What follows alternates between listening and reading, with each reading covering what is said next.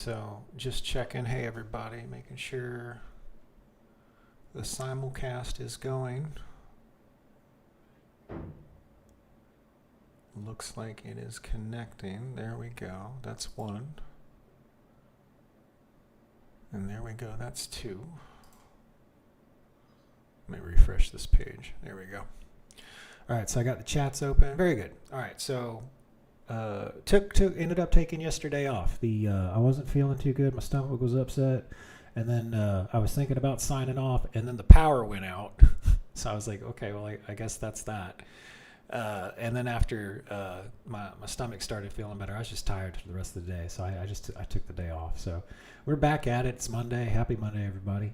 I'm going to check out a documentary on the most played MMO in the world, which is Final Fantasy XIV, if I'm not mistaken.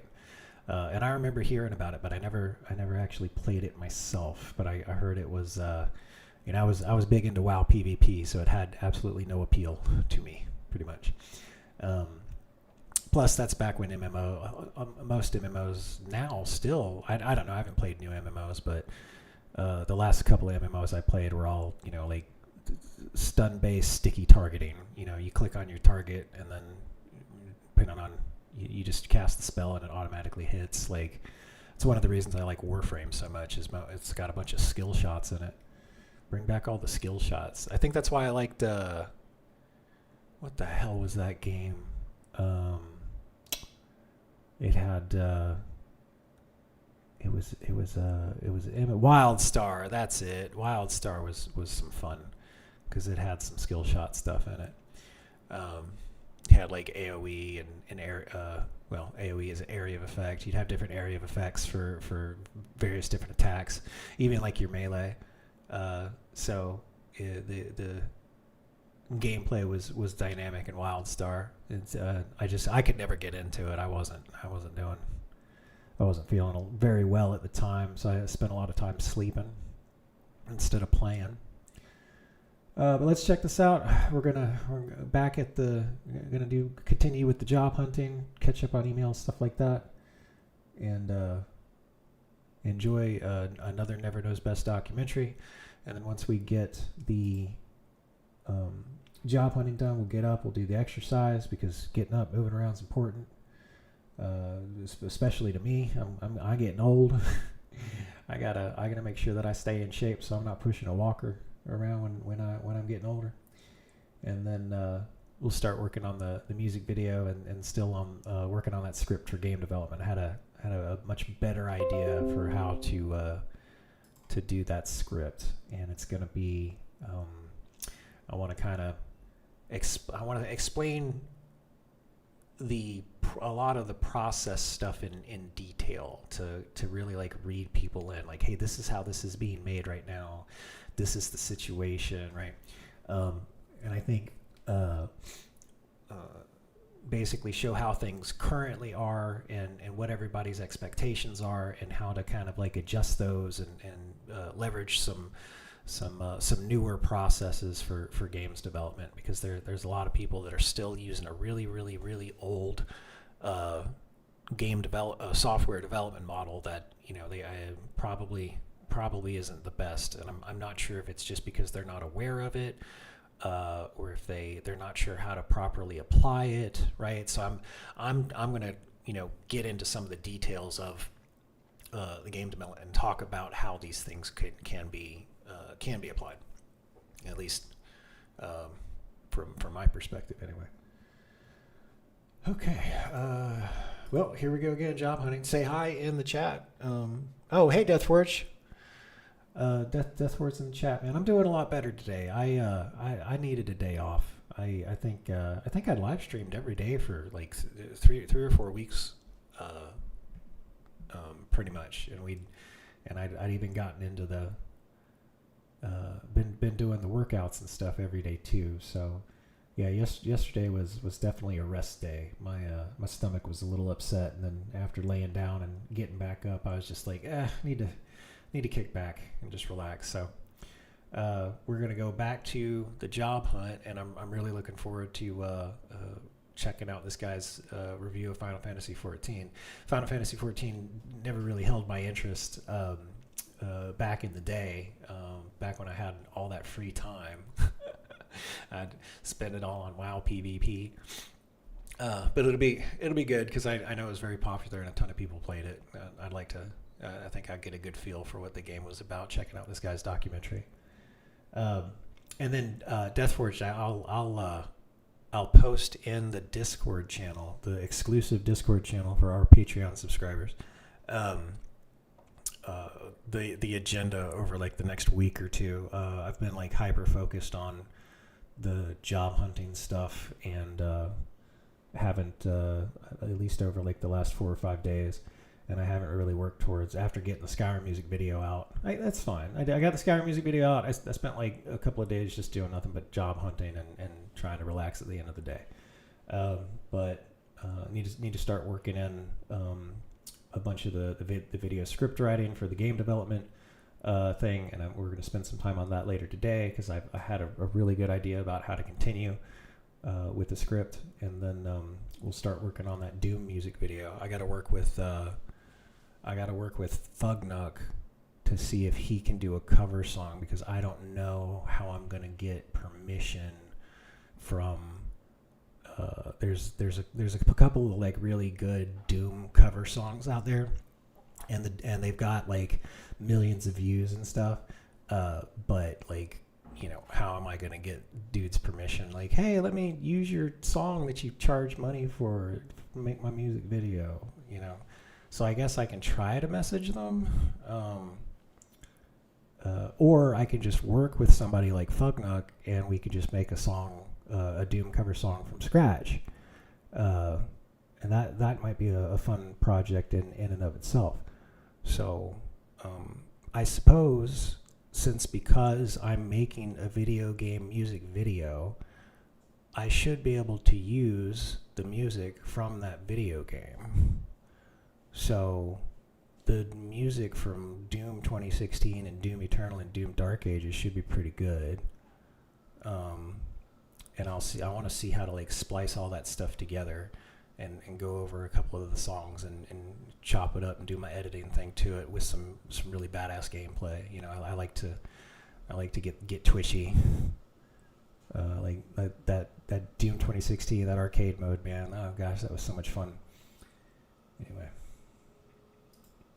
Earlier this year, it was reported that World of Warcraft was no longer the most actively played MMO in the world, having been surpassed for the first time in its long 18-year. The game, which accomplished this impressive feat, originally launched to critical disdain and a lowly Metacritic score of just... Yeah, when Final Fantasy XIV first came out, I remember nobody was happy. There were lots and lots of people not very happy. I'm hearing really good things about Expedition 33 Deathforge. It's good to know. Isn't it by a bunch of former Ubisoft employees? Then a bunch of Ubisoft employees just decide to like up and quit and make their own studio, and they spit out Expedition 33. Aren't they using Unreal Engine 5?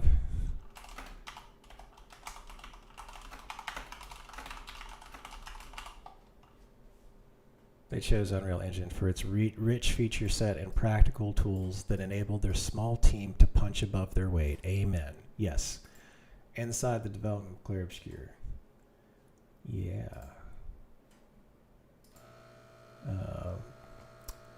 That's a really good way of putting it. You Unreal Engine 5 and all of its features definitely allows you to punch above your weight class, which is what I'm going to try to do with my movement system.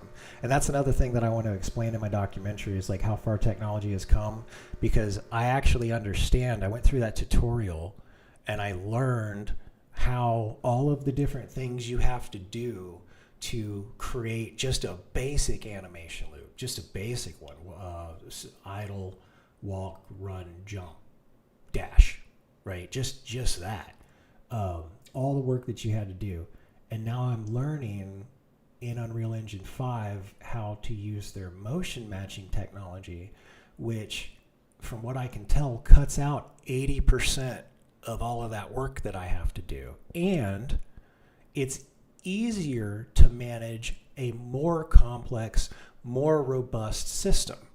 So not only does it cut out a ton of the development time, it allows me to offer more with even less resources, right? So that blows my fucking mind. And I can't wait to figure out how to get that movement system. And I figure the thing that I got to talk about in the documentary or my next video or whatever is kind of plug in the development of that. Once I get the movement figured out, instead of working on the materials and all that kind of stuff, like I was excited. I mean, I'm excited. I want to do it. But I should start working on the combat. So I got this badass movement system and I need to work on the combat.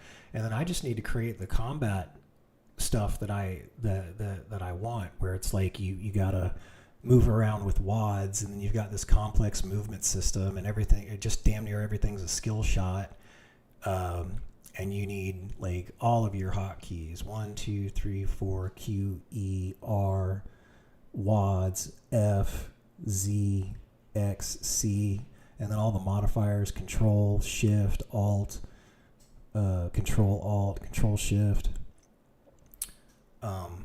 And just tons and tons of different abilities, like basically like World of Warcraft like mage combat on crack, with no sticky targeting and everything's a skill shot. That's what I want. I want it. I'm gonna have to build it because nobody else is crazy. It's fucking insane. I have to be crazy to want to bring it. It's probably enough work for the next 5 fucking years. But that's okay. I'm insane. Don't tell me what the problems are. Tell me how to fix them. You know what I'm saying? Yeah, it's really cool to watch the well, and so here's the thing. It's like if you notice at a really high level, a lot of the CEOs and stuff that are getting moved around at like Microsoft, Blizzard, Activision, EA, blah blah blah, all that kind of stuff. A lot of them have been working in Hollywood for a long time, right? So it's almost like they're bringing kind of a Hollywood development mindset, and like Hollywood's been putting out slop for years now. And you know, you look at what's one that was universally condemned. Yeah, Assassin's Creed Shadows, and I think anybody's going to say Assassin's Creed Shadows was a good idea, right? It just goes to show like how far out of touch the development process is. Like, you know, they developed that game, and the thing was damn near like 80-90% done by the time they showed it to anybody. And then by the time they got this big backlash and all this stuff happened, they couldn't course correct. You think that Ubisoft would have like changed a bunch of stuff if they could have, considering how pissed off Japan was? I think they would have if they could have, but I don't think they could, so they didn't. Right? They just released the thing that they released. That development method with all of that money at stake, like it worked in the past, and it's kind of like the same mindset with Hollywood. They're like, oh, we used to be able to throw a couple $100 million and create the Marvel series, or the Avenger series for Marvel, and we used to be able to throw a bunch of like. They made Lord of the Rings and made a bunch of money there, and they keep trying to, you know, make the next really big thing, where for years what Hollywood actually thrived on, and where a lot of the money was made day to day, was like those small budget films that were like, you know, 5 to 15 million, and then they do really good at the box office, and really good at the box office for a $5 to $15 million film is like 60 million. Right? You spend 15 million making something, you get 60 million back. That's fucking great, right? But all of the shareholders and people with the money and stuff don't want to do that. That's why we don't get all these little artistic and stuff things made. The double A developers are doing that now. they're too the big establishment investors and stuff are still too busy chasing that big cash cow. They want the next big, whatever, the next big FIFA, the next big I guess Grand Theft Auto.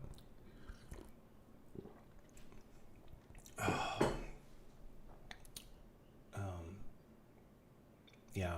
So I think you're right. What we will continue to do is see these big failures at the AAA level, because it's going to be years before they can course correct. And in the meantime, the AA developers and some indie developers, like single developers, like that guy that released Schedule 1, right? That stuff's going to continue to happen and just blow the competition out of the water. And it'll be a couple of years before the AAA gaming industry tries to do something else, because they're still stuck in the Hollywood mindset. And they're starting to get litigious, because like, isn't Nintendo starting to try to patent game features, right? Granted, you got to protect your ideas and your IPs and stuff like that, but that's a slippery slope.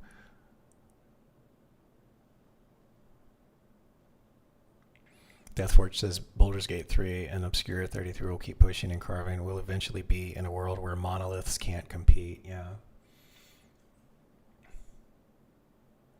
Yeah, to achieve their goals, they choose Unreal Engine for its rich feature set, practical tools that enable the smart team to punch above their weight. Recently, we caught up with oh, and they've got like the whole interview and stuff here. Oh, let's watch the.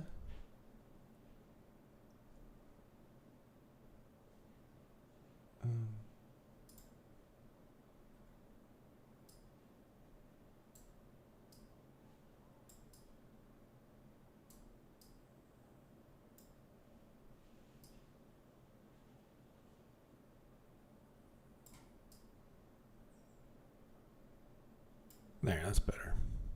It's centered where YouTube isn't, so I had to move that around. I'm actually curious. Let's check this out. Oh, it's only a minute. So I thought it was going to be the actual interview. Never mind. I thought it was going to be like a video version of this. Too bad.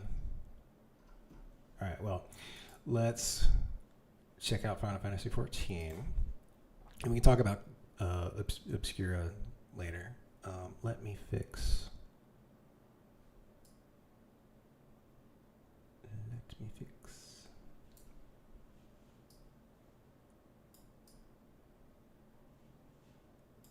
There we go.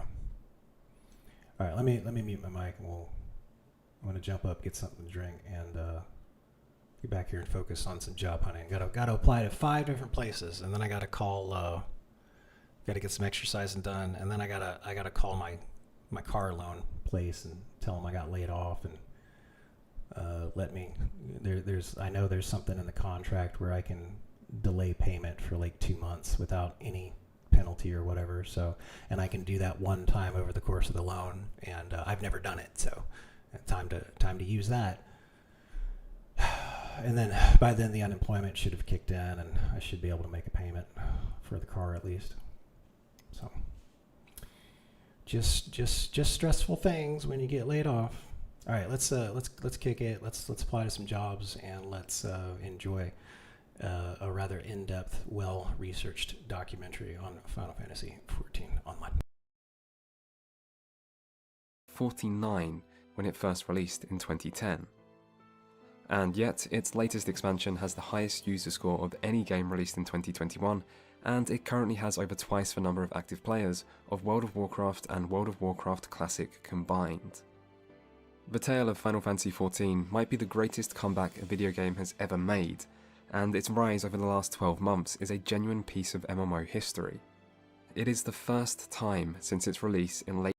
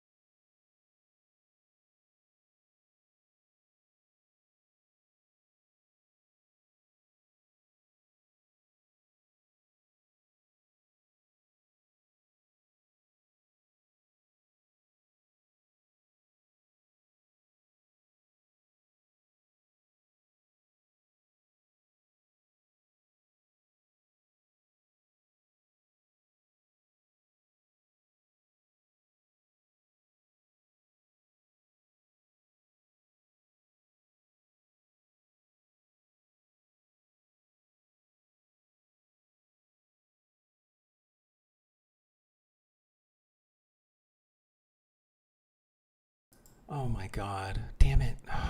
Oh, what was I talking about? I was waxing philosophically about he said that it was one of the greatest comeback in all of gaming history, and I said no, that happened to be No Man's Sky, because No Man's Sky was like this small indie developer that had only made a couple of games beforehand, and they went back and they kicked butt, went back to work. This is a little different because it's made by Sony, and Sony is Megacore Zero.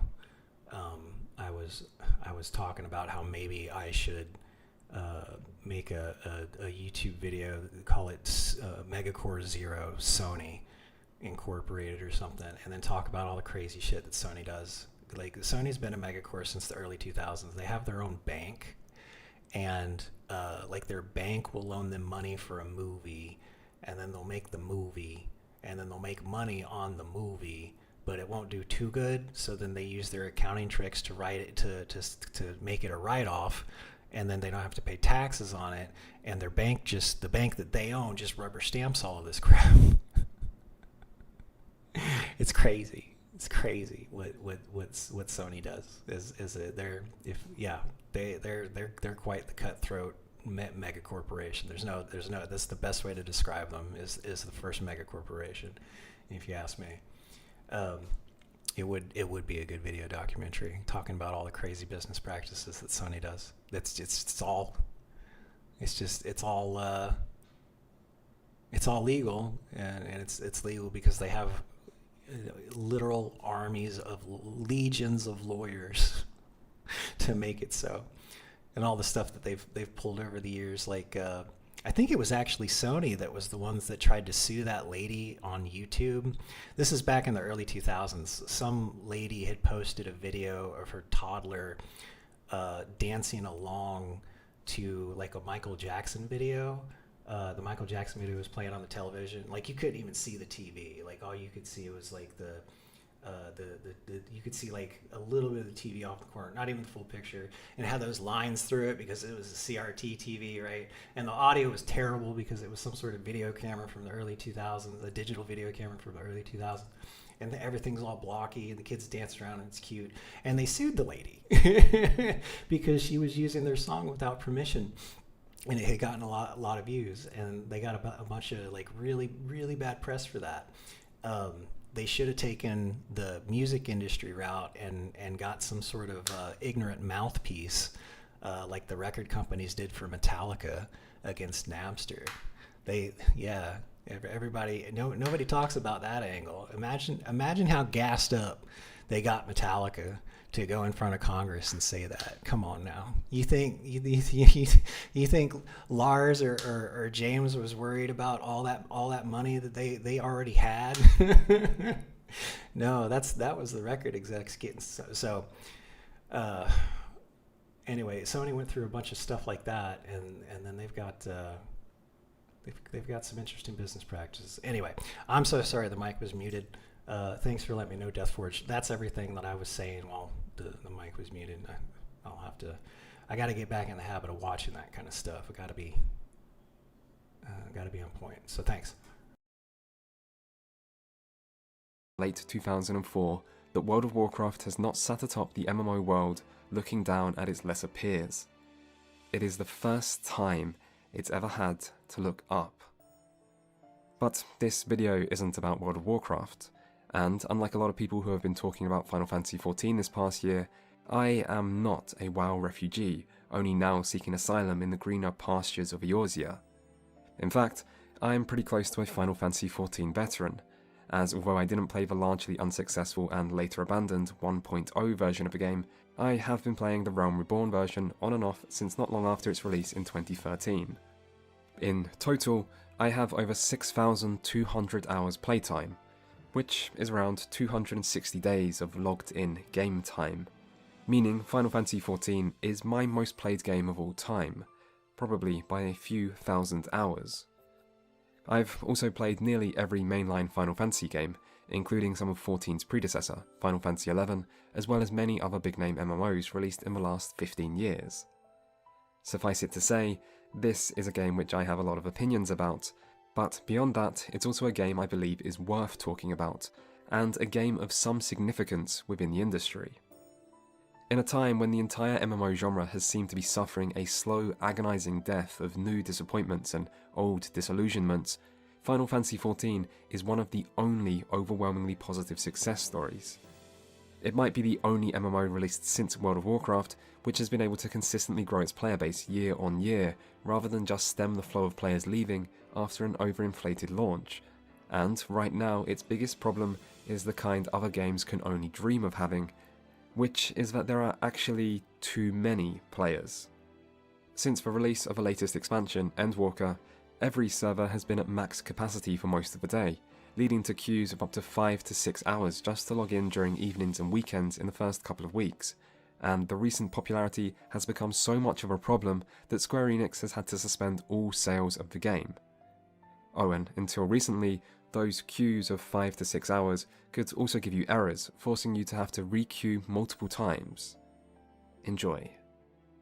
On the day Endwalker released, I was there at 9 AM when the servers came back online, but after queuing up once and then soon getting kicked from the game, I had to re-queue multiple times and didn't actually get to play until just before midnight, almost 13 hours later.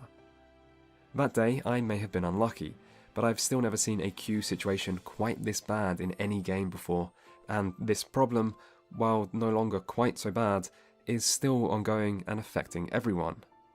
And yet, despite that, Endwalker still has the highest Metacritic user score of the year. Hours and hours, day after day, of people not being able to play a game they are paying a monthly subscription for, and the player base is still pretty overwhelmingly happy. Which begs the question of how has this happened? How has Final Fantasy XIV become so beloved? How has this game done what no other MMO could? And what does this mean for the genre? And with over 6,000 hours of game time, I feel I am in a position to at least try to answer those questions. Before that though, a quick thank you to this video's sponsor, Manscaped. Now, if there's one thing everyone knows about MMO players, it's that they're a very well-groomed group of people. That's what they say. Wow, MMO players, how well-groomed you all are. And there's no better around to help you maintain that esteemed status than Manscaped, the global leader in men's grooming and hygiene products like the Lawnmower 4.0, which provides precision grooming for even the most sensitive of areas. And with its skin-safe technology, waterproof design, LED spotlight and wireless charging, it's basically idiot-proof, which, based on many of the people I've played with, is also probably a good thing for MMO players. And you can get all that alongside Manscaped's anti-chafing ball deodorant, ball spray toner, handy disposable magic mat, and 2 free gifts, all with 20% off and free international shipping when you use code NKB at checkout. So follow the link below, and thank you Manscaped for helping keep the lights on at the Never Knows Best YouTube channel. There is one final thing to talk about before we truly begin, and that is a little bit about the genre itself. There is no feasible way to tell the entire history of the MMO genre in a couple paragraphs, so I won't. But if you were to skip over almost everything and still wanted to understand what the hell's been going on with the genre for the past couple decades, then I think it's best to think of it like this. You can divide MMO history up into 2 parts, the old school era and the modern era, with one game sitting in the middle as a bridge between the two and as a landmark everyone recognises. That game is World of Warcraft, and when it was released in 2004, it was noteworthy for being more accessible, less grindy, less punishing, and with a more engaging quest design than the MMOs of the past which preceded it. If you were to compare that 2004 vanilla World of Warcraft to modern World of Warcraft or any other modern MMOs, those descriptions wouldn't make much sense anymore, because compared to most MMOs that came since, including the game that WoW has become, vanilla WoW was decidedly old school in its design. And that's why it's helpful to think of MMOs in two eras, with World of Warcraft being the changing point when the genre started taking major steps towards accessibility and player convenience in the way these games were fundamentally designed. Some examples include the introduction of Dungeon Finder, raids of multiple difficulties including looking for raid, the widespread use of plugins and ubiquity of DPS meters, cross-server grouping and sharding or mega servers, more focus on instanced PvP rather than open-world PvP, and so on. Other changes came about not through the actions of developers, but just as a result of the evolution of the internet age, like the widespread use of guides for raid content, or wikis to tell you where quest objectives were, or optimally calculated DPS rotations to tell you exactly how best to play your class, or streamers existing. The main consequences of this were a rapid increase in accessibility and convenience, but as these increased, the importance of community decreased alongside them, as new game features and the internet replaced the need to talk to and interact with other players. For example, to find a group for a dungeon, you used to have to shout in chat to recruit and manually invite people, then all travel together to the dungeon while watching out for being attacked by members of the opposing faction. Then they added the Dungeon Finder, and all you do is click to queue up, wait for the queue to pop, and then click to teleport straight inside. Hopefully, you can see the difference between these two experiences. One is simple and convenient, the other is not, but it does encourage socializing, as not only do you have to talk to people to get anywhere, you also have an incentive to befriend those you meet to make the process of finding a group easier in the future. What you really need to understand here though is that this kind of fundamental change wasn't limited to a few one-off examples. It was widespread and existential in nature. It was like the Industrial Revolution had come for the MMO genre, where the old ways of doing things were replaced by this new, more efficient machinery of the modern age, and you had to get with the times or be left behind. And while many people, myself included, still remember and might have a preference towards how things were in the past, it doesn't change the fact that MMOs changed. One thing I think that would make sense to actually bake back into game design is a server population, in some way to make that server unique in some way to the other servers, because once they started doing like the cross server stuff, it destroyed the community. When you were on a server, it had a limited population, and your brain could actually process like other people's reputations and things, and the things that you would do would feel more impactful on the server, because like maybe somebody got a server first, something like that, right? So bringing that back in some fashion, I think would go a really long way, but we'll have to develop that idea a lot more, because how would you make things different enough? How do you, like all of the things that he just listed, the wikis and the YouTube channels and all this stuff, how do you design a game that in a world where those things exist, but you still want to foster gameplay over a server community? You want people to be like, yeah, I play on this server, and the other day this thing happened between these two factions, and then you'd have somebody else on a different server say, oh, no way, those two factions are the most powerful on your servers? The two factions on our server is this one and that one, and they just did so-and-so. They actually work together. But I'm talking about some sort of theoretical game that's going to cost hundreds of millions of dollars to make. So, yeah, Darkspear for the win.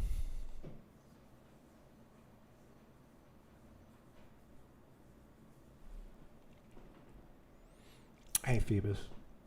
And World of Warcraft led the way. Then, along comes Final Fantasy XIV, which was originally released in 2010 and was nothing like World of Warcraft. Instead, it was a spiritual successor to Square's earlier MMO, the more old-school, yet also quite console-focused Final Fantasy XI, but this version of Final Fantasy XIV proved unsuccessful with critics and fans alike, mostly because of its outdated design features. So, a couple years later, it was shut down, only to be rebooted in 2013 as Final Fantasy XIV A Realm Reborn. Many details were kept, like the setting and races, but many things changed, as this time, instead of being inspired by Final Fantasy XI, the developers instead took inspiration from the king of modern MMOs, World of Warcraft. And that's not just conjecture on my part, there are quotes from reliable sources confirming as much. They make it sound like WoW became their holy bible in learning how to design a modern MMO. And so, the Final Fantasy XIV of today is a modern World of Warcraft-inspired MMO through and through. But unlike World of Warcraft, which changed heavily along the way, this version of Final Fantasy XIV was built from the ground up with modernity in mind, and accessibility and convenience became a part of its DNA. This makes comparisons between these two games fairly sensible, as there are many ways the games are similar, but it's also worth remembering that Final Fantasy XIV is by no means the only game inspired by World of Warcraft. In fact, in the years which followed its initial ground-shattering success, there were several high-profile WoW clones, which at the time were sometimes ambitiously referred to as WoW killers, but none of them achieved their desired regicide, and the other MMOs which have went on to be successful over the last decade have tended to be those that are less inspired by World of Warcraft, like Guild Wars 2, The Elder Scrolls Online, Black Desert, and the still surprisingly relevant RuneScape. And by the way, that is basically every moderately sized MMO in existence right now. This genre is not as crowded as it once was, and the days when MMOs were seen as the future of gaming and were being compared to hardcore drugs on national television for the threat they posed to the youth of today are long past. In fact, the last decade has not been kind to the MMO genre, with success stories being few and far between. There was once hope for a new wave of Kickstarter MMOs, but it's now almost 10 years later and most either still haven't released yet, or should just never have released in the first place. Generally, things are bleak for MMO fans, which makes Final Fantasy XIV all the more significant.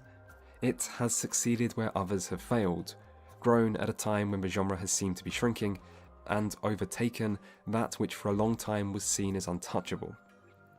So, why? What exactly has this game done right? What sets it apart from its less successful peers? Well, let me tell you exactly why, in 5 parts, spread out across 2 hours, and delivered alongside some healthy criticism of the game in its current state, and other observations about what the game does well. Hey, I give you answers to questions people may or may not care about on this channel. I don't make those answers easy. So, let us begin.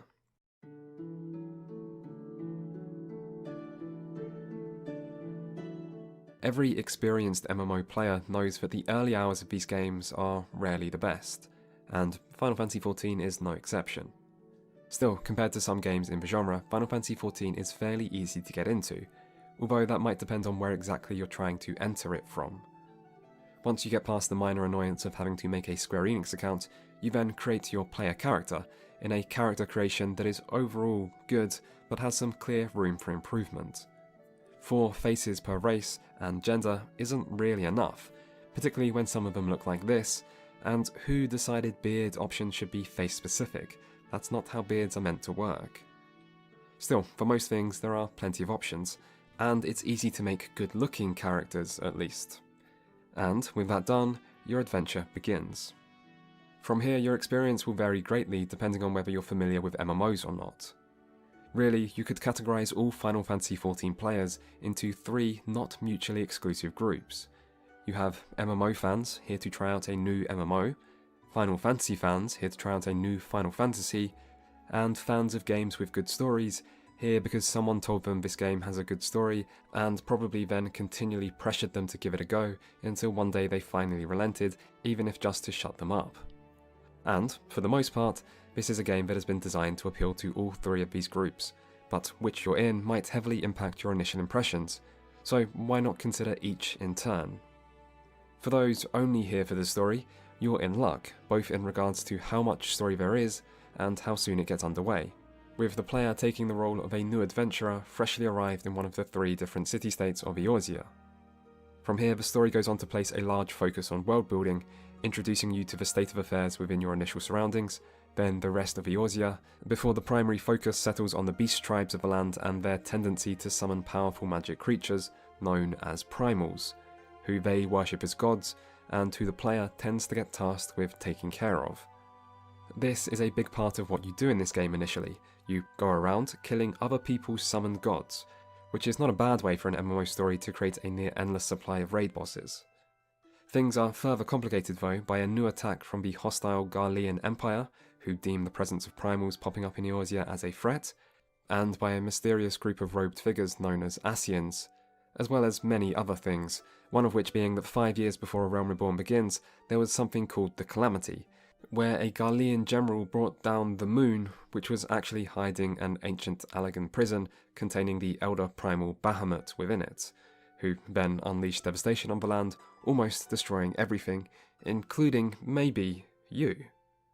This is what you see in the opening cinematic, and it's also the way Final Fantasy 1.0, the unsuccessful version of the game released in 2010, ended in late 2012. Yeah, the reboot of the game was an event written into the lore, and something Legacy players actually got to play through over the course of several months. Oh, this is actually the 7th Calamity, and you can hear about the rest, and many of their accompanying civilizations, as you play through the game, alongside all sorts of other things. There are many ways you can describe the story of Final Fantasy XIV, and complicated might be one of the most obvious. There is a lot of lore and world building, and most of it is delivered by way of dialogue in the main story and side quests. This results in a very text-heavy, story-driven game, and it's hard to imagine many people will really enjoy the overall experience if they're not prepared to at least take the time needed to read through the main questline. And if you do read through this questline, it will eventually take you to the stars and beyond, in a journey of such extravagant scale, depth, and emotion that the only word to truly describe it is epic. But that's not quite what you get in the early game. Final Fantasy XIV's story is slow, its beginnings are humble, and compared to most other non-MMOs, its presentation can seem a little lacking. This is something which has improved over time, with each expansion receiving more voice acting and higher quality cutscenes, but even now there's still a heavy reliance on recycled animations, particularly with the player's own character, who is mostly limited to in-game emotes as a means of expressing themselves within the narrative. The Realm Reborn section of the game is even more behind the times though. Even the opening cutscene is only partly voice acted, and from then on, voice acting is infrequent, with even the relatively high-effort climax of A Realm Reborn, the Praetorium, still only getting voice acting for the final battle with Gaius. As for the quality of the voice acting, it's not great, as while some characters are fine, many feel a bit amateur, and when you get to the game's first expansion, Heavensward, the entire English voice acting cast just gets replaced. From here, the quality drastically increases, but the sudden change is jarring, particularly for new players who go straight from A Realm Reborn to Heavensward without the several-month break in between past players experienced at the time. For any who have forgotten just how jarring this change is, here are a few examples to refresh your memory. Well, far be it from me to boast, but I do have the ear of certain influential individuals. You are more than generous, my friend. On behalf of my fellows, I humbly accept your offer of hospitality. We both know I can do no such thing. It isn't safe for you here alone. If we sever these supply lines, we should at least be able to slow the escalation. And in addition to the speed and manner in which it's told, the story in A Realm Reborn also isn't Final Fantasy XIV's strongest. The robed Ascians who play the role of shadowy puppet masters come across as hammy and uninteresting. The Garleans have some cool armour, but otherwise seem like your typical generic militaristic empire, and the main characters who support the player in your adventure, the Scions of the Seventh Dawn, feel flat and underdeveloped. So, if you're only here for the story, A Realm Reborn doesn't show the game at its best, but it does provide an introduction to this world, and it's a world worthy of introducing. Say what you like about the base game, but you can't deny that its world has a certain free-spirited, high-fantasy, classic JRPG charm to it, particularly if you're a Final Fantasy fan, and here we come to the second type of player. If you are a fan of the series, 14 goes to great lengths to serve you with plentiful references that span the entire main series and start immediately, and for the most part they are done quite tastefully. There are some exceptions. For example, I have long hated the veteran reward outfits of classic Final Fantasy protagonists, and the fact that the Cloud outfit is from the movie, not the game, doesn't exactly help matters. If this was a single-player game, this wouldn't be a problem, as you could just ignore them, but I resent seeing these outfits around the world. It detracts from immersion and feels like a cheap and lazy way to implement fan service. But most examples aren't like this. I still think Final Fantasy XIV occasionally tries too hard with its fan service, and there's a fine line between an enjoyable reference and something that just feels forced. To show what I mean, just look at the previous two 8-man raids, Eden and Omega. During the Omega raid, the entity that is Omega basically creates replications of powerful foes to test the player, and the foes it creates just happen to be 4 bosses from Final Fantasy V and then 4 from Final Fantasy VI.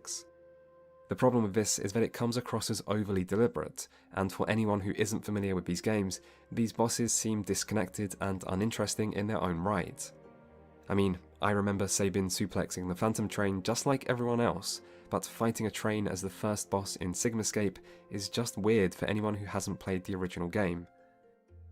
Meanwhile, the next raid, Eden, is full of Final Fantasy VIII references, but they're handled more subtly, and the overarching story is designed to be enjoyable on its own.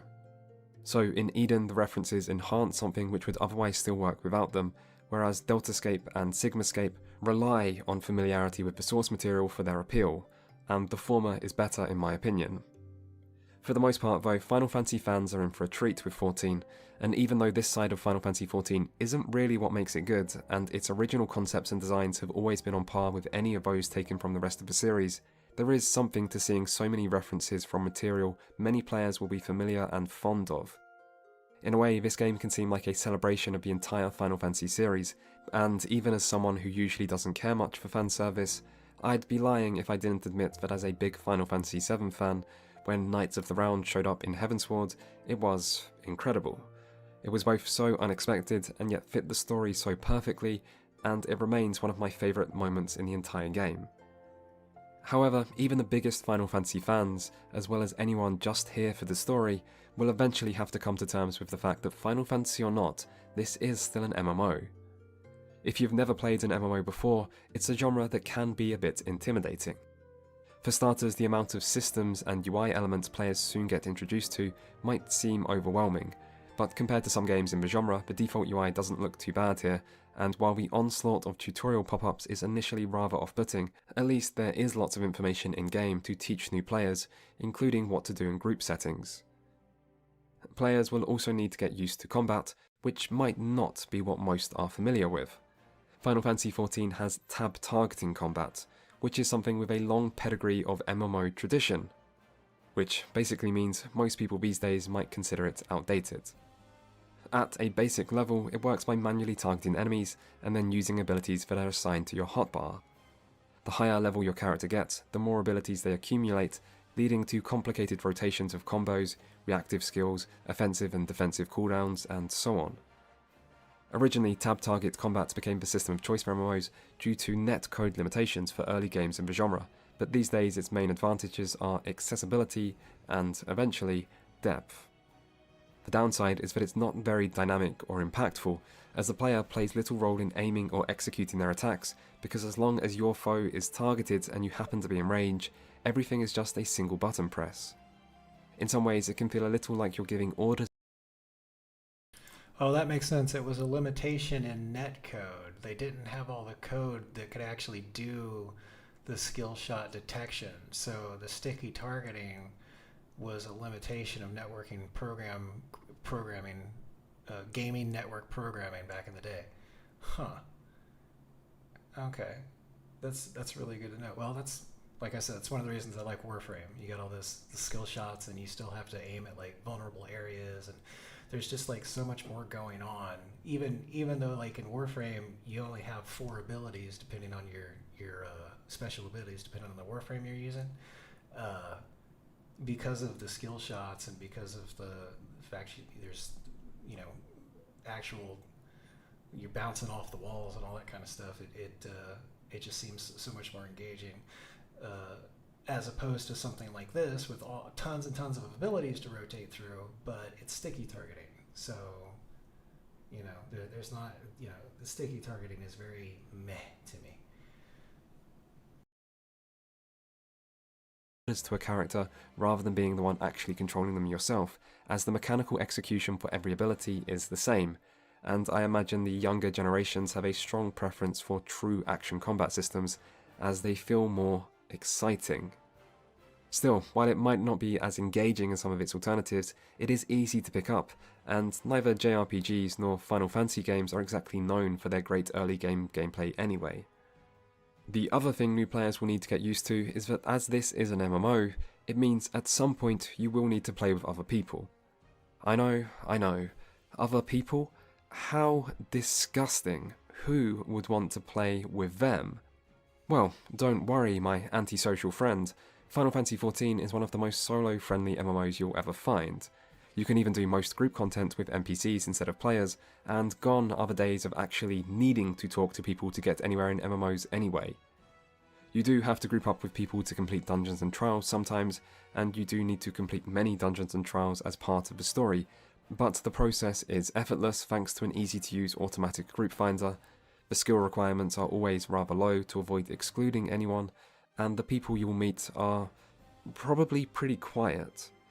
It's rare to see more than the odd hello and thanks for the group in most group settings, and there's certainly no need to socialise. Just ignore the people you see around the main square of Limsa Laminsa. You will never find a more wretched hive of scum and villainy. We must be cautious. And if you do find yourself talking to another person, you'll probably find them reasonably helpful, which is partly a result of the Sprout icon all new players get branded with. This might sound more like a curse than a blessing, particularly if you have any preconceived notions about MMO player elitism, or you just really hate small plants. But the reality is, people tend to be very forgiving and understanding of new players, and with a Sprout icon above your head, you don't even need to say anything for everyone to realise this is what you are. And there are other ways this game incentivizes positive interactions with others as well, like the commendation system used to reward players in group settings, or the first time completion bonus, ensuring new players in most groups are usually more of a boon than burden. I like the noob icon. So, for new players who lack MMO experience, Final Fantasy XIV offers something that is, relatively speaking, very easy to get into, and waste no time showing off its Final Fantasy theming and throwing you into its long and, these days, highly acclaimed story. The generous free trial also allows players to try all of the base game and first expansion without spending any money, and as monthly subscriptions are generally considered rather off-putting to non-MMO players, this also probably helps convince new people to give the game a chance. That's not to say that MMOs, Final Fantasy or otherwise, are a type of game that will be for everyone, and aspects like the tab targeting combat, the UI design, the infrequent voice acting, and so on might still turn new players away, but Final Fantasy XIV has clearly been designed to ease new players into the experience, and the strong branding the Final Fantasy name gives it, and the lack of MMO competition these days, have likely helped ensure that there is a constant influx of new players willing to try the game out for themselves. This is the first, albeit least interesting reason for why I think this game has been so successful. It is an accessible, relatively polished, and new player-friendly MMO with a strong reputation in a time when competition is fairly scarce. And while this doesn't provide the most exciting way to kick our list of reasons off, sometimes life isn't always about the most exciting ways. That's just how it is. There is still one last group of players worth considering here though, and that is those who are already experienced with MMOs. This group won't have a unified set of expectations, but most will still be judging the game on how it compares to other MMOs. So, how does the early Final Fantasy XIV experience compare to its peers? Well, firstly, as already mentioned, it is more story-focused. This is particularly true now the rate of experience point gain has been increased, meaning you can level almost the entire way by just following the main story quest. But even before this, Final Fantasy XIV was always very story-heavy by MMO standards. This also impacts the leveling experience, as there's less focus on doing tasks within the game world, but MMOs don't always have the best reputation when it comes to giving players fun tasks to do within their worlds. As for the world itself, it does look good, particularly for a game released in 2013, but the main downside to this is frequent loading screens separating areas. This game was originally designed to run on the PlayStation 3's very limited amount of RAM, and while PS3 support has luckily been abandoned since Stormblood, certain scars still show, like the way that the 3 original cities are each split into 2 distinct areas. As for new zones, while they might have continued the trend of looking good and have grown larger in size, in other ways even less care has been placed on world design. In the Realm Reborn zones there is a lot of variety to enemies, with both non-hostile foes and the occasional higher level enemy, as well as more consideration placed on enemy layout, or making sure enemies feel like a part of an actual ecosystem. In later zones, however, all enemies feel overly similar in strength and behaviour, and their layout seems very evenly spaced, with little consideration given to realism. Yeah, New Fever says Final Fantasy XIV is probably the best MMO there is. And that's what I'm starting to gather from this documentary. Never played it, but I've only ever heard good things after an initial shaky launch. It didn't start out good, but they cleaned it up. And this lack of attention to detail might be a little disappointing for anyone coming from an MMO which places more focus on the world itself. As for the combat, tab targeting will likely be nothing new, but something you will hear a lot, particularly from World of Warcraft players, are concerns over the global cooldown, or GCD. This is the time between each use of a normal ability. The standard GCD in Final Fantasy XIV is 2.5 seconds, which is slower than WoW's 1.5, and for years this has been a widely referenced data point when making comparisons between the two games, with the 2.5 GCD of Final Fantasy being used as proof that the combat is slow and therefore bad. And at low levels, when your character only has access to a small portion of their overall skill set, the difference in speed is very noticeable. However, by max level, the difference in combat speed is less apparent, and the 2.5 second GCD of Final Fantasy can be quite misleading.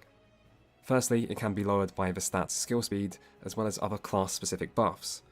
For example, on Monk, one of the faster melee classes, I currently have a base GCD of 1.87 seconds, which isn't really that far off the 1.5 of WoW. Secondly, Final Fantasy features many instant abilities, which are not on the global cooldown and can instead be interwoven between 2 GCDs, making combat feel faster than the GCD implies. For example, here is the current opener for Dragoon, one of the melee classes with the slowest GCD. In the image, the GCDs are on the bottom row, and as you can see, not only are there lots of additional off-GCD abilities, but you also need to sometimes press 2 off-GCD abilities between each GCD. So the difference in combat speed is smaller than the GCD makes it seem, and comparisons between actions per minute for each game shows that they are quite similar. WoW is still overall slightly faster, but Final Fantasy also tends to have slightly longer rotations to make up for this. There is still a slightly different feel to combat though, with WoW's rotations seeming more frenetic thanks in large part to the heavy reliance on procs or reactive abilities, whereas Final Fantasy's rotations feel more methodical due to their more static and deterministic nature, but in terms of both speed, complexity and overall skill required to perform, I have always found the two games not really that dissimilar. But Final Fantasy can feel slow at the start, particularly if you have spent lots of hours playing an MMO with a faster GCD. A bigger and yet less talked about combat difference between these two games is when abilities actually trigger. Final Fantasy XIV features many high-quality combat animations, which are very pleasing on the eye, although they can also be overly flashy in group encounters. Because of this, there is an option in the settings to reduce other players' battle effects, which See, this is like Phoebus is going like he's clicking his abilities with the mouse and not using hotkeys exactly. Like, I want to design a gameplay where like you have to move around, you have to use the different abilities, you have to be reactive, and I can't wait. We just gotta. I get excited, one, learning how to use Unreal Engine 5, two, knowing that I'm working towards like some sort of goal that I really think I could be successful at it. It's just a matter of going through the tutorials, learning how the motion matching works, and then we can move on to other tutorials and start figuring out how damage and stuff works. That's we're just gonna build it a piece at a time. So. I highly recommend you turn down, as while 4-man content might look okay, 8-man content becomes messy, and 24-man content or highly populated open world events like Fates or Hunts feature so many particle effects and flashing lights that it can feel like a war crime is being committed against your eyes each time you have the pleasure of grouping up. Still, while Final Fantasy XIV's flashy combat animations are usually a positive, these animations aren't always that responsive. If you press an ability in WoW, it feels like it happens instantly, with the damage number and sound effect triggering straight away, but if you press an ability in Final Fantasy, it often feels like there is a small delay to account for the animation, and even instant effects can feel like they take time to trigger, something you can easily notice on abilities which lock you in place for their duration, like Dragoon's Jump. There's also possible differences in netcode and recognition of abilities server-side. This is hard to compare between games, and I've seen a lot of contradictory information about this from players over the years, but any experienced Final Fantasy XIV player can surely remember times when you use your instant "oh shit" ability, like Benediction, Hallowed Ground, Homegang, or Living Dead, only for it to go on cooldown without actually triggering in time. This is annoying and potentially very costly, and that kind of thing doesn't seem to happen in WoW because WoW's combat is very responsive. It is one of the best things about it. Finally, there's also a difference in enemy ability timings that many new players will find strange until they're used to it, which is that these abilities trigger instantly based on when the enemy finishes their cast. However, this is also when the animation for these abilities starts, and animations always take some time to play out, meaning the animations are somewhat delayed from when the attack effect actually happens. What this essentially means is that if you are just inside an enemy AoE when the cast ends, then you'll always be hit by that AoE, even if you move out of it by the time you actually see the animation. And the reverse is also true, meaning as long as you are outside the AoE when the cast ends, you can move back into the AoE area straight away without being hit as the animation plays. This is at least a fair and easy to understand way for enemy abilities to work, but it's not intuitive for new players, and it can look and feel very unnatural. There are plenty of other differences between Final Fantasy XIV and other MMOs too, in aesthetics and content, in the class system and character building, in party size and etiquette, and so on. Some of these differences I'll come back to, but I think it's the two previously mentioned that are the most notable for MMO fans, which are that Final Fantasy XIV's combat starts slow and can take time to get used to, and that this is a very story-focused game with more emphasis placed on storytelling than other potentially important aspects like world design. And so, for all three different types of potential new player, we can see that there's always one thing tying everyone's different experiences together, one thing you can't escape in this game, no matter who you are or what you enjoy, and that is the importance of the main story.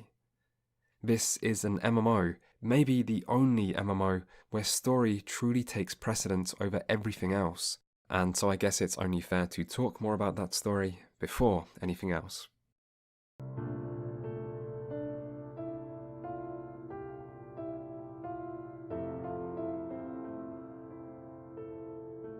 MMOs are unique because unlike other games, in MMOs you are not the main character.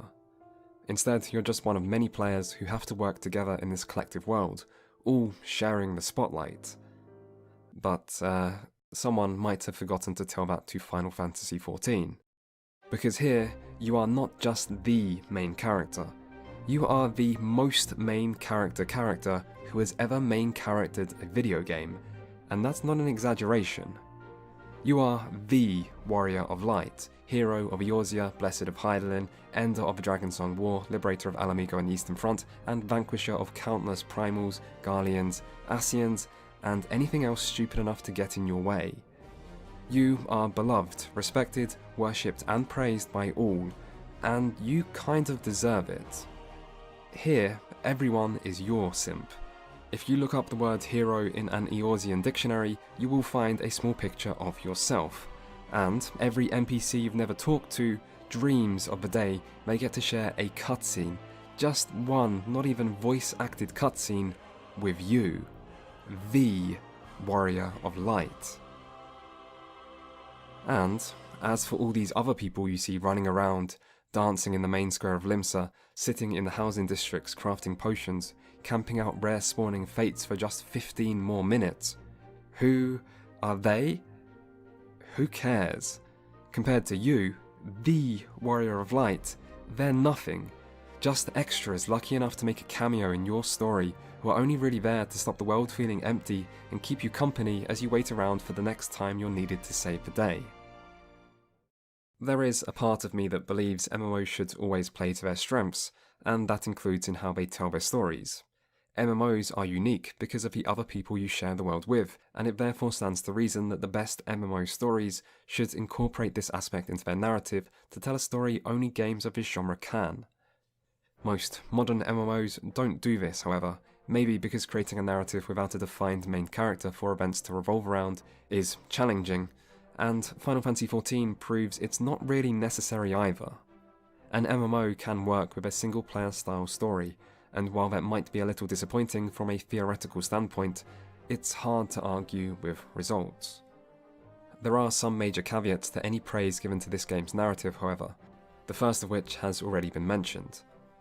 When A Realm Reborn first released, reviews actually tended to be very positive about its story, but compared to each expansion released since, the difference in quality feels clear, in storytelling, writing, and originality. But A Realm Reborn does lay an important foundation, which each subsequent expansion has built upon. The first, Heavensward, makes for the most noticeable jump in quality. Where A Realm Reborn's primary focus is on world building and its action is split between various primal-obsessed beast tribes, ongoing Eorzean politics, and the latest Garlean invasion, Heavensward is instead more focused, telling the story of the isolationist city-state Ishgard and its 1,000-year conflict, the Dragon's Song War. You begin by leaving the base game behind, literally and metaphorically, as you're forced to take refuge in Ishgard, before setting off on a journey through the surrounding lands to discover the truth of the long war's history, while accompanied by a small group of relevant characters who each provide a different perspective on events.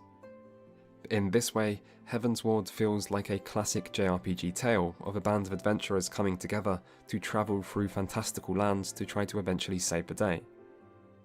And whereas A Realm Reborn featured many characters, none of which received any real development, Heavensward is where that starts to change.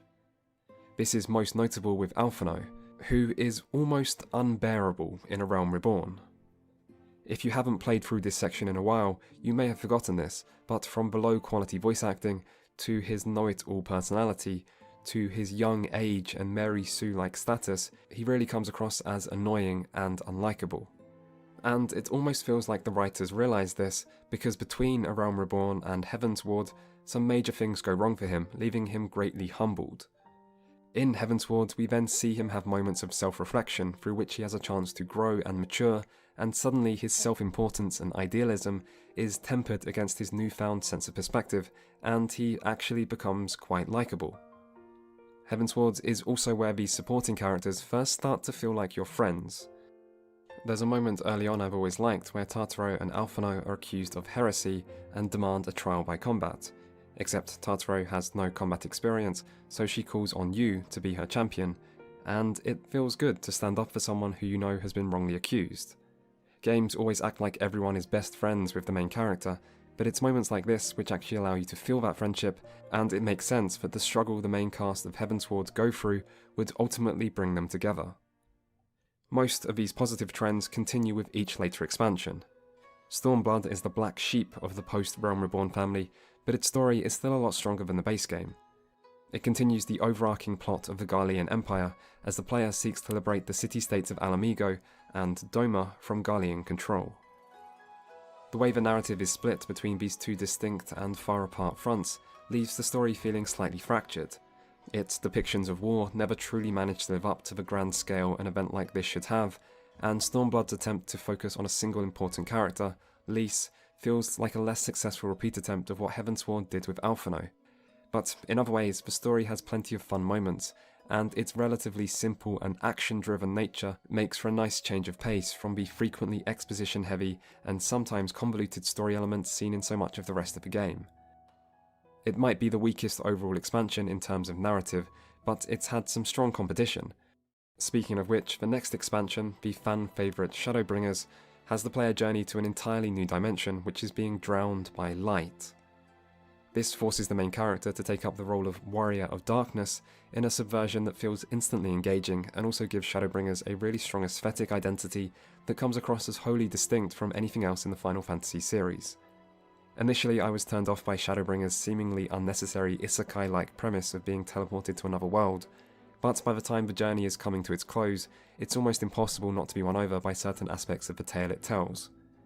Still, the single greatest achievement of Shadowbringers is how it took the worst part of Final Fantasy XIV's story, the ever-present, over-the-top and always annoying shadowy robed Ascians, and fleshes out their backstory to humanize the group and give them clear and understandable motivations, which instantly makes every part of Final Fantasy XIV's greater narrative better as a result. Finally, there is Endwalker, which provides an apocalyptic finale to the entire overarching story the rest of the game has been telling, and it is stunning in its grandeur, ambition, and sheer unexpectedness.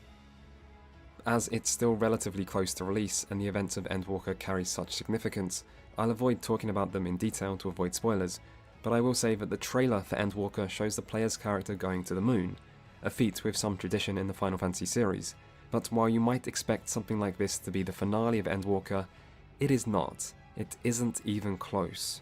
You are going to places and defeating enemies that you would expect to be a normal game's final boss before you even make it to the expansion's halfway point, and then it just keeps going to more places and greater things that no one would have predicted. And when the ending finally does come, it is truly special. That's not to say that everything about this story necessarily works, but at the same time I can think of few things in gaming quite like it. There are problems with Final Fantasy XIV's story and the way the game chooses to tell it, but I do think it needs to be stressed that while this story does have its lows, its highs are also some of the highest you will ever see in a video game, and it provides a journey like few others. Still, about those problems. You know, call me old-fashioned here, but one thing I do value in a video game is feeling like I am actually playing it, and there are long stretches in Final Fantasy XIV where that feeling is lost, because while the narrative quality might have increased over time, interactivity has decreased, and it wasn't that great to begin with.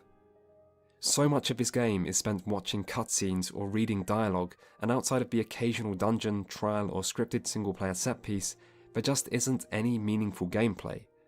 And no, going to an ominously glowing circle to kill a couple enemies that spawn in is not meaningful gameplay, but often you don't even get that. Every quest just contains so much writing, which is fine when the events the writing is covering feel important enough to justify this, but even when the main story slows down and sends you on relatively unimportant errands for a while, the density of dialogue just continues. In the end, this can be exhausting, even if you enjoy the story, and throughout the last two expansions I found myself always longing to get to the next dungeon or trial, just to get a brief moment of respite where I could feel like I was actually playing the game again. The irony is that while A Realm Reborn has the weakest story by far, in other ways it also had the best questing experience, as you were regularly sent out into the world to fulfill some objective, which afforded the player small breaks from the constant barrage of text boxes. But Heavensward started the trend of more story and less gameplay, and then Shadowbringers ramped this up several degrees further to the point where the gameplay is barely there anymore, and then Endwalker goes even further. And the few new attempts at gameplay-focused quests, like the sections where you target something with a crosshair or Endwalker's new trend of following missions, have largely been unsuccessful. Killing enemies and finding objectives in the game world isn't great, but it's better than this, and at least it can be used to highlight interesting areas and make players feel like they are actually interacting with the world.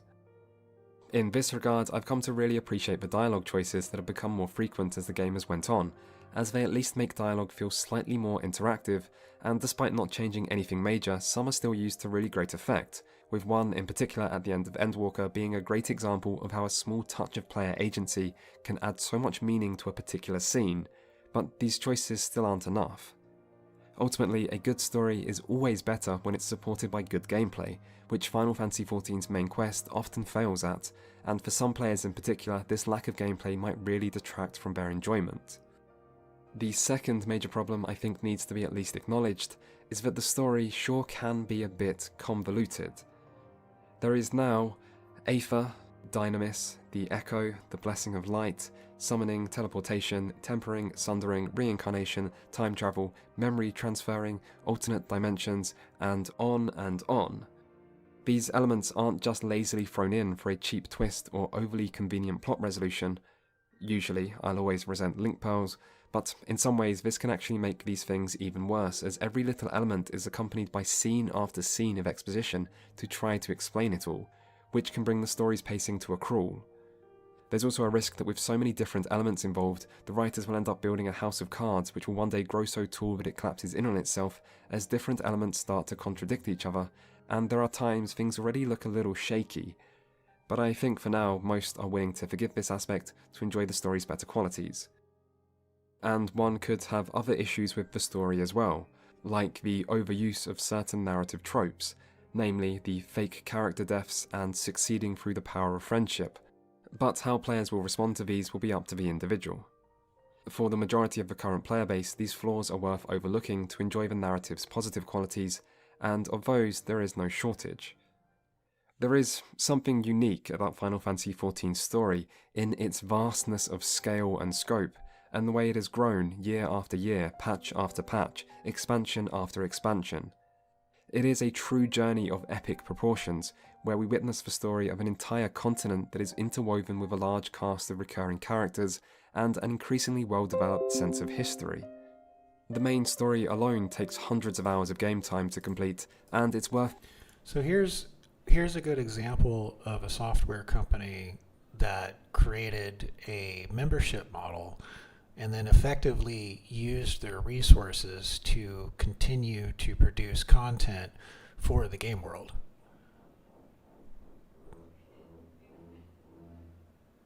And it seems like where World of Warcraft fell short is that they didn't bring as much value in their expansions and updates as Final Fantasy did, is what it seems like to me. Pointing out the Final Fantasy... I didn't even play Final Fantasy, and just watching this documentary, like, they really spent time, updating, even did things that completely overhauled some of the gameplay. So, besides, like, flying mounts, like, what else was there in World of Warcraft? So, it's been a while. I don't really remember. Fantasy XIV's story isn't limited to the main quest.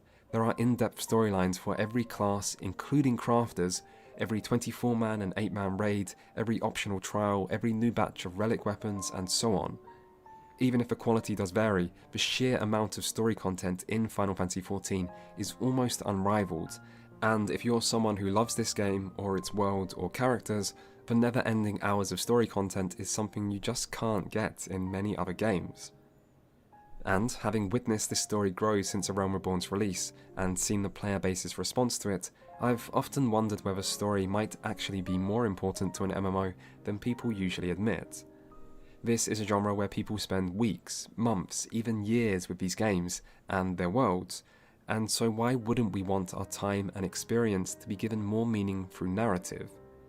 To be invested in the story of a game has always made other parts of the experience better. And why should MMOs be any different? For years, people have read static, paragraph-long text dumps as the primary means of delivering story in MMOs, and no one would think this is acceptable in any other game. The same is true for tedious quest objectives that ask us to kill a few too many boars, or gather more sporadically dropping items than should realistically be needed. And the glacial pacing and viscous cutscene density of Final Fantasy XIV might just be another example of this. We put up with the bad because we want to care about this world, and its characters, and our character. We want our experience to have meaning because it isn't an experience like that of a normal game, something we pick up on a whim one day and are finished with by the end of a weekend. It is instead something that becomes a part of our lives, a journey measured in years, something we watch grow alongside our own growth, and a good story can only enhance every other part of the experience. I've seen several people declare Final Fantasy XIV's story to be the greatest ever told in a game, and I don't agree with that opinion, but I can understand why so many hold it. There is something special about this game's story, and if you haven't experienced it for yourself, you might not be able to understand this. In some ways, you just had to be there. And so, we have arrived at the second reason for why Final Fantasy XIV has become the biggest MMO in the world. Because it successfully utilised its story to create something that thousands of players have been able to fall in love with, which has grown and expanded as times went on. Whether that is unique is up for debate. Other MMOs also have stories, and other MMOs might even have good stories. But one thing's for sure is that no other MMO has ever been this committed to telling its story. In Final Fantasy XIV, story really is king, and nearly all other aspects of game design have been made to kneel before it. For example, dungeons aren't just cool locations endgame groups of adventurers head to search for worthy foes and long-lost treasures. Since Heavensward, almost every dungeon is a moment in the main storyline. They are the game's main form of cinematic set-piece. They exist for the story. The same is true for most trials, which are the most epic raid boss fights in this game and are usually there to accompany the most epic story moments. The same is true for the world design, as where other MMOs might decide on which areas of the world to add next and then write a story to justify their inclusion, in Final Fantasy XIV, the story is what informs the world, and it is what decides where we go and when. And the same is true for the multiplayer aspects of the game, which are asked to fit into a story rarely willing to compromise or give them all that much real consideration. In Final Fantasy XIV, story is king, and I'm not sure most of the fanbase would have it any other way. And as broadly accessible as this game has been made to be with countless quality of life updates and casual and solo friendly design, the one thing that doesn't apply to is the story. It is the one part of the game that doesn't seem interested in holding the player's hand. In fact, almost no effort is made to ensure the player is keeping up. This is a story designed for those who read everything, and if that's not you, then tough. You will do it the Final Fantasy XIV way or suffer the consequences of always being confused how this thing works, or who that guy was, or what the last cutscene was actually on about. Still, there is one final thing that needs to be said about Final Fantasy XIV's story, which is that outside of spending real money in the out-of-game online store, the story can't actually be skipped, even the base game.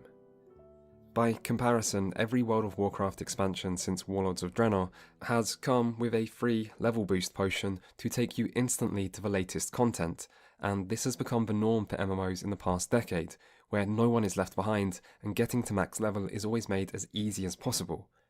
But not in Final Fantasy XIV, as while the speed you gain experience points has been increased, a cutscene is still just as long no matter the player's level, and so if you want to get to the latest expansion or participate in endgame, you will have to play through hours and hours of non-stop story, as you journey through all of the base game, every expansion, and every single post-expansion patch.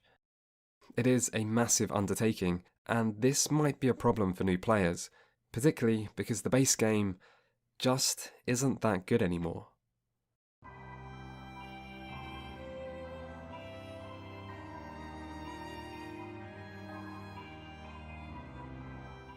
What is the biggest mistake World of Warcraft ever made? I'm sure there are lots of varied answers to that question, and I'm not going to try to convince you mine is the objectively correct one, but I do want to share it with you anyway.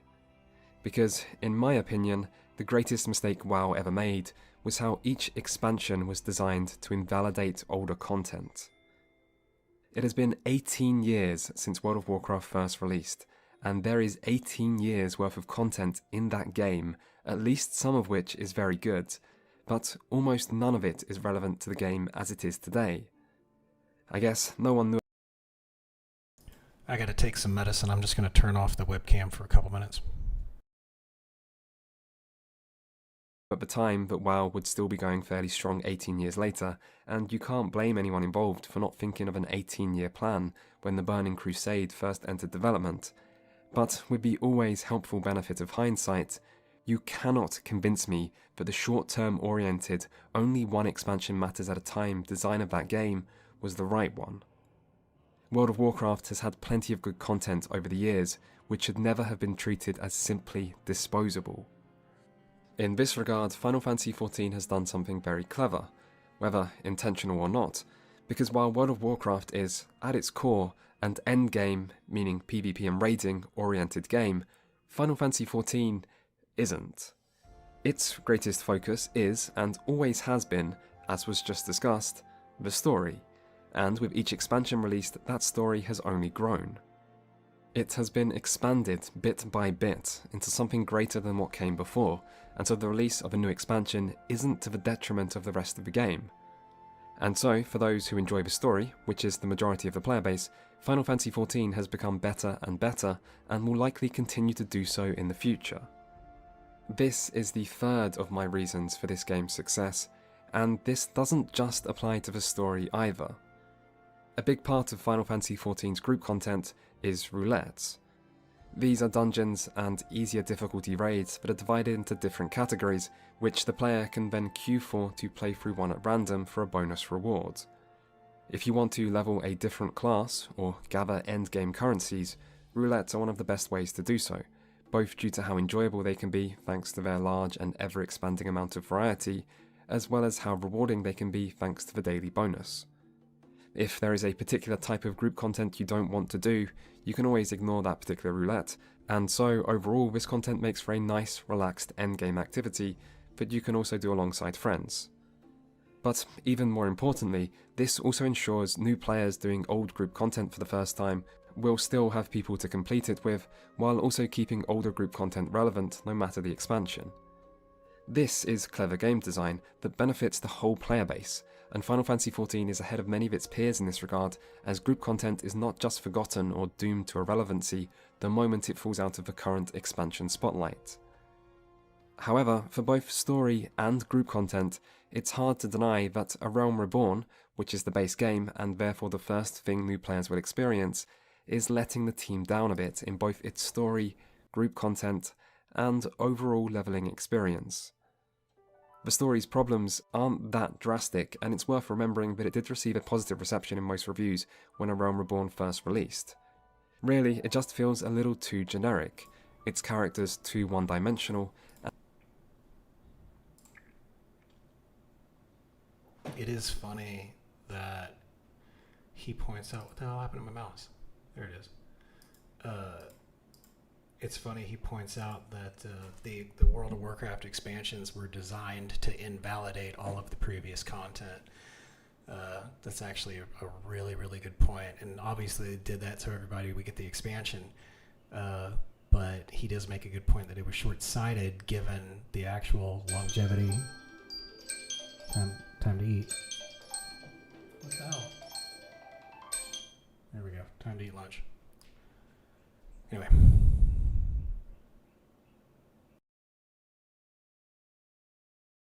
And its pacing too slow. This is made worse by the fact that many new players, lured in by the promise of a good story, will specifically be looking forward to playing through the later expansions, as this is when they hear it actually gets good, while MMO veterans are probably just looking forward to reaching endgame, as that's usually an MMO player's main objective while leveling. In this way, A Realm Reborn's average story becomes a barrier to players that gets in the way of better things still to come, which might make it seem even worse.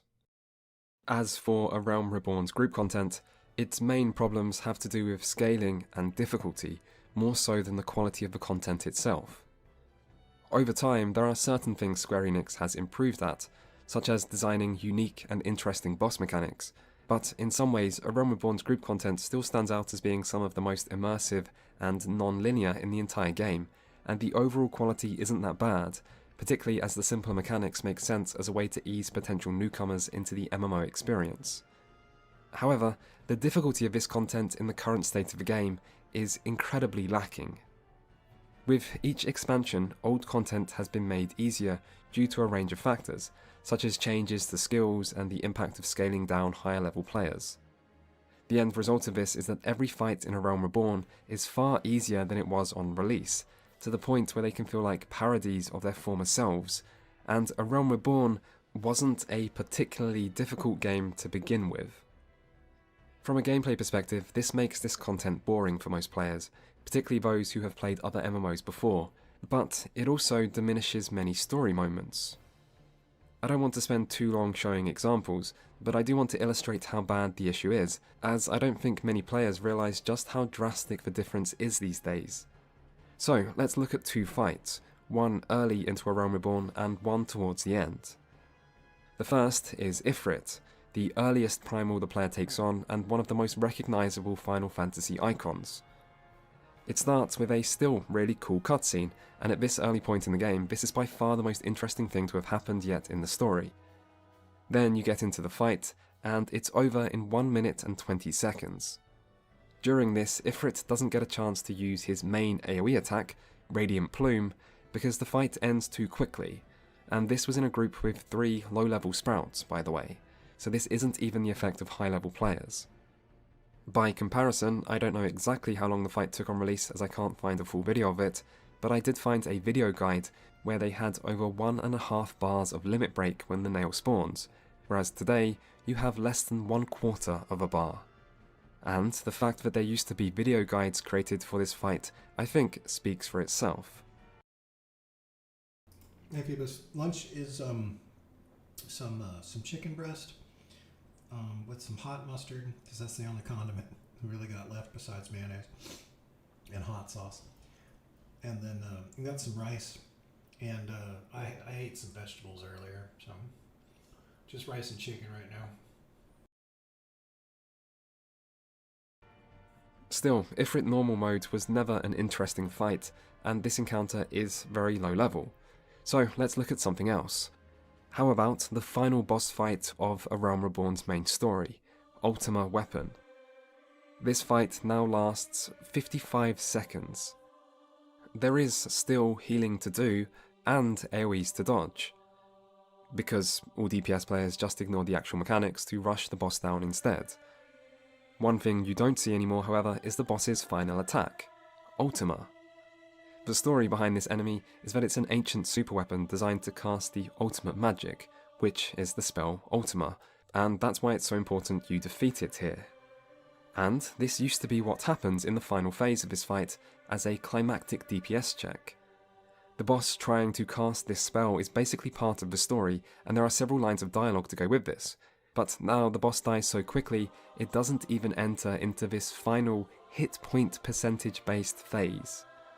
Even worse than this though, is that as this fight now lasts less than a minute, it means you only get 1 minute into the boss's theme song, which means you don't get to the best part. I missed it. Why is the game so easy all of a sudden? They janked with the game. They made the game so much easier that the way they programmed the early bosses breaks because the bosses die too quick. This is what it should sound like. This is what players are missing out on.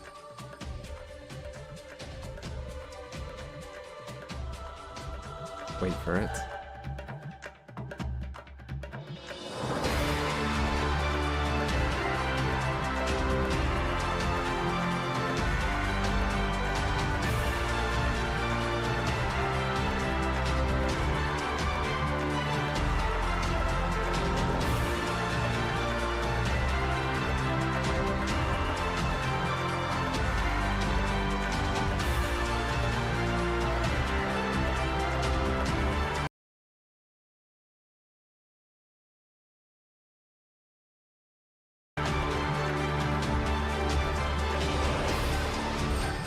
This piece of music might be the single best it's thing muted. in A Realm Reborn. That and was they've every fucking boss ruined fight in it. Wildstar.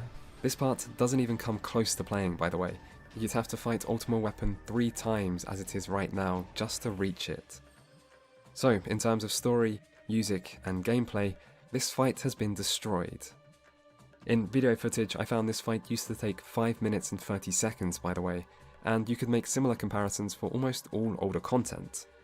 I feel I need to repeat my earlier point, but this content was never particularly challenging, and it was already at a good difficulty level for new players. This content did not need, nor could it afford, this reduction of difficulty, and this isn't just a Realm Reborn problem either. It affects all older content to some degree, including other important story moments like the final boss of Heavensward or Stormblood. I'm sure some max level players are listening to this right now thinking it's a good thing everything is so easy, because it means quicker roulettes, but roulettes could be changed to give more XP or tombstones, if the time they take is an issue, and the quality of the content should always be the priority. This doesn't help new players either, as the complete lack of challenge just removes all incentive to actually learn to play your class or take boss mechanics seriously, while ensuring that when challenging content does finally appear, the spike in difficulty might be too sudden for people. It is an asset that older content is designed to stay relevant, but it can't be neglected in this way, and that's what's happened here. The lack of difficulty isn't a deliberate change, it is an unintended consequence of many other changes made as the game has evolved, but new players and the content itself deserve better. This isn't the only problem with low-level gameplay, however, as this content is also hurt by the lack of player abilities. Due to the increased rate players gain XP, this isn't much of a problem for new players, at least for the earlier levels, as new abilities are unlocked frequently. However, by level 50, every class is left feeling rather basic. This makes things less interesting for new players, but the real problem is for max level players doing level scaled content, as they lose so many abilities when scaled down that every class feels bad to play. The reality is, classes have evolved over time with each new expansion, but at the same time every class was basically better to play at level 50 in A Realm Reborn than it is now. New Beaver says it's kind of annoying how they made them easier, but I don't know how fair that is. It's like comparing normal WoW to hardcore raid, or it's mythic now, the hardest. Well, I'm not sure, but it's so I learned some stuff about like modding Skyrim, and there in Skyrim there are these things called, like, you can make something called a dirty edit. So like there are certain values in the game, and you can say, oh, like a nail weighs 0.1 weight, okay, and then later on with all the mods and the code and stuff, there's something that might need to grab that information, like how much the nail weighs, right? But if you build your mod in such a way that you change one of the really high level value things, it can screw up a bunch of other things, because everything was designed expecting that value to be something that you changed, right? And that's called a dirty edit. And Bethesda even makes like their own dirty edits. So like one of the things when you see me modding Skyrim is cleaning those up, resolving those edits. And it's clear that they made changes to the values on the characters for the expansion without accounting for how those changes were going to affect the base game content, which is why now three sprouts can take out the first boss before his first ult goes off, basically. So they made all these changes, and the quests and stuff themselves stayed the same. So you've got like version 1.0 quests, and you've got version 5.73 players, right? So they're just going ham, right? That's something, I guess, just something to think about when there's not like I guess there's a few books out there about how to make an MMO these days. Maybe that should be in it. In Endwalker when players are scaled down to level 50. For a quick comparison using Dragoon, in A Realm Reborn you also had the following skills: Heavy Thrust, Internal Release, Lobotomize, Leg Sweep, Impulse Drive, Power Surge, Ring of Thorns, and maybe also Fracture, if you were a fracture using kind of guy. That's at least 7 less DPS related skills, in addition to the more advanced base rotation and the much more important positionals. And what have they got in return? True North and Arm's Length, skills which exist to allow you to do less. Dragoon wasn't particularly difficult or interesting to play in A Realm Reborn, but it was a lot better than it is now when scaled to 50, and this becomes even more apparent when you compare how classes were in Heavensward to how they are at the moment when scaled to 60, or in Stormblood to how they are now scaled to 70. The reason this has happened is because each expansion has added new skills for every class, but in order to prevent overall skill bloat, each expansion since Stormblood has also removed some skills. And while players may each have their own favourite ability that has been axed that we miss dearly to this day, generally the way the developers have went about this skill compression has been fairly intelligent, with those targeted often being unimportant and with many skills simply being combined. However, this has still left lower levels feeling pretty empty, particularly for max level players who have grown used to having access to their full range of abilities. The simplest solution to this would be to just give players more skills earlier, so that by level 50 each class has most of their core spells and abilities. Basically, change it so that the skills each class has right now at level 60 are what they have at level 50, and then tweak the remaining skills currently gained from 60 to 80 to be gained earlier. This would mean players would unlock fewer skills as they level from 50 to 80, but so what? The small loss in sense of progression that comes from this would be more than made up for by the improvement to gameplay gained by giving players more abilities. And this would also make level scaled content much more enjoyable for max level players, as scaled down classes wouldn't feel quite so gutted. It's a win-win solution, and while this would mean low level content is made even easier, that just means it's finally time to stop neglecting this content in the first place and have a major re-evaluation of the current difficulty level. And finally, we come to the leveling experience. Originally, leveling to 50 was quite slow, and players had to engage with a wide range of content to not run out of sources of XP, including optional dungeons, the hunting log, fates, guild tests, and levy quests. Since then, the rate of XP gain for players has been greatly increased, so now you can level almost the entire way to max by just following the main questline. Increasing the rate of XP gain is logical as this game has plenty of content, so it doesn't need to be padded. However, this means there's no need to engage with other content anymore. If I were to ignore the quality of the story, the best leveling experience I've had in Final Fantasy XIV was leveling to 50 for the first time. This was because there was more variety to what I was doing than just reading dialogue and watching cutscenes, and because there was a much greater sense of interacting with the world around me. In particular, I have fond memories of completing the hunting log for the first time, because it tasks you with going out into the world and hunting down specific enemies. The log does provide a general location, but you still have to search this broader location yourself, which leads you to paying attention to the world around you, going to places you've probably never been, and seeing sights you may never actually see otherwise. It felt a bit like you were actually off exploring the world, and that sense of exploration is something that is very rarely felt in Final Fantasy XIV otherwise. You can still complete the hunting log of course, but I wonder how many new players actually do, as there's no real XP incentive to it anymore. In preparation for this video, I created a new character and went through the lower levels again, and in many ways the experience isn't bad. As you level fast, you gain new skills quickly, the Realm Reborn zones still look great, and the main questline isn't quite as slow-paced as it becomes in later expansions. However, one thing I did find was that I was very quickly over-leveled, even though I was mostly sticking to the main quest. This became particularly noticeable after the main quest sent you to the first 3 dungeons, Sestasha, Tamtara Deepcroft, and the Copperbell Mines, after which I found myself 10 whole levels ahead of the main questline, and that 10 level gap continued into the future. Being so over-leveled so quickly doesn't feel very good, as there's no longer any sense of reward to gaining XP, and it almost feels like you're being rushed through the world without the chance to engage with the things around you, like fates or side quests, that you might at least want to check out.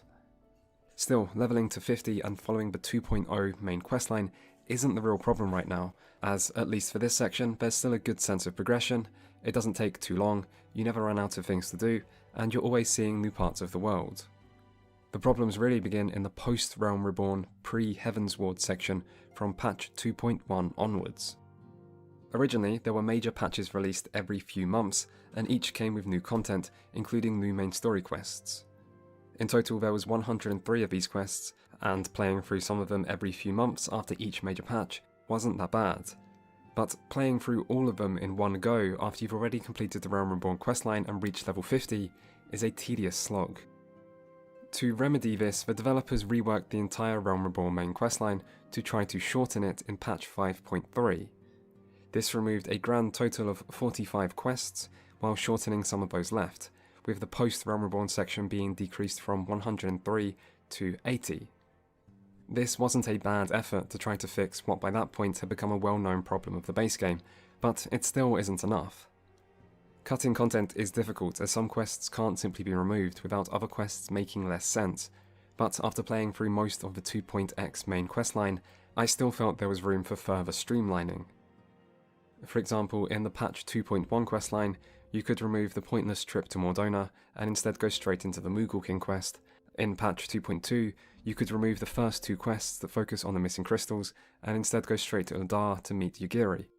Then remove the entire return visit to the Walking Sands where you look for hiding children and help out with the coach. Then when you move on to the Leviathan questline, there's a couple more steps that could be removed, and so on. You get the idea. I won't go through every patch. The point is, there is still room for shortening these sections. It just might require some minor text rewrites to allow the rest of the story to still make sense. However, if you really want to streamline the Realm Reborn main quest, the real space where fat is begging to be trimmed is in the 2.0 questline, which is for level 1 to 50 content, where you are still frequently sent on unimportant tasks that serve little purpose beyond giving the player busy work.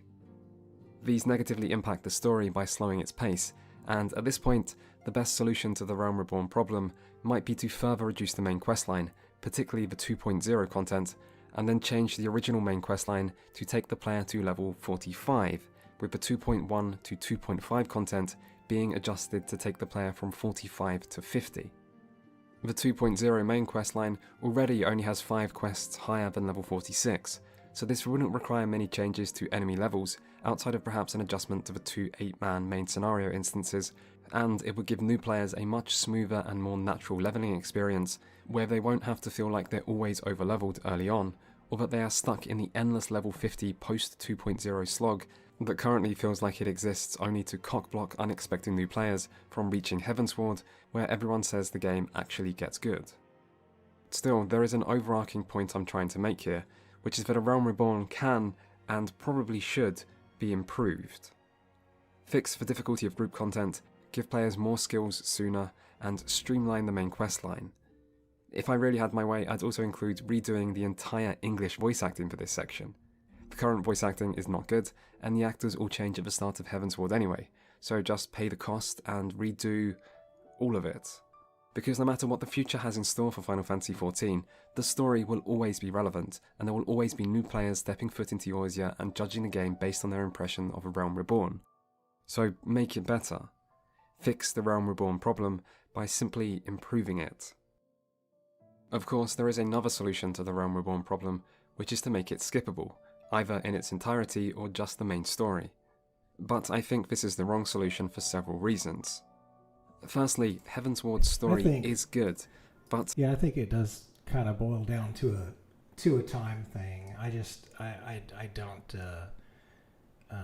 foresee myself focusing that much time on like a video game. Like I did that for a while back in the day. It was fun, but I just don't see myself.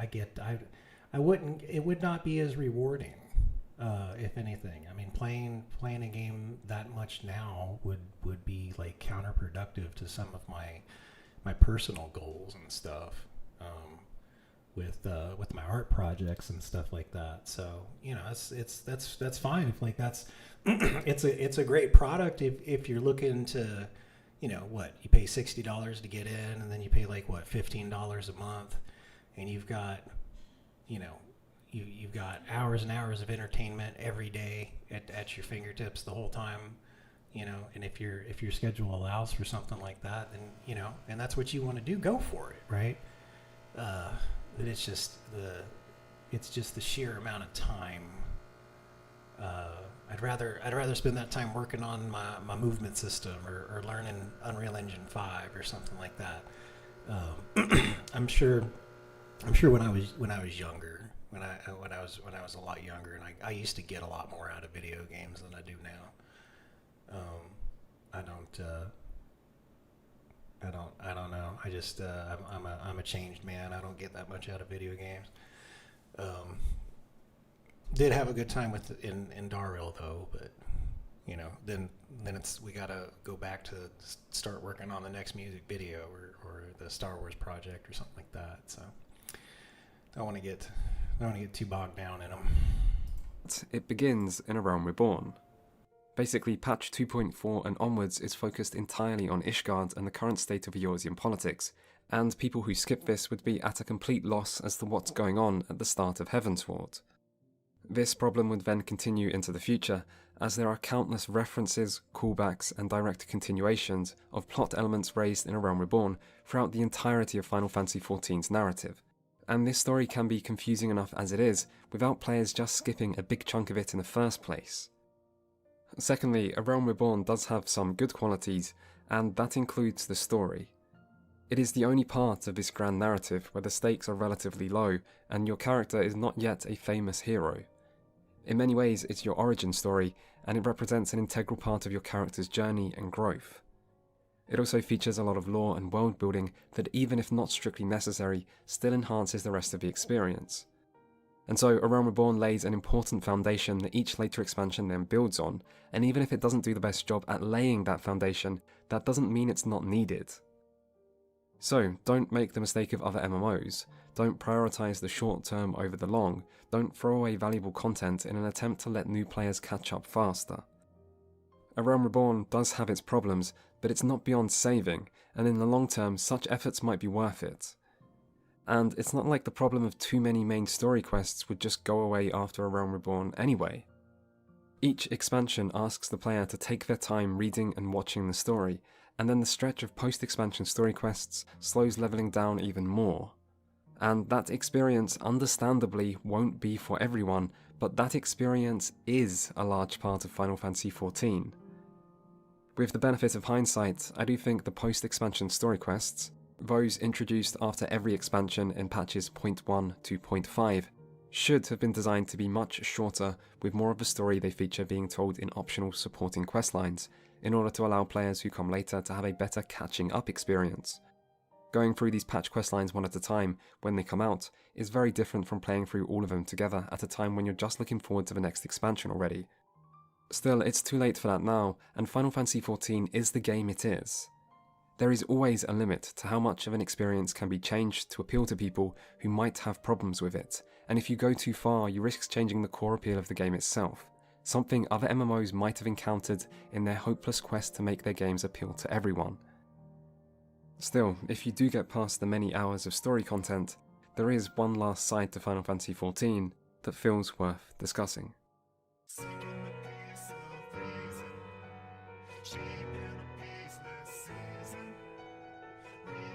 If there's one MMO-related saying I have always hated, it's that endgame is whatever you want it to be. This is something repeated by MMO players, journalists, developers, marketing teams, and just about anyone else who ever says those three little letters, and it's not actually helpful. I mean, sure, in theory, you can do whatever the hell you want in an MMO, just like in any other game or any other aspect of life. We all have free will and the potential to entertain ourselves in unexpected ways, but so what? All you're saying is that different things are theoretically possible in your game, but different theoretical possibilities are a universal facet of life, and all you're really doing by parroting this statement is avoiding a very reasonable and probably earnestly asked question. So next time someone asks what the endgame is like, or what is there to do at endgame, just tell them. It's not some impossible to answer conundrum. What are the main things players do when they reach max level, and what are the main types of content being added to the game to support this? So, what is the endgame like in Final Fantasy XIV? Well, that's the great thing about this game. The endgame is whatever you want it to be. Nah, I'm just messing with you. Let me actually answer that question for once. If we consider that the main story and initial experience leveling is the not endgame part of the experience, Then endgame is the various activities one might do after finishing the story. There is of course all sorts of different potential activities this can include, and this game does have a lot of content, but I think we can nevertheless still categorize them into 3 broad groups without being too reductive. These are leveling other classes or alts, acquiring collectible items including but not limited to outfits, minions, mounts, cards, songs and housing items, and finally there is also the classic endgame activity, improving your character's gear. So let's deal with each of these one at a time. Almost everyone who plays Final Fantasy XIV will spend at least some time leveling other classes. In the past, there used to be a strong gameplay incentive to do this due to the cross-class skill system, which allowed players to use certain skills from one class on others, but this has now long since been removed, meaning there's no longer any actual reason you need to level any other class in this game. And yet, everyone still does anyway, and that's probably because in Final Fantasy XIV, unlike most MMOs, you can level all classes on a single character, and changing class is as simple as one quick button press. This removes much of the barrier of entry to leveling alts, as you no longer have to create a whole new character and go through the various busywork that comes with it, like rearranging your UI, repopulating your friends list, re-unlocking travel locations or redoing story quests, and many other inconveniences. Also, leveling other classes in Final Fantasy XIV is quick and easy, as you get boosted XP if you already have one class higher level, and without so many story-related cutscenes in your way, the leveling speed feels fast. In fact, I know many people who level every single class in the game to max each expansion, which still seems excessive to me, but in this game it's relatively common. And with little reason not to level other classes, you might soon find that playing other jobs and roles can be quite fun. Final Fantasy XIV does have a bit of a problem with classes of a similar role feeling overly homogenized. This is something that's increased over time as more classes have been introduced, and more changes have been made to ensure all classes feel balanced. And, to its credit, Final Fantasy XIV does have very strong class balance, and you can play whatever class you want in raids without seriously disadvantaging the average group, and don't listen to anyone who tries to tell you otherwise. If you think the difference in class strength in this game is bad, all you're really revealing is that you've no experience with other MMOs. And I remember when Stormblood first released, and every monk was crying about how hopelessly weak they are compared to the newly released Samurai, and how no one will ever use monk again. And then the raid came out and the world first group used the monk instead of a samurai, because hey, what do you know, I guess the difference was actually pretty small, you bunch of absolute babies.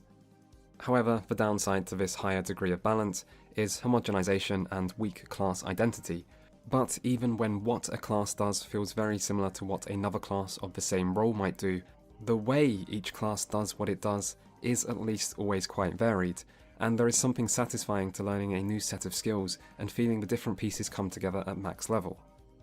And playing multiple classes adds a lot to the gameplay variety by keeping group content fresh while giving you more flexibility when playing with friends, and it can even give you a greater understanding of the game or your specific role in groups by providing you with a greater sense of perspective.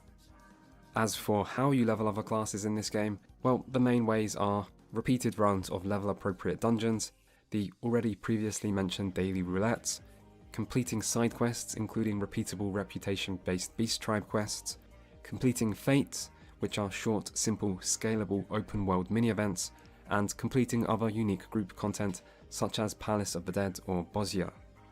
This provides a good amount of variety, although many people will find themselves preferring just one or two methods and mostly sticking with them. Still, it's always good to have different options, and while none of this content excels at providing truly memorable or unique experiences, it is fun enough to do as a side activity, particularly if you want some more relaxed gameplay, and if it does start to get boring, there's no reason why you need to keep at it. Leveling other classes is as optional as an activity can be. Second on our list of core endgame activities is acquiring collectibles, and there are a lot of things to collect in this game. How you collect them varies, but a lot of things can be bought, and costs tend to add up. Want a house?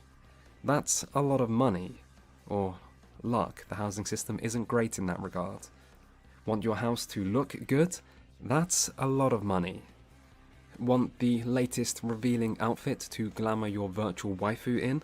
That's probably a lot of money.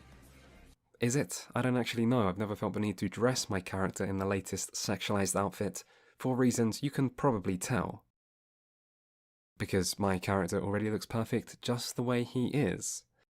Want every minion, mount, card, song, and other miscellaneous collectible? Then what is wrong with you? You know you'll never have everything. Get some priorities in your goddamn life, and also, get some gil, because that stuff is a lot of money. Money really isn't that important in Final Fantasy XIV, and the costs required to raid in consumables and repairs isn't very high, but optional things can be very expensive. This also connects to crafting and gathering, which can be a way to make money or just create your heart's desires, and sets itself apart from other MMOs in the way its focus is on self-sufficiency and how it involves genuinely complex rotations, which some people really enjoy. You might also need to run old group content or do other time-consuming endeavours to get items you're trying to collect. How much enjoyment people get from collecting this stuff is something I can't really say.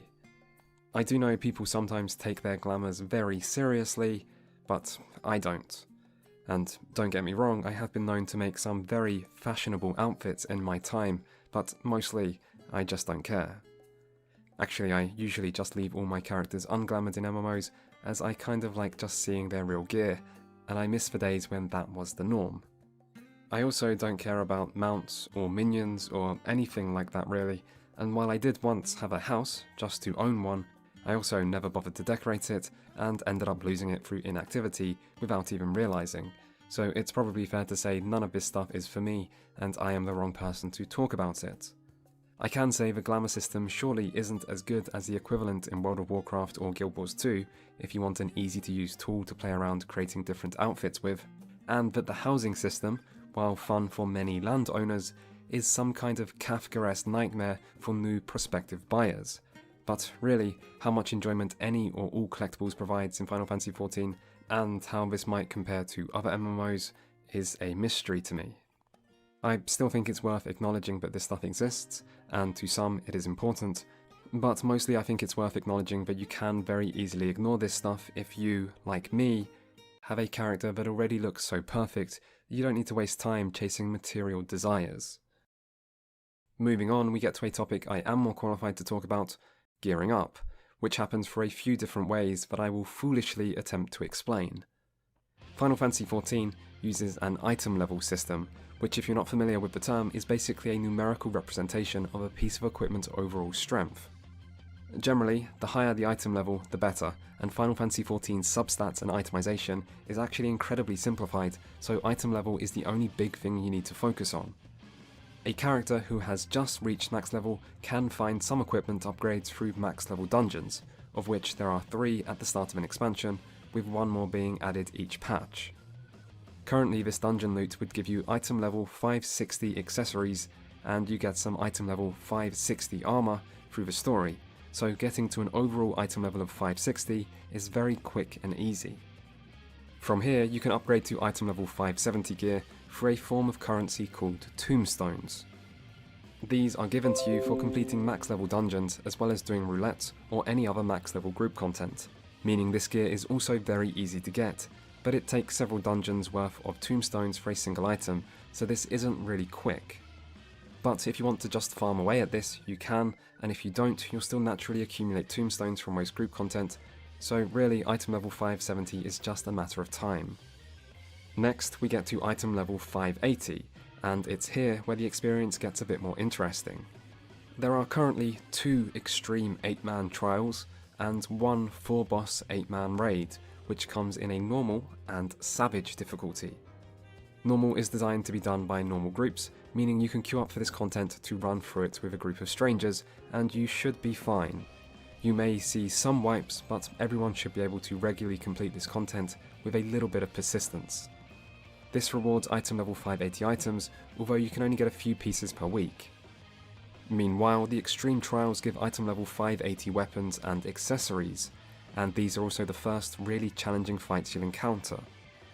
You won't be able to just queue up and power through these fights without knowing how to play your class and perform the boss mechanics for an encounter, but these are still very doable if you're willing to take the time to learn the fight and find a group of players through Party Finder.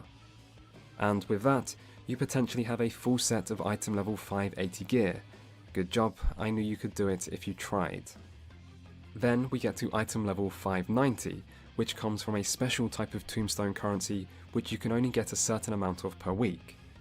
Just like for normal tombstones, this is given to you for most max level content, making it very easy to get, but as there is a weekly cap, it will take quite a few weeks to get a full set of item level 590 gear this way. Still, this gear is accessible for all, even if you don't want to step foot in any raid. Finally, we come to item level 600, the final tier of gear, which comes from the Savage raid. This raid will be quite challenging, and if you want to clear all of it, you'll probably need to find a raid group to play with weekly, rather than relying on strangers.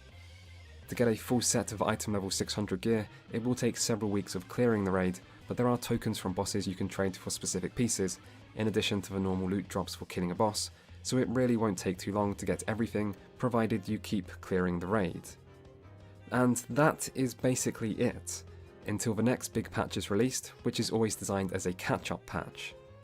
In this there will be a new dungeon, a new extreme trial, and a new 24-man raid that is much easier than the Savage 8-man content, and so can be completed with strangers by queuing up.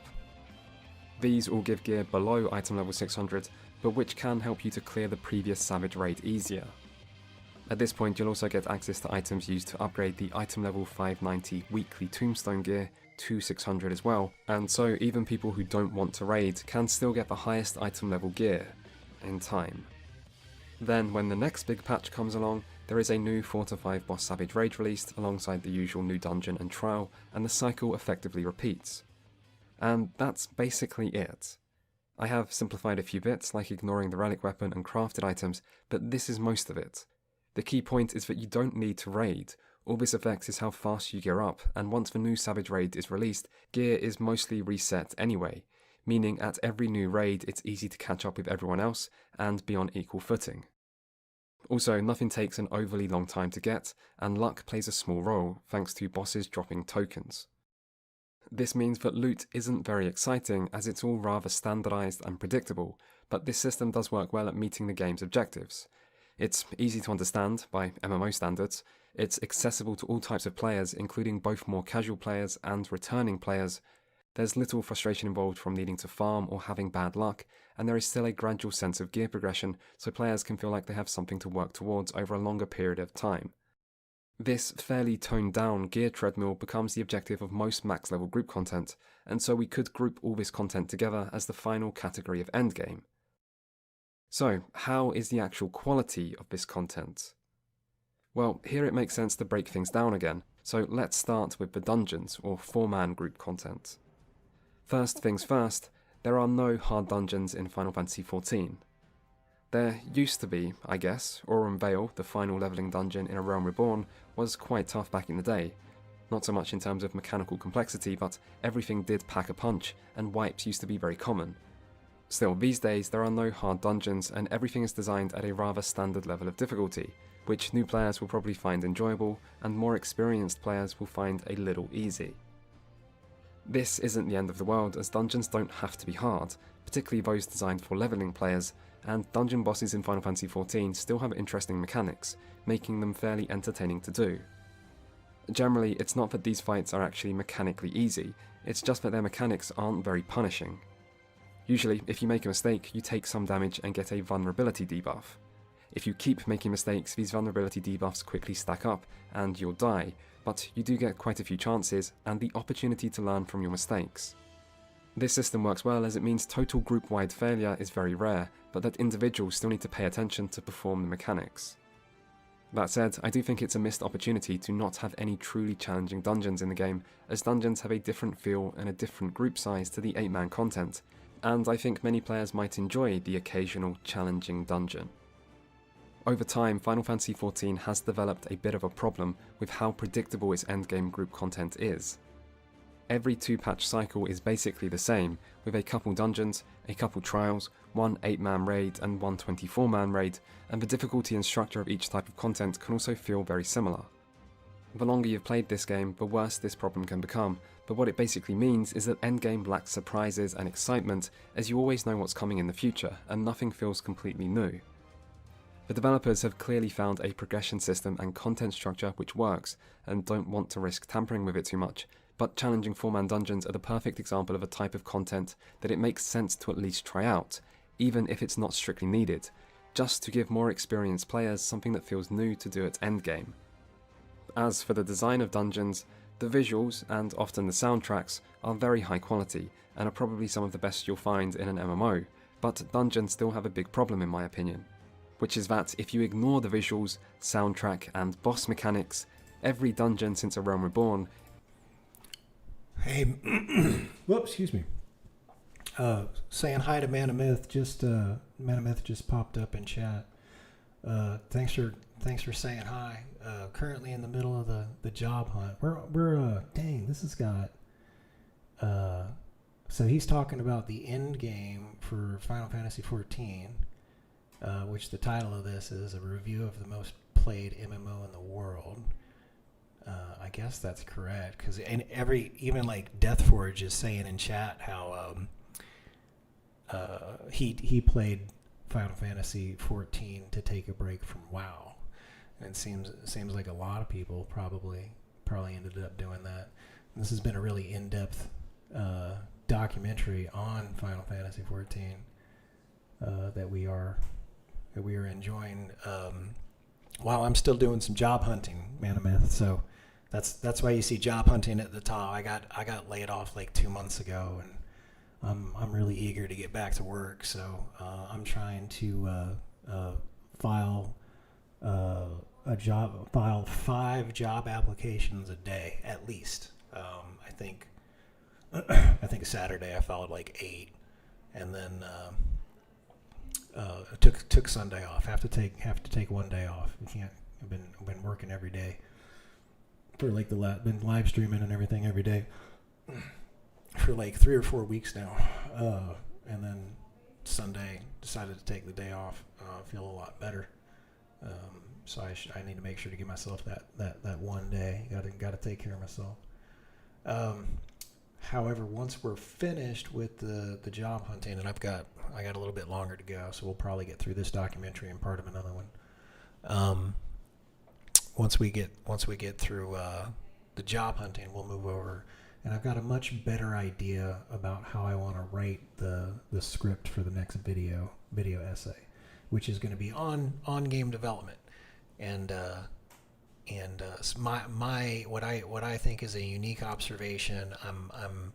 I'm seeing how people in the games industry are talking past each other, and that's why you got the CEOs and all the companies out there just raising the price, colluding with each other to collectively raise the price instead of change anything, right? Why we're they're still doing all the same stuff. They're just going to charge more money for it. Okay.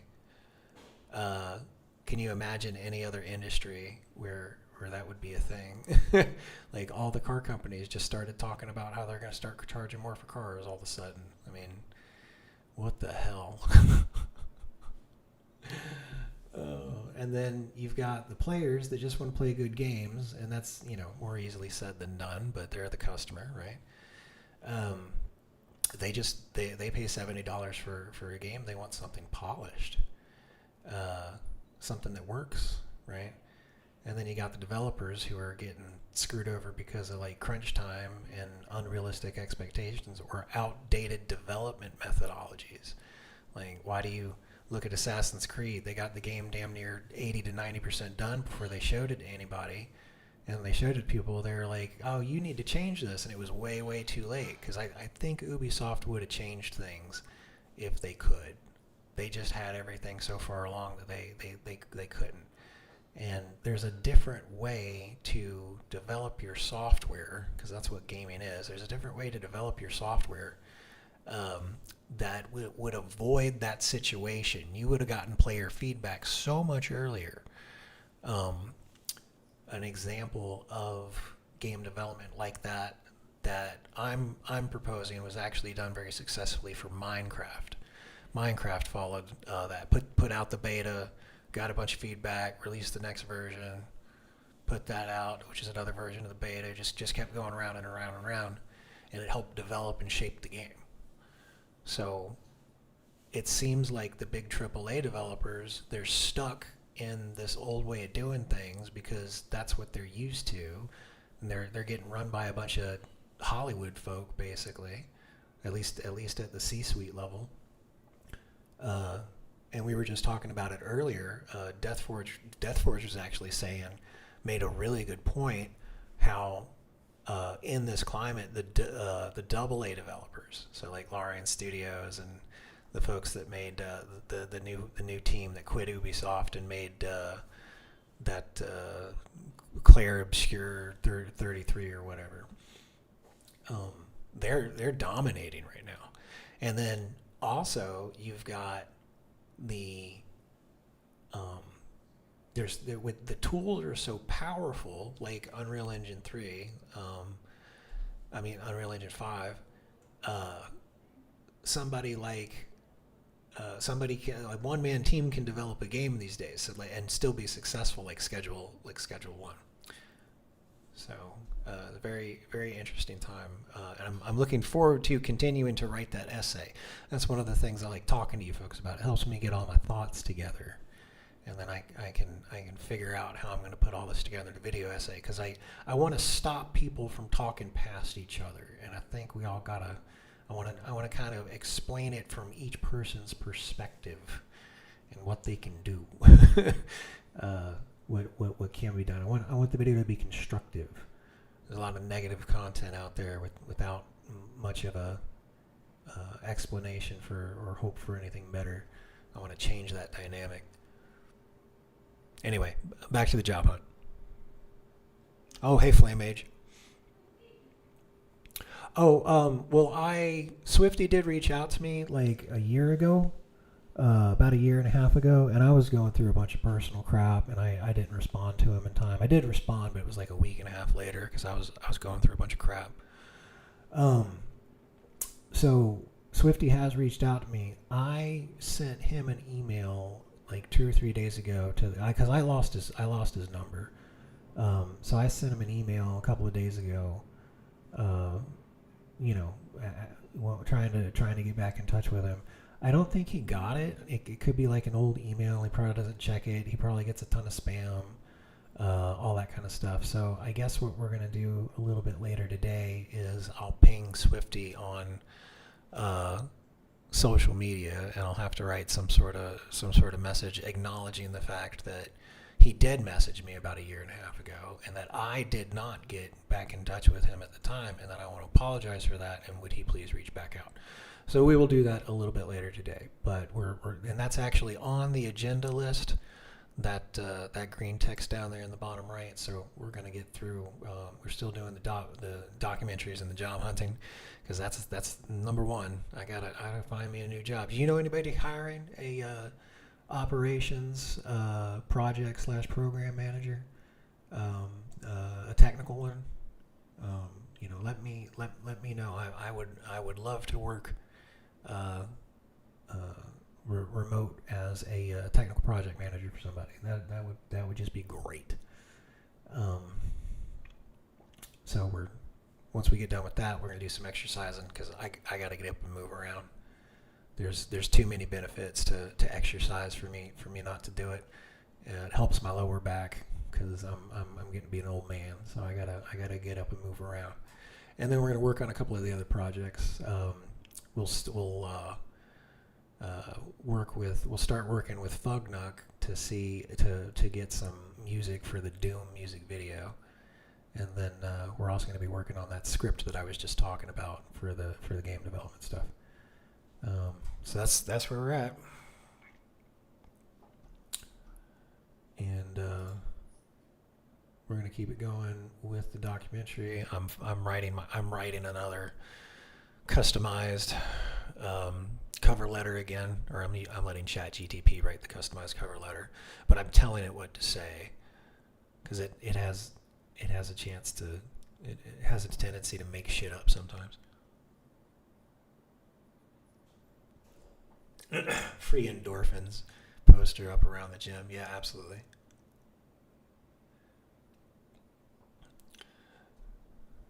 Man, it would be interesting working for Epic.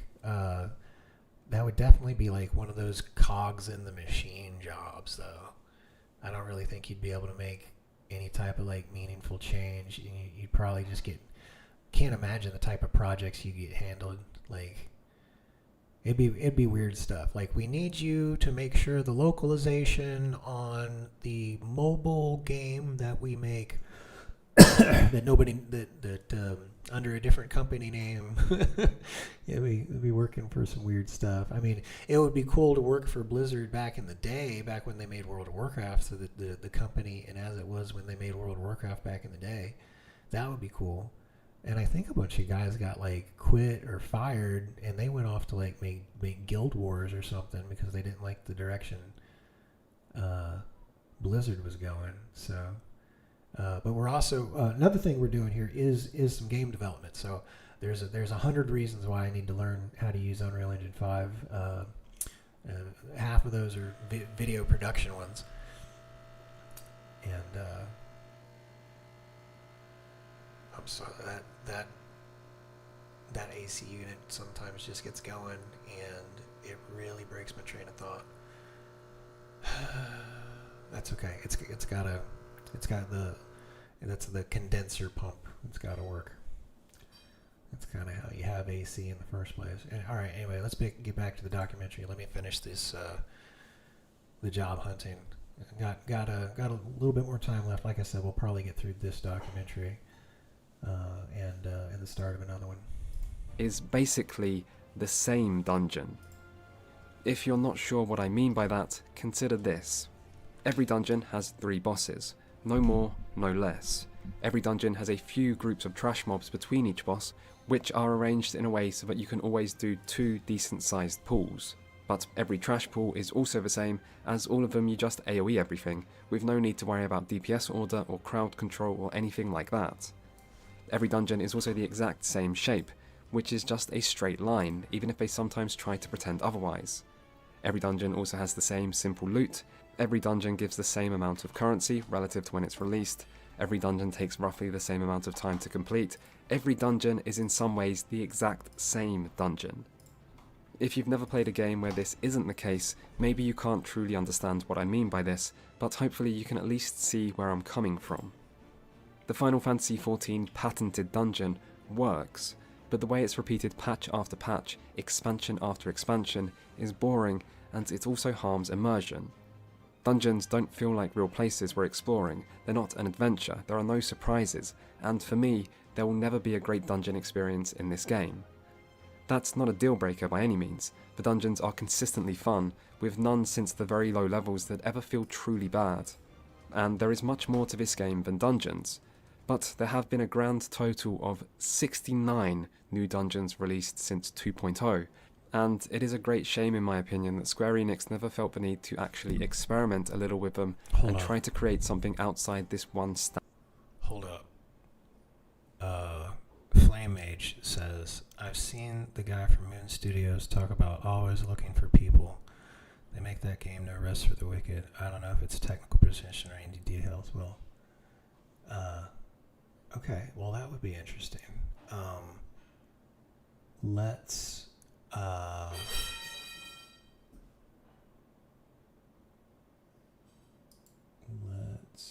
want to read that. This is the article about Clear Obscure using Unreal Engine. Let's see here. Moon Studios.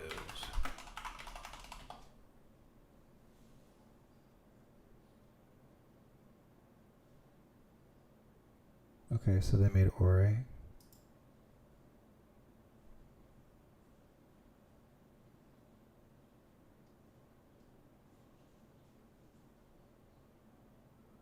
Oh, here, let's get Bob to do this for us. I heard that there might be some job openings over at Moon Studios.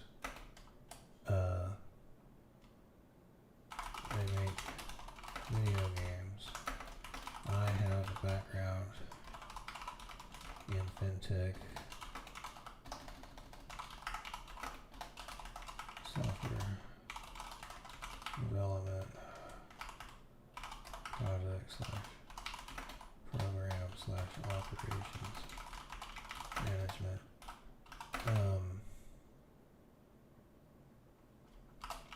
Help me find their careers page.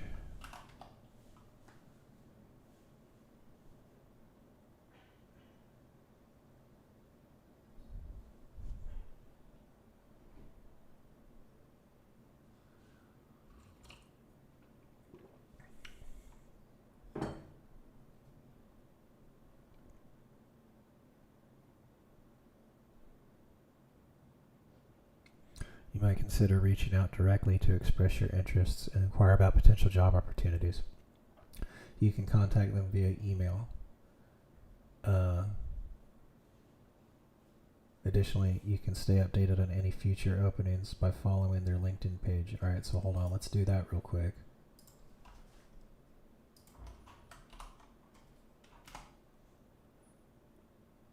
Okay, so I'm following their LinkedIn page right now. Turn on post notifications for Moon Studios. Turn on. Okay. So I am following them. And then let's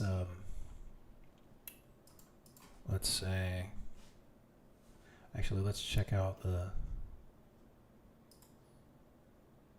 yeah, we found their website, but there's nothing, there's not like a careers page or anything.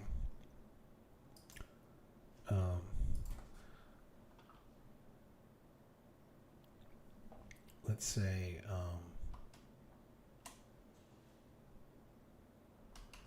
can you draft me an email to send to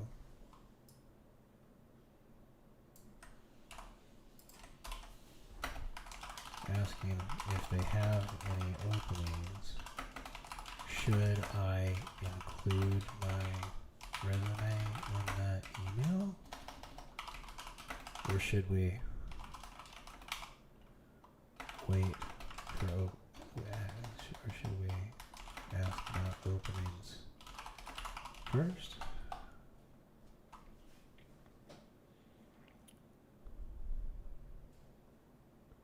It's best to ask first while expressing genuine interest. Once they reply positively, you can follow up with your resume.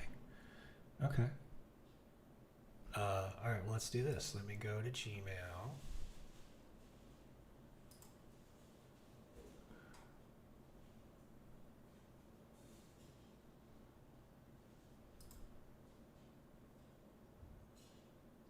And we're going to go over to my professional email. And we're going to compose. And we're going to send it to jobs.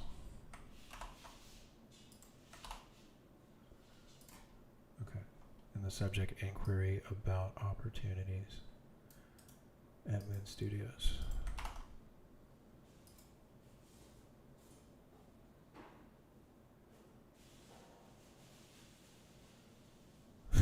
If I leave my LinkedIn profile, they can check me out anyway, I guess.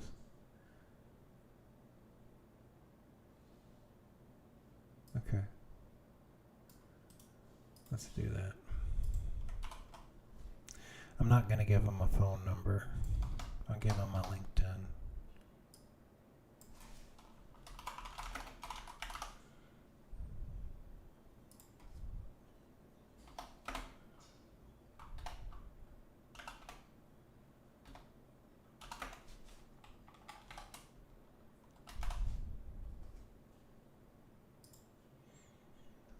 Okay, let me get my LinkedIn profile.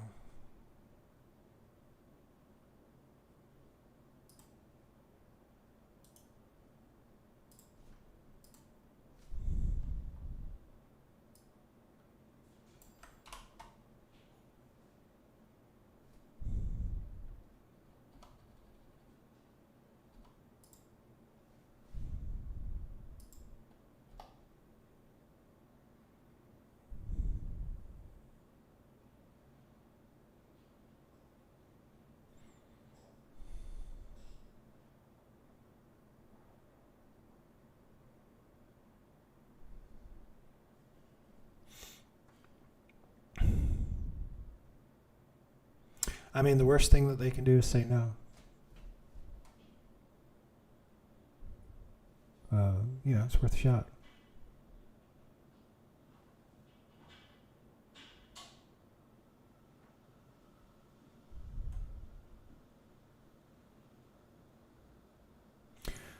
Yeah, so the message is, hey, you got anything open? By the way, here's my LinkedIn profile, which is basically sending them a resume anyway. Let me actually call out the chat on that. Is it providing my LinkedIn profile URL the same as sending my resume?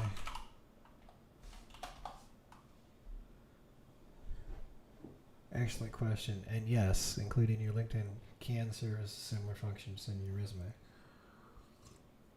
How it's similar. It gives them access to your work, job titles, shows them endorsements, recommendations, sometimes portfolio items, signals that you're professionally active and open to connections. How it's different. A resume is tailored to specific role or industry.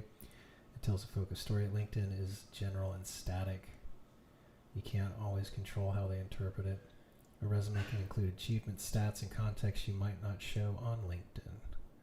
Recruiters often download and forward resumes internally, something they can't easily do with a LinkedIn profile. Recommendation: if you're sending a cold outreach email and don't know whether they're hiring, include your LinkedIn URL. Wait to send your resume until they ask for it.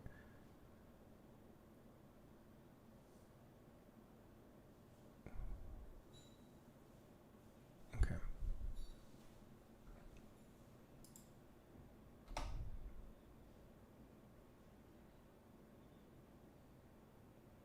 Dear Moon Studios team, I hope you find the message finds you well. I'm writing to express my admiration for the work you've done on Ori series and to inquire whether there are any current or upcoming opportunities within your studio. My background in fintech and software development with a focus on project, program, and operations management. I've led initiatives that bridge the gap between creative vision and technical execution, and I'm eager to bring that experience to a studio like yours, one known for driving thoughtful, polished experiences. If you're open to it, I'd love to connect to learn more about how I might contribute to your team. Warm regards.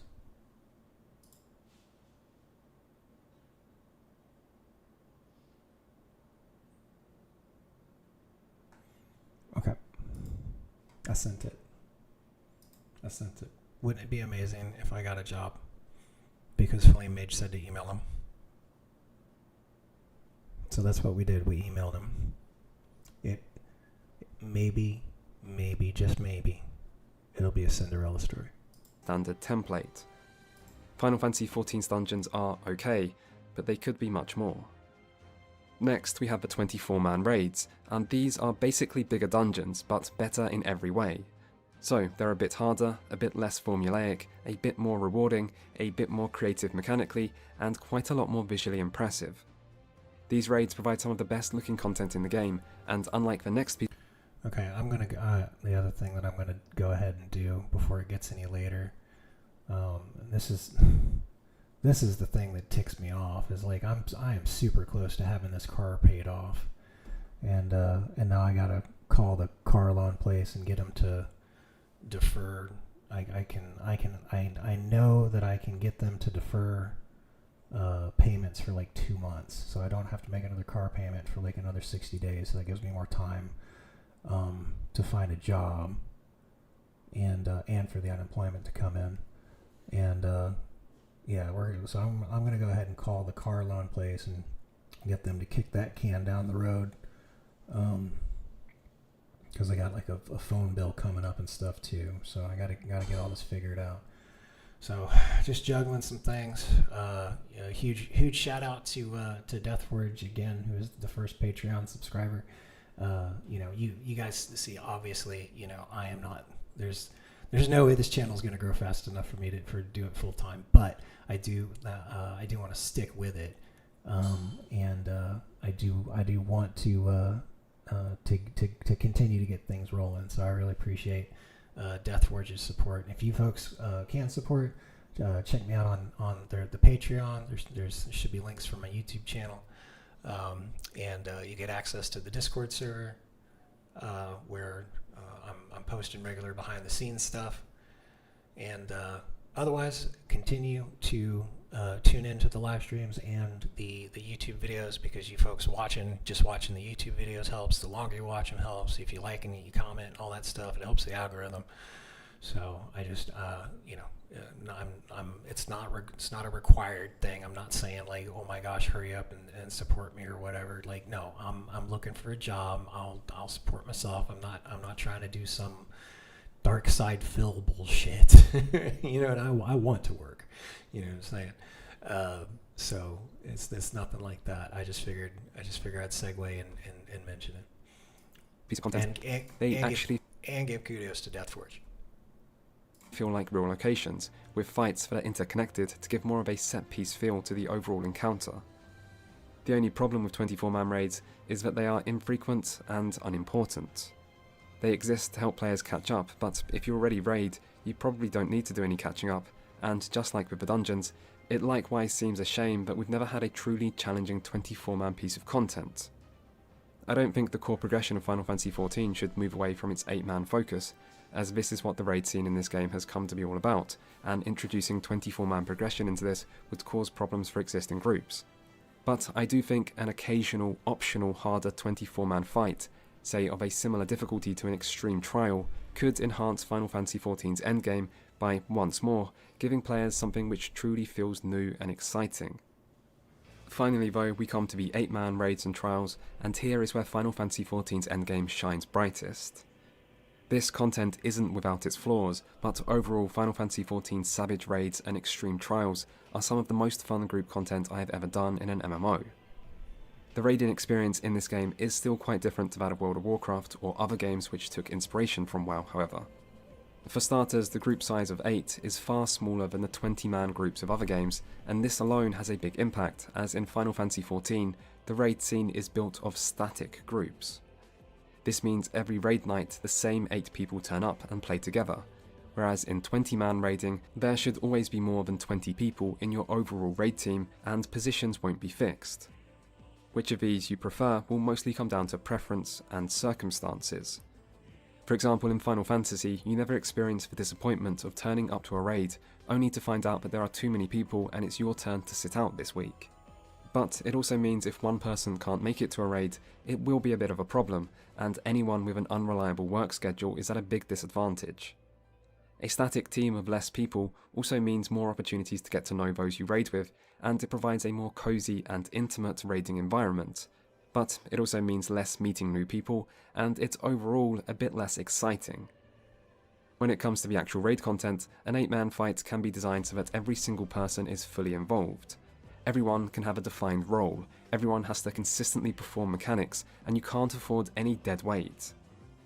In an average 20-man group, you'll be lucky if there's no dead weight, and I killed plenty of heroic and even some mythic fights in WoW during progression without even having a full group. Sometimes you just don't have enough people online, and that doesn't have to stop you, but in Final Fantasy it does. Everyone matters. And because they matter, the difficulty is made to feel more constant. From the start of a fight to the end, you always have things to do, and you always need to be paying attention. There are also differences between Final Fantasy and World of Warcraft beyond group size. Final Fantasy has less raid bosses per tier, but it also has longer encounter durations. Final Fantasy has more diverse mechanics in my opinion, but WoW often has more thematically logical mechanics. Final Fantasy has a smaller focus on loot, both in terms of how much it helps during progression and in how exciting it is to acquire, but it also has less loot-based RNG. Final Fantasy has more relaxed consumable requirements, less downtime between wipes, and no need to grind other items or currencies outside of raids to keep up with progression. Meanwhile, WoW has more fights at the highest difficulty, i.e. Mythic, whereas Final Fantasy is designed to ensure the hardest encounters, the ultimate fights, while fewer do at least stay relevant forever as a result of their unique rewards and the minimum item level system. Really, there are lots of differences, and you could go into this subject in much greater detail, if you really wanted. One of the most important and underappreciated differences is that in Final Fantasy you don't need any plugins to raid. Most people use a DPS meter, some use more than that, but you don't need any plugins, whereas in WoW, plugins play a huge role in the raid scene, and there is an expectation in most groups for players to have them. This is a big positive towards Final Fantasy in my opinion, as it makes raiding a bit simpler, a bit fairer, and there's no loss in satisfaction from an add-on playing a big part of the game for you. One of the hardest to explain differences is between how encounter design and mechanics feel in each game. Final Fantasy tends to feel much cleaner to me, whereas WoW always seemed somewhat more chaotic. It's a bit like the difference in DPS rotations, where Final Fantasy feels more methodical and WoW feels more frenetic. In Final Fantasy, fights really do feel like a precise dance that you're being asked to learn piece by piece, and all you have to do is take it one step at a time and execute things like you've practiced, and eventually you'll triumph. Meanwhile, in WoW, fights are less scripted and feel more like actual fights. They can be messy, a lot of things can happen at once, and there can be more variation between pools, and again, which you prefer will come down to preference. When it comes to what WoW does better than Final Fantasy, there is one thing that stands far above all others though, and that's how it creates raids which feel like real locations. In Final Fantasy, each raid boss is its own instance. You just teleport in and start when ready. There is no trash, no exploration, and no larger area to move through as you progress through the raid. What's more, every raid arena feels rather artificial. They can look quite impressive, but most are just floating circles or squares with some kind of weird elemental effect in the background, and after a while, this soon feels rather noticeable. These arenas really do feel like raid arenas created for a video game, rather than places that might actually exist within the game's world. This can be quite immersion breaking, and it makes the whole raid feel less alive and special, and while raiders might seem like the type of players who only care about the gameplay and rewards and don't need anything else, I'm not sure that's actually true. Maybe people don't technically need trash mobs or diverse boss arenas, but that doesn't mean these factors don't enhance the experience. Just take something like Ice-Crown Citadel. Final Fantasy XIV may have villains as memorable as Arthas, and it certainly has some better designed encounters than the Lich King, but there is no Ice-Crown Citadel in Final Fantasy XIV. There's nothing that even comes close. A raid can be more than just a series of boss fights. It can be an actual place which holds meaning within the game's world and gives meaning to the player's actions within it. And considering how important raids are in terms of the time players spend with them and the memories they bestow, it is very disappointing to me that Final Fantasy XIV's raids really are just raids. Despite that, if I were to choose which game I preferred raiding in between Final Fantasy XIV and World of Warcraft, I would always choose Final Fantasy XIV. This has long seemed a bit paradoxical in my mind, because on paper, if I were to write down all the differences between raiding in these two games, and choose which one sounds better, I would always choose World of Warcraft. I mean, for things like 20 man vs 8, it's no contest, 20 wins all day. And yet, I'm not judging these two experiences on paper. I'm speaking from experience, and in practice, I enjoyed Final Fantasy quite a lot more. You might think this is a reflection of how much I enjoyed the rest of the game, or a result of the people I played with, but I don't think it is. I think I enjoyed raiding in Final Fantasy more because it was more consistently enjoyable.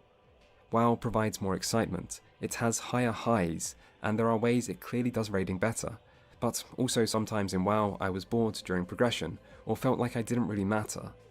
Whereas in Final Fantasy XIV, I found that encounters were always well designed and consistently challenging, and that just ended up being a better fit for me personally. And that's what I think it ultimately comes down to. Each game does different things well, and which someone will prefer will come down to personal preference, but honestly, that itself says a lot, and that's why I've focused so much on World of Warcraft in this section. Because there is no higher praise for an MMO than to be able to go toe-to-toe with World of Warcraft's raiding and walk away with it seeming like a fair contest. WoW was the undisputed raiding champion for years and years, and it's one of the main things that game has always focused on, and whether or not Final Fantasy XIV is actually better, it is at least capable of giving it some real competition, and there have not been many games ever able to do that. And so that, I guess, is Final Fantasy XIV's endgame. I mean, there is PvP, but it's not very good, and most people pretend it doesn't even exist. There is ERP, but I don't know if it's any good, and I like to pretend it doesn't exist. There is the Golden Saucer, which has several minigames, but these aren't particularly well developed on their own, so they mostly fall under collectibles, and so on. Endgame is whatever you want it to be, as everyone says, but in general, Endgame is leveling ults, attaining various collectible type items, and gearing up through dungeons and raids, and I'd say overall it's pretty good. Is there enough endgame activities in Final Fantasy XIV? Yes. Is there enough endgame activities for you personally? I don't know. Who are you? Honestly though, when it comes to MMO players in general, it doesn't matter what there is to do at endgame or how much content there might be. It is not enough because it is never enough. There will always be players out there who want more, those who would play every hour of every day of the year, devouring any and all content you put in front of them. And these people will never be satisfied, not in the long term anyway, and a game shouldn't be designed to cater for them. I'm sorry if this is you, and I hope you know that I don't judge you for your life choices. You have no idea how much I respect certain overly time-consuming MMO achievements, but regardless, it's still true that no endgame can last forever, and they probably shouldn't try to. And Final Fantasy XIV's certainly doesn't. It is very easy to walk away from this game and come back to it whenever the hell you feel like it. You don't have to worry about not being able to catch up. Most important content stays relevant, and the game steers away from overly demanding grinds or RNG-dependent progression systems. Game director and accidental cult leader Yoshi P has famously said that if a player runs out of things to do, then they should just take a break, play some other games, and come back later when they feel like it. And as someone who has stopped playing this game multiple times, I appreciate that. Forcing players into overly long grinds.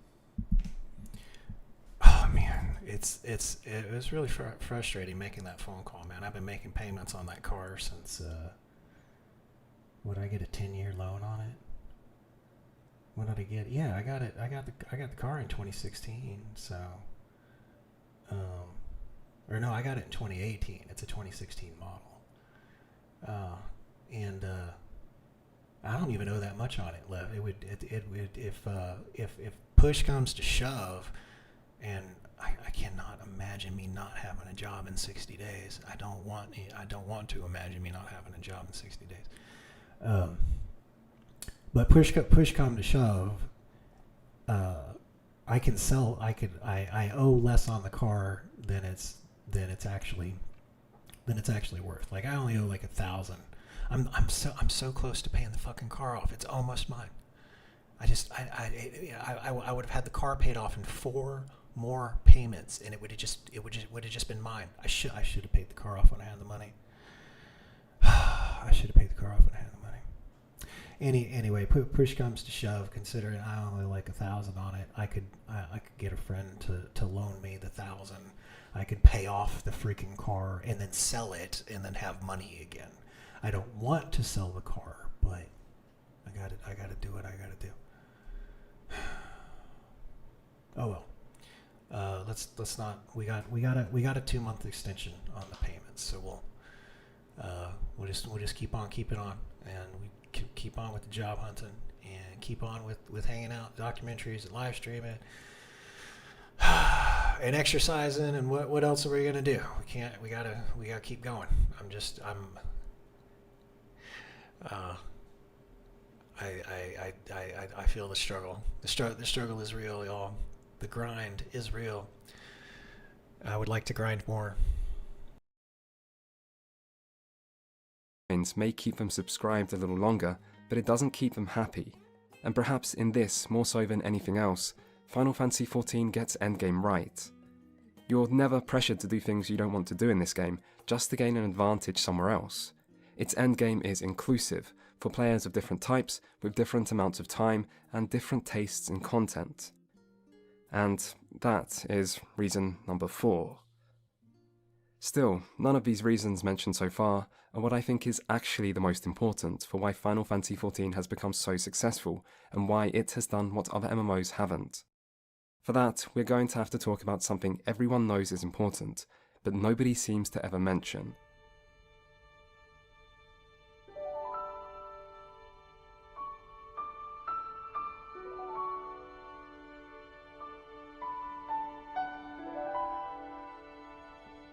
When I returned to this game recently, I wasn't really feeling it.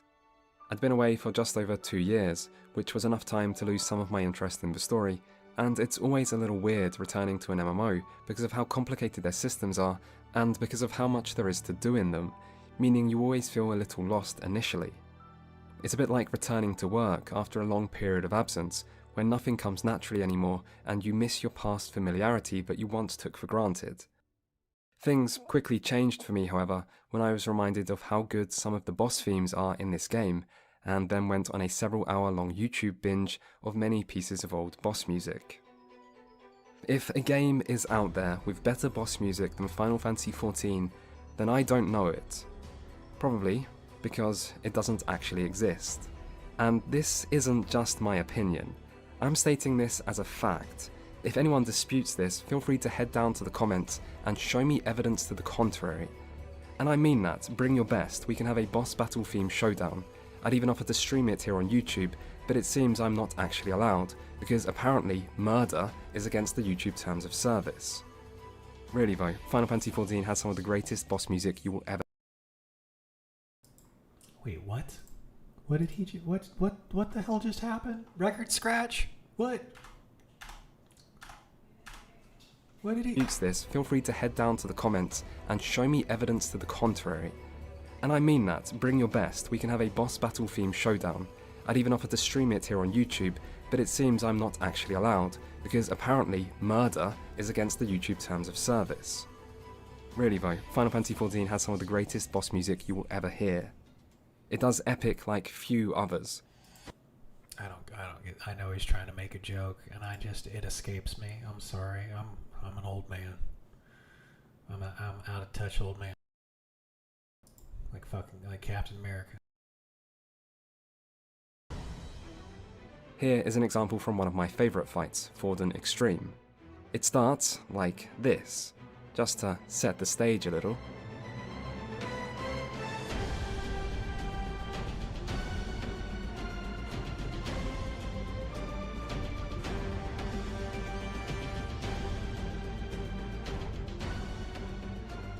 Then it builds with time. Then you get a little taste of the good stuff, but not too much. We've got a whole fight to get through here, remember? Just needs to be enough to make sure you're feeling it. And then it changes completely, with this more calming intermission for the ads phase, where it almost sounds like a separate song. But then this starts to build and build and build as you move towards the end of this phase and prepare for the boss's biggest attack.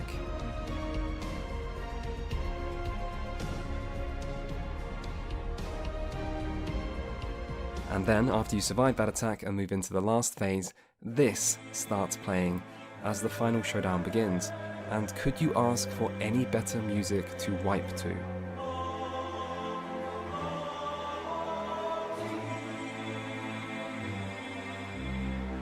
And there are many themes this epic.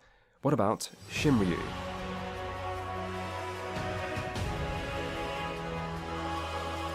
What about Ultima?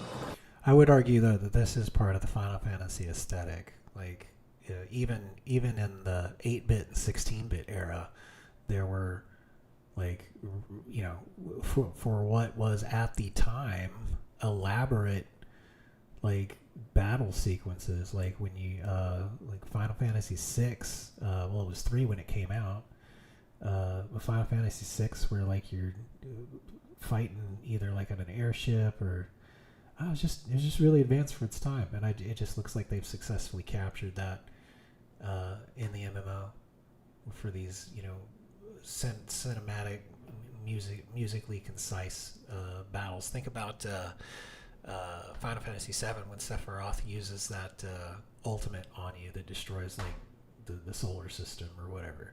That went along with the music.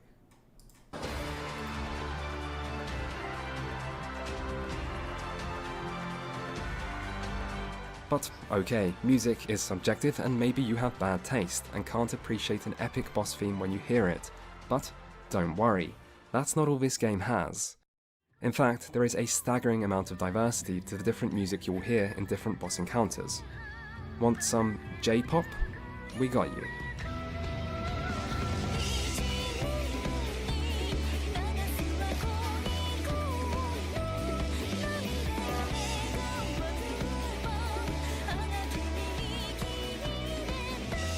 No, not the J-pop. Must not feel like in opening credits for anime.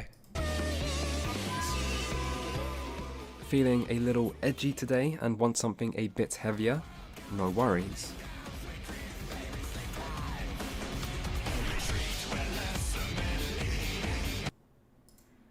This is not the music that I want to listen to when I'm trying to play a comfy non-PvP MMO.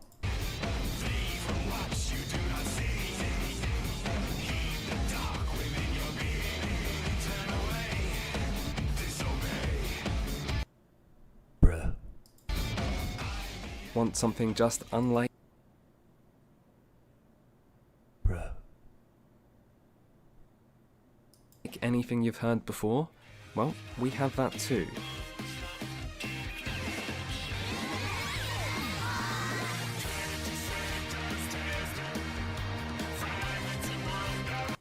Did they just Transformers?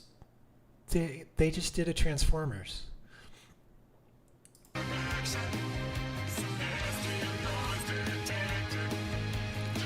Optimus Prime is gonna sue somebody.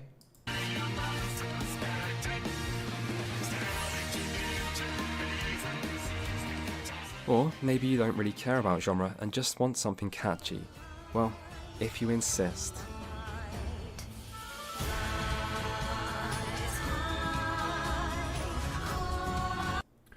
Oh, hold on. Now that actually interests me. Tell me, I would imagine that with the proliferation of technology and information, that there are a lot of people making new aftermarket components. Find me several examples of extremely high quality aftermarket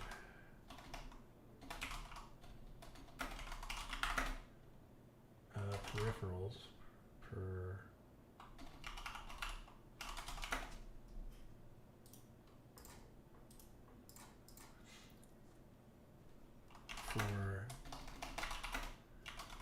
dance revolution. A friend mentioned he knows someone who just got a metal mat because they're hardcore.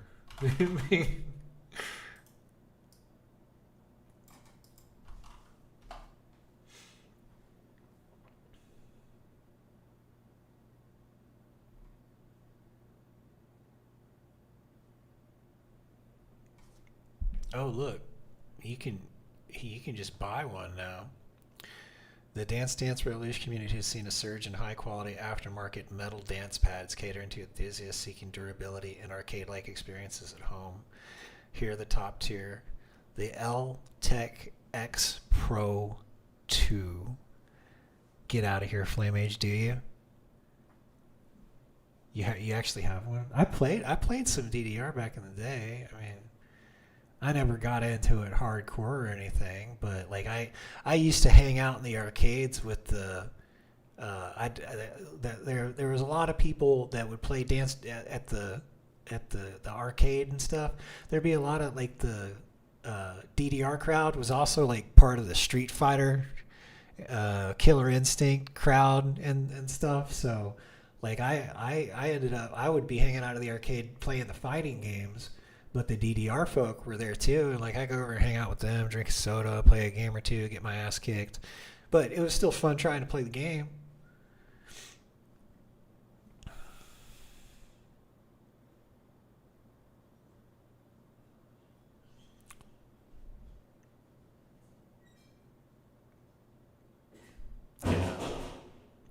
quarters away is pretty much it, huh? The LTEC 2 Pro is a choice among DDR players for its balanced and quality of affordability. It features a metal and polycarbonate construction, USB connectivity, and 100 hertz polling rate, and is compatible with multiple platforms, including PC, Mac, Linux, Android, iOS, PS4, PS5, Xbox Series, and Nintendo Switch. While some users have noticed sensitivity issues, modifications like the penny mod can enhance responsiveness. What is the penny mod? Do you put a fucking penny under it? Let's see. Let's check out the somebody be wanting. 1, 2, 3, and they assemble it that way, so it's each pad, and there's got to be some sort of metal superstructure. Oh, that's the mat for like the Wii. That ain't an aftermarket thing. A cobalt flux. Pads are renowned for their exceptional durability.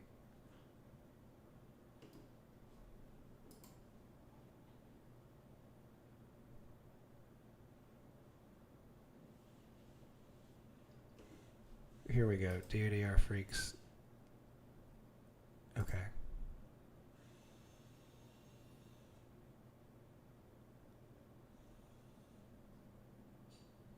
Oh, bro, we're looking at.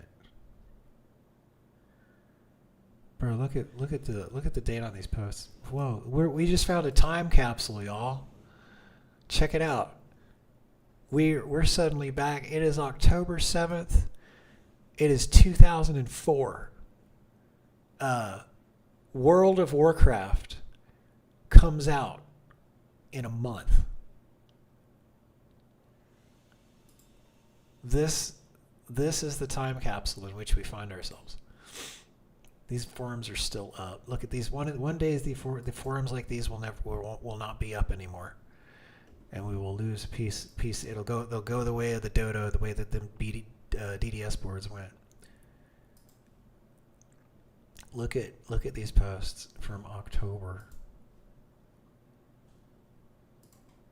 Oh my gosh! And these are all. Ooh, look at that. So they were even making badass aftermarket ones back then too, because that's a serious one.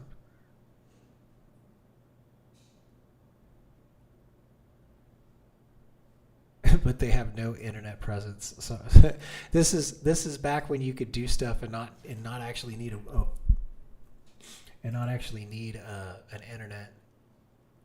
Have like this. There were whole companies that existed back in the day that didn't have web pages. Can you believe it? PlayAsia.com.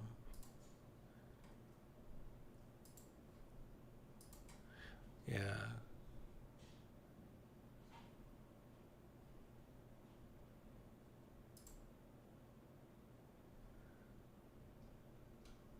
The oldest post on here. 2009. Well, that was. Oh, look at that photo bucket. Somebody had their avatar up on Photo Bucket, and Photo Bucket, it ain't there no more. This is back. This is a long time ago, y'all. This is the crazy world the internet used to be. How did we get here? Oh, the AI took us. It scraped something from. It gave us a link from a forum page that it scraped. The forum was back. The forum post was back in 2004. All right. Well, it does not surprise me that there was a bunch of badass aftermarket stuff for DDR equipment.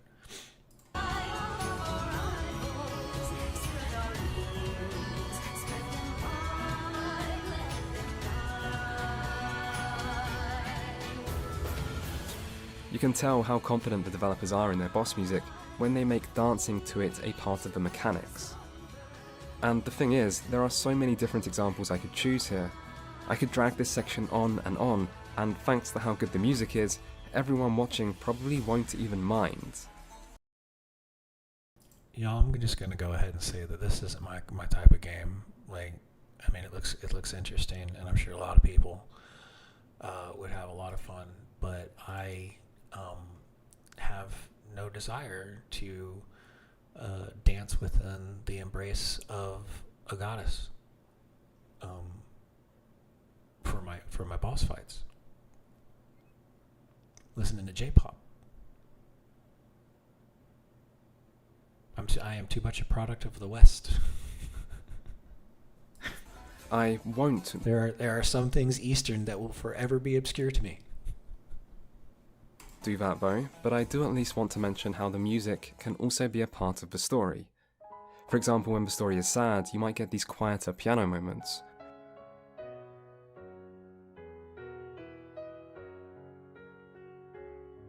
Or when the fight is a good-spirited competition between great warriors, the music then reflects that.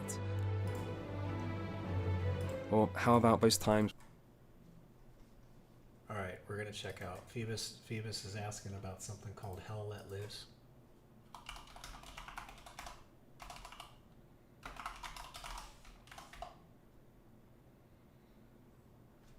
Hell Let Loose, the Eastern Front official trailer.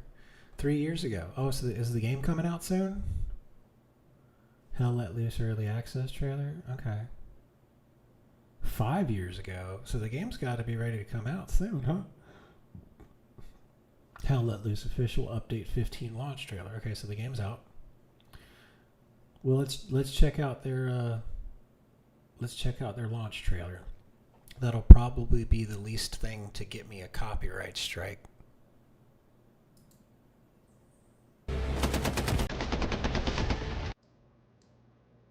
Peggy 16.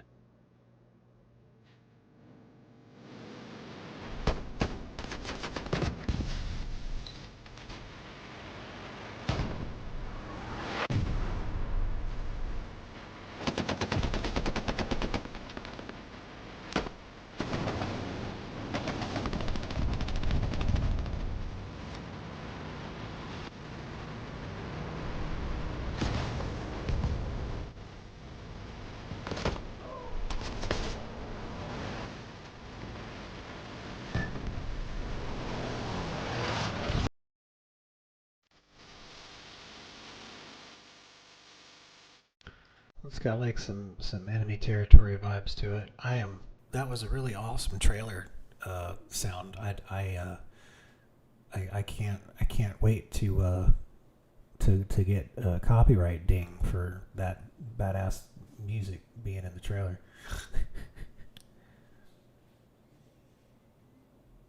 It does nothing to capture the oddities of the game. Oh, the game has oddities. Well, if you find a...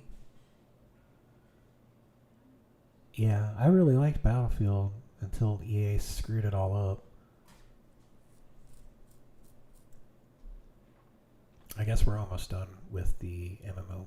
When the music from the trailer comes back just at the climax of the story, just before the final showdown, and then suddenly you realise that the trailer music that you've probably already played the hell out of, because you're the kind of loser who listens to video game music in your free time, don't try to deny that by the way, I know what kind of people watch my videos, then you realise that this trailer music that you already like wasn't just there to sound cool during some fancy CG. Bad Company 2 was the last good Battlefield game. Oh, it was so good. Cinematic used to promote the game. No, all this time, it actually existed just to describe this moment, and every line makes perfect sense now that you know the context. It was all for this instant, for this boss fight, and how the fuck can you not be hyped after something like that? Does life get better than this? You have your great story, your great boss fight, your great music, and I haven't even used any example from Endwalker, which arguably does crazy boss music setups even better, or mentioned any of the many remixes from other Final Fantasy games, or even the non-Final Fantasy stuff like the Final Fantasy infused mashups from Nier. What I'm saying is that this is not just a matter of opinion. In its widely varied and continuously rich totality, Final Fantasy XIV's boss themes are as good as it gets. All of this comes from sound director Masayoshi Soken, by the way, and you should make a note of that name, for it is one that deserves to be remembered for a long time to come. Still, if you haven't played this game, you probably can't understand how great this music is. I mean, sure, you can hear these themes as pieces of music and maybe think they sound pretty good, but that's not actually why they're so special. What really makes them are the memories we associate with them. All I need to do is go to YouTube and start listening to any of these themes for a flood of happy memories to come rushing over me. Players spend time with these boss themes, potentially hours and hours, and those are hours they won't just spend alone, but with friends, working towards a challenging objective together, having a good time, enjoying the music, enjoying the gameplay, enjoying the company, creating memories. And memories are a huge part of MMOs, and I don't think anyone ever acknowledges to what extent they shape our experience with them. Everyone who is a fan of MMOs has a vault of happy memories locked away in their minds that they can't help but return to at times. We all remember the first MMO we lost ourselves within, or that one guild that was just so much more fun than any other we've been a part of, or that raid kill we never thought we'd finally manage to nail down, or that time we did something crazy in PvP that no one would believe actually happened if someone wasn't there to witness it with you. But what happens when things change? Try to play almost any MMO you used to like, and the experience will be different to what you remember. You are returning to a childhood home to find that life has moved on without you, and this isn't the place you grew up in anymore. And it's sad, because of the memories, because you remember what was lost, because the game you care about is gone, and everything you do in that game now is a reminder of that. Empty servers, offline... This is why WoW, this feeling that he's talking about, it's why WoW's been around for so long. I think just a lot of people just keep trying to recapture that original WoW feel, but there's no way to actually do it. Friends, vacant cities, and forgotten guilds, but it's not. It was lightning in a bottle. Not just the people, it's the games themselves, with their new conveniences and missing features, and links to an in-game store that didn't even used to exist, and the old raid content no one does anymore, that used to mean everything, and now means nothing. And, even if by some strange miracle... Hey Vari, welcome to the stream. You aren't struck by that melancholic nostalgia, everyone else sure will be. You cannot play World of Warcraft without hearing people talk about how things used to be, about the good old days and what a travesty the game is now by comparison, and you will hear this again and again and again, and it's not a recent thing either. This is by no means unique to whatever the latest disappointment of an expansion was. World of Warcraft has been trapped by its own past since as long as I can remember, since before I even first played the game, and that is already over 10 years ago. But Final Fantasy XIV is the rare example of an MMO which isn't. Ever since the release of A Realm Reborn, this game has stayed true to its vision. The things this game used to be good at, its presentation, its story, its Final Fantasy themed fan service, its accessibility and new player friendliness, its inclusive endgame and its challenging group content, the game is just as good at today, if not better. And the things this game used to be bad at, the open world content, Is Hot Bunny Girl one of the playable races? having immersive dungeons and raids, the gameplay and pacing of the main story, everything PvP related, etc.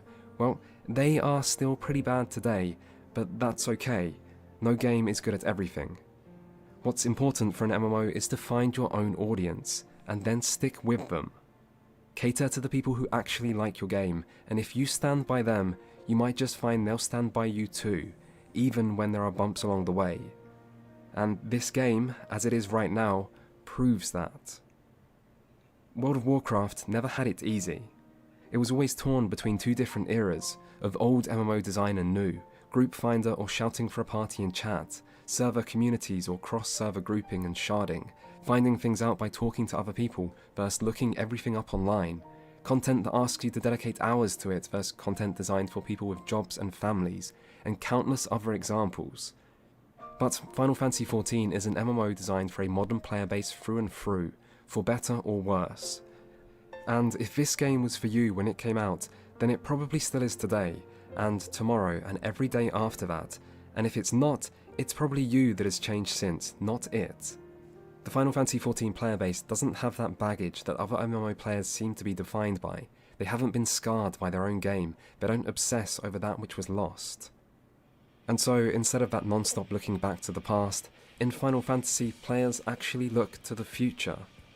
Where will the story go next? What are the next classes that will be added? Who's going to be the next Scion? Innocent questions, earnestly asked, with not a care given to what might be lost along the way. The future is bright here. The best always seems to be yet to come, and people are happy. They love their game, they love their game's director, and they have pride in their community, and maybe they can go a little too far in these regards, but that's okay, you can hardly blame them. It is a rare thing for an MMO player base to actually be content, and that positivity can be infectious. You will feel it within the game today, and God, what a sight that is to see in a genre as marked by disappointment as this one. Final Fantasy XIV is a game that is remarkable, not because of its lack of flaws, but because of its great success despite them. It is a game that truly did things its own way, and still does. And it is proof that the MMO genre is not dead yet, and won't be anytime soon. Most of all though, it is a game built on happy memories that are not just relics of the past. Final Fantasy XIV is a childhood home you can actually return to. And it's not over yet.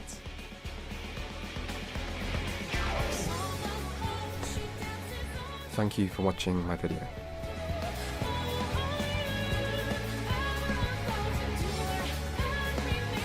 Yeah, what a good ending. Good editing. Let me give Buddy a like. Let me give that video a like. We're already subscribed to him, so good job. I probably spent more time actually watching that documentary than I should have. So I definitely wanted to check out this other one, which is a review of every CRPG from the last 10 years. So this will be a good review because he's gonna cover a lot of different things instead of just one game.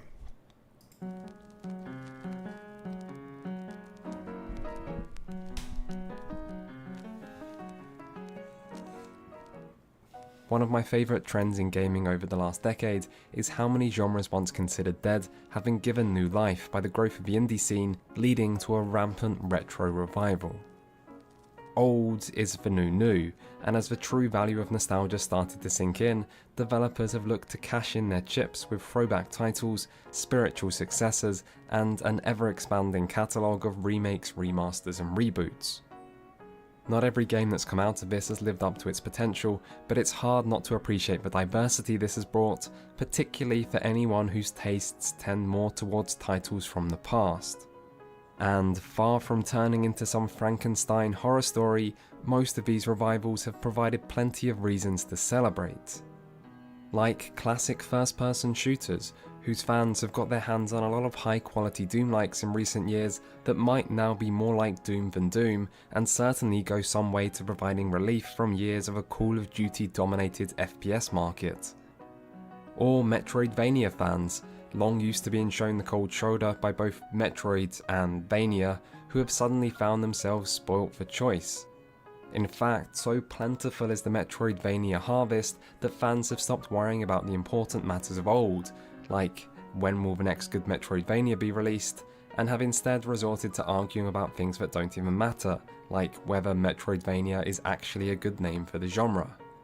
And then there are those still nostalgic for the good old days of the NES and Super Nintendo who now have enough pixelated homages to last until approximately the next Ice Age. All in all, it's a good time to be stuck in the past, which is pretty handy because the present sure isn't providing much to be hopeful about. But of all these genres now boldly walking where plenty have walked before, none are greater than the RPG.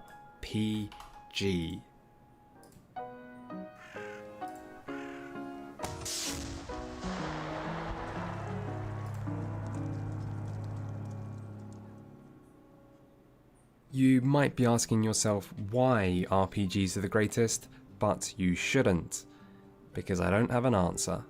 I just like RPGs and thought it sounded like a dramatic thing to say, which is good enough for me. I mean, I'm not going to sit here arguing about why one genre is better than another, but what I am going to do is to provide a review of every major CRPG released in the last 10 years, complete with comparisons between games and references to the classics of old, all to provide a useful and comprehensive guide to the genre designed for both experienced and inexperienced players alike. I don't speak to other people very often, but if I did, one thing I assume they'd say is, what CRPG is right for me? And that, my imaginary friend, is a good question. RPGs are long, and not everyone has time to play everything. And many gamer boys and girls were too young to experience the CRPG genre in its glory days, and so may not have any idea where to start. Or maybe instead you're an older fan with a higher pedigree of RPG knowledge who just wants to know how certain newer titles stack up to their inspirations. And that, and more, are things that this guide will cover. But before we can get to the meat and potatoes of this appetizing discussion, we need to tackle the endlessly frustrating yet obligatory topic of defining what the hell is a CRPG. For this, we'll need to go on a little tangential history lesson, but don't worry, stick with me and all will be explained. So, you may have noticed a sneaky little letter C crept into the discussion while you weren't looking, and it's this C that causes all the problems. Most people know the term RPG. It's an acronym that stands for role-playing game. What exactly is a role-playing game isn't very well defined, but that doesn't matter too much because most people have enough familiarity with the term to intrinsically have a good idea of what is and isn't an RPG. However, as a label, RPG is broad, and over time different things have started to branch off from it, leading to subcategories like JRPG, ARPG, and CRPG. So, CRPG is a type of RPG, one branch of an easy to recognise tree, and therefore the key to defining it is as simple as looking a little closer at what the C stands for. Except, it's not. You see, hard to imagine as it may be, there was once a time when video games didn't exist and people had to participate in other hobbies as a means of entertainment, with popular pastimes including playing outside, listening to the radio, or beating your wife. These dark ages didn't last forever, but before video games really had a chance to take off, a bunch of nerds got together in a basement and invented Dungeons and Dragons. While less popular than slapping your spouse, and also at times a good deal more controversial, Dungeons and Dragons, along with other role-playing games, still became very popular, and so these role-playing games that predated their video game counterparts had a big influence on certain early video games like Ultima or Wizardry, which both drew heavily on the pre-existing role-playing games for inspiration. As an RPG in video game format was different than a traditional role-playing game, a term was needed to differentiate between the two, which is where CRPG comes from. It means computer role-playing game, as opposed to what was at the time normal role-playing games, i.e. non-computer role-playing games, which are also known as pen and paper, tabletop, or traditional role-playing games. Take your pick of which term you like, because each has its own problems, none of which we are going to concern ourselves with today. What's more important is that these are different to video game RPGs, and so the term CRPG makes sense. We can follow this logic to conclude that all video game RPGs are CRPGs. Simple, right? Wrong, because while this was once true, it's not really the case anymore. As it turns out, logic and labels aren't always best buddies, and over time the meaning of CRPG has morphed into something more specific. This is because as role-playing video games evolved, several subcategories came into existence. Examples include Japanese RPGs, action RPGs, dungeon crawl RPGs, and so on.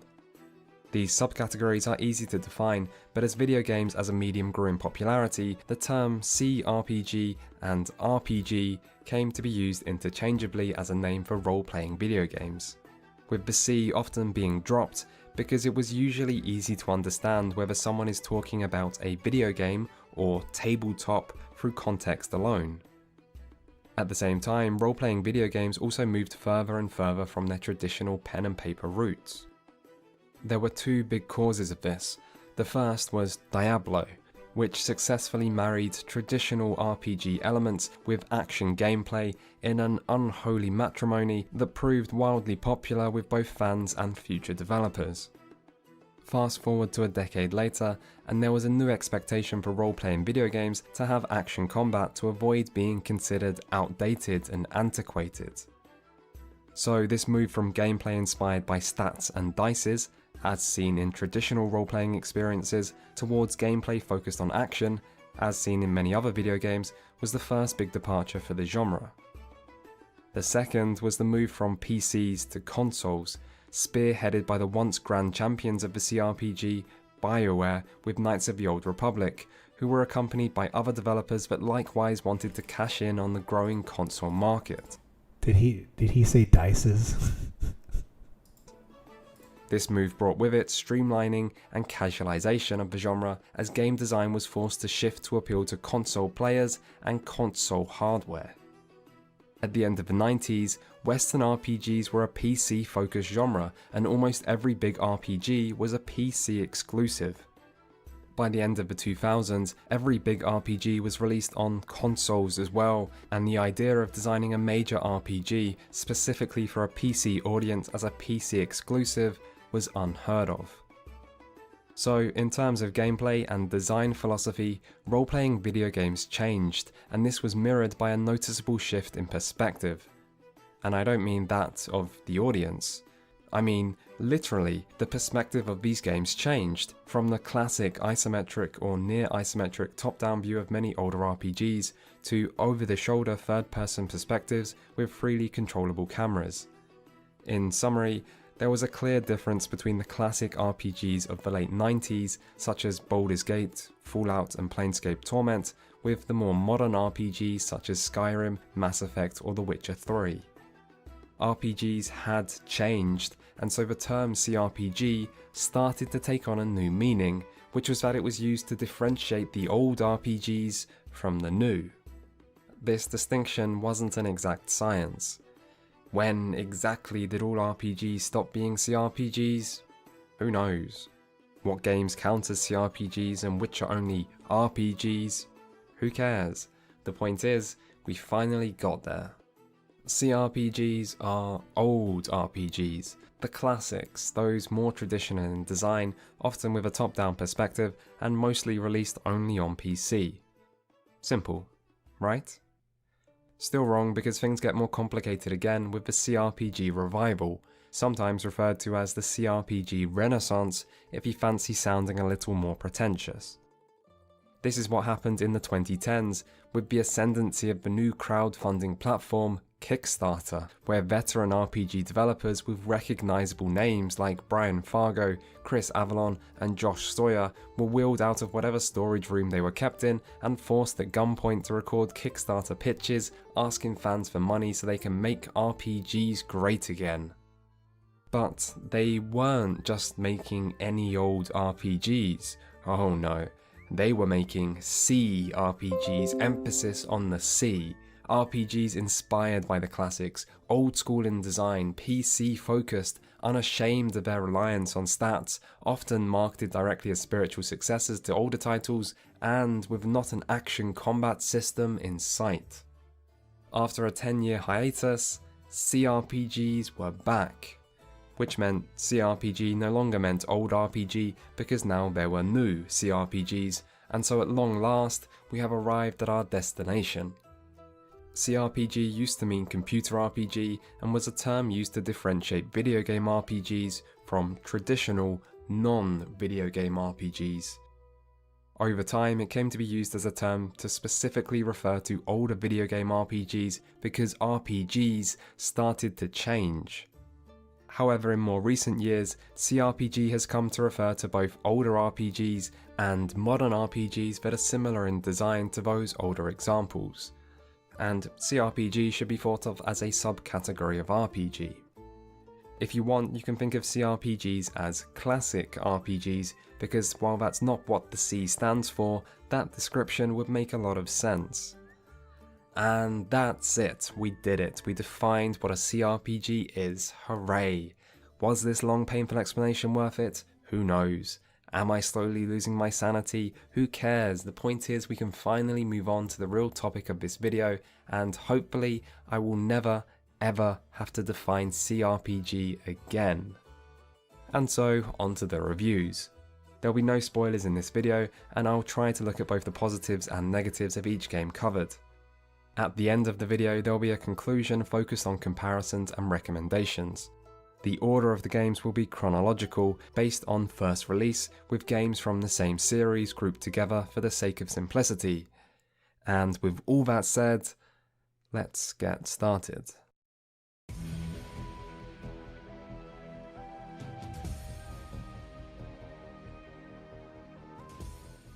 Shadowrun is a cyberpunk pen and I played a good amount of Shadowrun. I really wish that it was actually more advanced. The recent CRPG Shadowrun, it's not enough depth to it, in my opinion. Would have been great if things were even more advanced. I think the most enjoyable combat that I've had on a CRPG recently, the most recent one I played was Mechanicus. And I haven't played the second one, but I played the first Mechanicus, and later on you start feeling pretty powerful when you spec your characters the right way. Paper role-playing game, first adapted into video game form on the Super Nintendo, and then brought back 20 years later as a faithful turn-based CRPG. As with the majority of the games we'll be looking at, this was facilitated by Kickstarter, and Shadowrun Returns is notable as the first CRPG that came out of the Kickstarter boom, as it was released in mid-2013. Shadowrun Returns was followed up by two sequels, Dragonfall in 2014 and Hong Kong in 2015. All three games are built on the same engine and share many similarities, the most obvious of which is the setting. This is one of Shadowrun's biggest draws. Although not as common as fantasy, there are still several cyberpunk traditional role-playing games, and Shadowrun is the most popular by a long way. On the surface, it has all the staples you might expect from a cyberpunk RPG. Out-of-control corporations, boundary-pushing cybernetics, shadowy conspiracy theories, you know the deal, but Shadowrun then takes a plunge into the unexpected by taking a big handful of classic fantasy tropes like dwarves, elves, dragons and magic, and then throws them all into the mix as well, making for one great big melting pot of cliché that goes so far it starts to develop a flavour that's distinctly original. That urban fantasy side to Shadowrun is what gives it its own feel, and that's one of these games' biggest draws. Cyberpunk RPGs are already a rarity, and Shadowrun's unique take on the setting has proved popular with fans, although personally I'm not sure how much the fantasy elements add to the setting. A setting isn't better just because it adds more things, and part of the appeal of Cyberpunk is its degree of plausibility, that it's a near future setting that feels possible, and adding magic and dragons conflicts with that. But even if that side of the setting doesn't appeal to me, I'm probably in the minority with that opinion, and these games are able to take advantage of the pen and paper RPG's rich lore and fleshed out world. The same can be said about the game's mechanics, which are a mostly faithful recreation. This means there's a larger focus on individual skills rather than preset classes, and a high degree of flexibility in how you build your character. That means there's a range of weapon skills alongside several types of magic and some more tech-based options, the more unique of which allow you to fight using remote-controlled drones or hack into a traversable 3D matrix to battle with advanced security systems. Combat is turn-based with a large focus on cover and percentage hit chance, making it outwardly very similar to XCOM, although all actions are governed by a single pool of AP or action points, like in classic Fallout or many other RPGs. And as you progress through the game, you'll start to accumulate a decent range of skills, spells and items, opening up more options for you to flex your tactical muscles. Overall, combat comes across as very serviceable, although it rarely goes far beyond that, being reliably good but rarely great, and the same could be said about the presentation. There's no voice acting in these games, but otherwise the graphics aren't bad, having a clean but stylish appearance that works well. One thing that does make the Shadowrun games stand out more is how stripped down they are compared to many of their CRPG peers. From the simplistic and tablet-friendly UI, to the mission and hub-based structure the games are built around, to the short but to the point overall length. One big weakness of the RPG genre is that games can be so heavy on information that it can confuse, frustrate, or just bore players. They involve too many numbers and too many different systems, combined with large worlds and slow plots. As far as CRPGs go, the Shadowrun games are by contrast one of the few examples of the genre that doesn't feel any more complicated than it needs to be. Even something like loot, a staple in most RPGs, is restricted to just being upgrades you can buy in a shop and equip before missions. It will depend on your perspective whether this is a good thing or not. Many people like CRPGs for their complexity, but this does mean that the Shadowrun games could be a good entry point to the genre for inexperienced players. And even if some of the fat has been trimmed, the Shadowrun games still retain much of the core features that you'd expect in an RPG, including frequent skill checks, missions with multiple solutions, and branching story choices. The final thing to be aware of about these games is that there is a big jump in quality from the first game to the second, so much so that players should strongly consider skipping Shadowrun Returns altogether and moving straight to Dragonfall. There aren't any story reasons for why you need to play these games in order, and not only does Dragonfall have a much better main story, which focuses on what might be the setting's most interesting inhabitants. That is a good point. Skip Shadowrun Returns and go straight to Shadowrun Hong Kong. That's probably. I was just mentioning the complexity earlier, so yeah, that's a good point. Dragons. It also has a full set of fleshed out and well written companions. It's actually he makes a really good point. Like if you want to introduce people to the CRP genre, get them to play Shadowrun Hong Kong. That's probably the best. We got another CRPG Rogue Trader that I should probably start streaming. I know I'd really enjoy streaming that one. I played a little bit of it, but I haven't streamed myself playing any of it. So maybe we'll start picking that up again later on. But I still got to pay. I got to apply to like at least 2 more jobs. I've applied to 3, maybe 4. Let me see. 1, 2, 1, 2.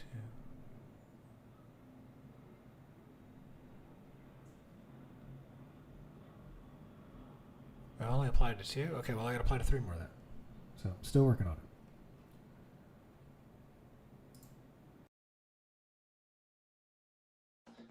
In Shadowrun Returns, you play as one character and then bring some personality-less goons along with you to missions, which is one streamline too far. Dragonfall's party members instead add a lot more personality to the experience, and unless you're sure you want to play all 3 games, skipping Returns and going straight to Dragonfall makes a lot of sense. There is always the 3rd game, Hong Kong, which sits in the middle of the 3 in terms of quality for anyone that wants more Shadowrun after finishing Dragonfall. So the best thing about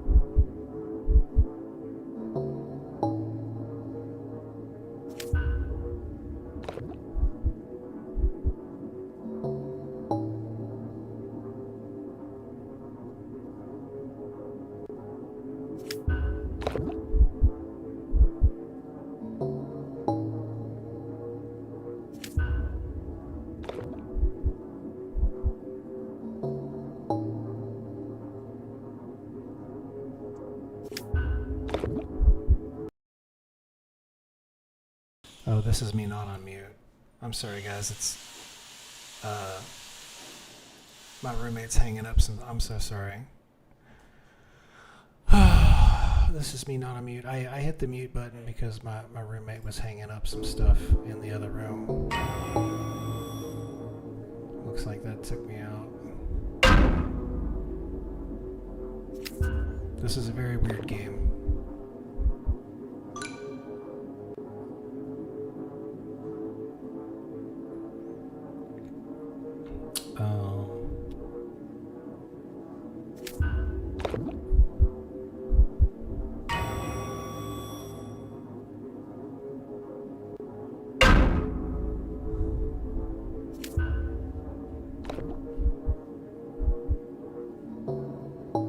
Okay, now watch this. I'm gonna skip my turn. And then he can destroy it, I guess. Okay.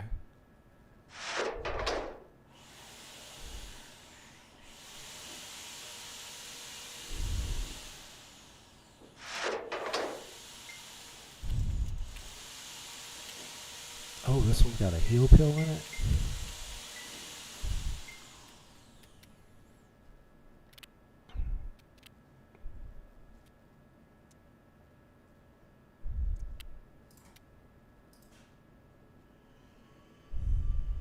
Oh no, that was a death pill.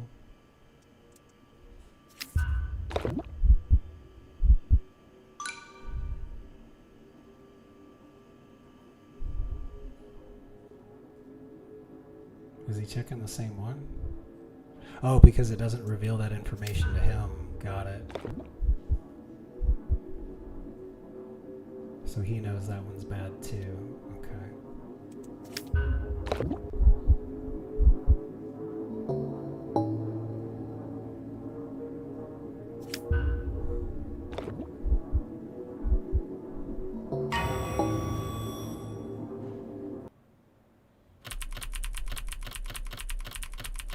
Okay, I won. He only had 1 hit point left, and we only had 1 hit point too. But yeah. Okay, well that was something else. That was crazy, yo. Let me see if my roommate needs any help hanging some stuff up. The Shadowrun games are the setting and the streamlined approach to RPG design, which is something that might appeal both to inexperienced players as well as anyone with less free time on their hands who still wants to be able to finish a good RPG. The main weakness of the games is their simplicity, which could easily be too simple for some, as well as an overall lackluster first game. If Cyberpunk's your thing, Dragonfall at least is well worth checking out.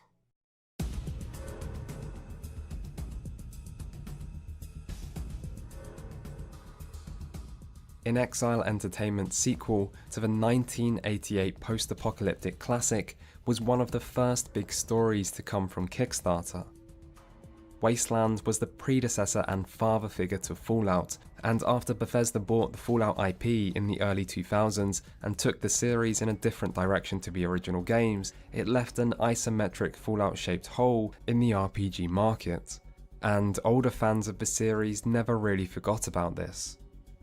And then, many years later, along comes Wasteland 2 on Kickstarter, accompanied by several big-name ex-Fallout developers, and with it the dream of a faithful Fallout 3, the game fans always wanted but never got, was reignited. It should come as little surprise that the Kickstarter for Wasteland 2 broke records, but it also found itself with very big shoes to fill. It didn't just need to be the spiritual successor to 2 of the most beloved CRPGs ever made, it also had to prove the superiority of the old school RPG design to the world. This was the original Fallout vs Bethesda Fallout grudge match people had longed for, and Wasteland 2 found itself as the people's champion, being expected to step into the ring with a Goliath. Hopes and expectations would likely play a big role in how one perceives Wasteland 2. We are now 6 years after its release, and even though a sequel is right around the corner, it's still pretty obvious that this game wasn't the fabled Fallout killer some might have prophesized. That doesn't mean it's not a good game, but for some, good wasn't good enough. Despite this, Wasteland 2 still delivered a lot of what it originally promised. It is an old school post-apocalyptic CRPG with lots of stats and lots of choices. The influence of Fallout can be quite noticeable, particularly in some of the less important details like how you can inspect parts of the environment with right click to get a text description of your surroundings, or how you traverse the world map. In other ways, however, Wasteland 2 feels like its own thing. The best difference is probably how you create a party of 4 characters at the beginning instead of just 1. Not only does this allow you to build a more diverse team that can take advantage of a vast range of different skills, it also means Wasteland 2 improves upon the older Fallouts in at least one aspect: the combat. Fallout features a turn-based battle system, but you only control a single character, meaning encounters always... I'll be listening to this over my headset, but I'm going to take a little bit of a longer bio break. Be back in like 10-15 minutes. ...remain fairly simplistic. Wasteland 2 gives you total control of your entire party, which can be increased up to a maximum of 7 members, and this adds some much appreciated depth to an otherwise fairly straightforward combat system. On the other hand, the setting doesn't do a lot to differentiate itself. It would be unfair to criticize Wasteland's setting for being too similar to Fallout because Wasteland originally came first. That said, there isn't much about this world that feels very unique. In Wasteland 2, every place you go to seems to have its own wacky post-apocalyptic story for you to uncover. Individually, these stories can be enjoyable. One location has a group of self-destructing monks who worship an undetonated nuclear bomb. Another has a society where being polite is held as the highest virtue and is enforced through brutal violence. Other locations have warring tribes or mutated wildlife or murderous robots, and each is fine, but they never come together to make a very interesting whole. There's a weakness to the world building where each location comes with its own problem for the player to solve, but in the end, each location feels like it only exists to be a problem. And despite how much personality individual places or factions can have, there's no sense that the world itself has much of an identity. It doesn't help that the player's own faction, the Desert Rangers, whose quest to sort out the wasteland make up the main focus of the storyline, are completely uninteresting. Although if you do persist with the game, you'll find the second half to be much more engaging narratively than the first. Persisting with Wasteland 2 can be a little tough, however, as this game is slow. You spend lots of time walking across zones or across the world map. NPCs you talk to have a lot to say, maybe a bit too much. Combat encounters can take a while to play out due to the turn-based nature combined with a large number of participants, and managing your many characters' inventories takes its toll. Some questionable design decisions also don't help, like how skill checks are percentage based but can be tried multiple times, leading to each one potentially taking a lot longer than it should.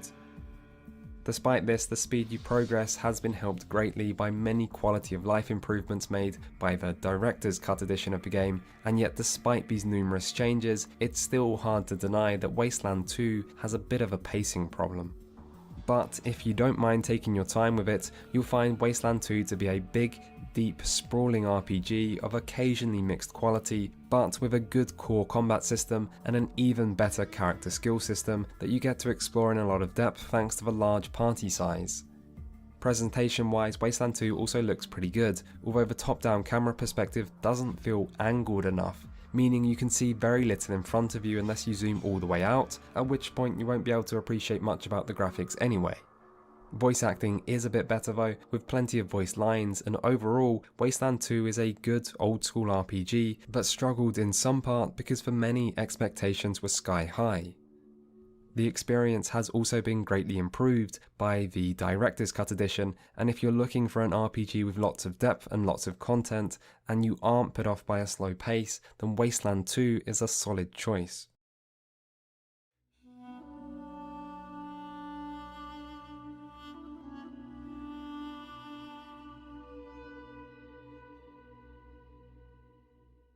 Divinity Original Sin and its sequel might be the most successful of all games in this video. Like several others, Larian Studios were quick to jump aboard the Kickstarter hype train, but they did so with a lot less fanfare than some of the other adopters.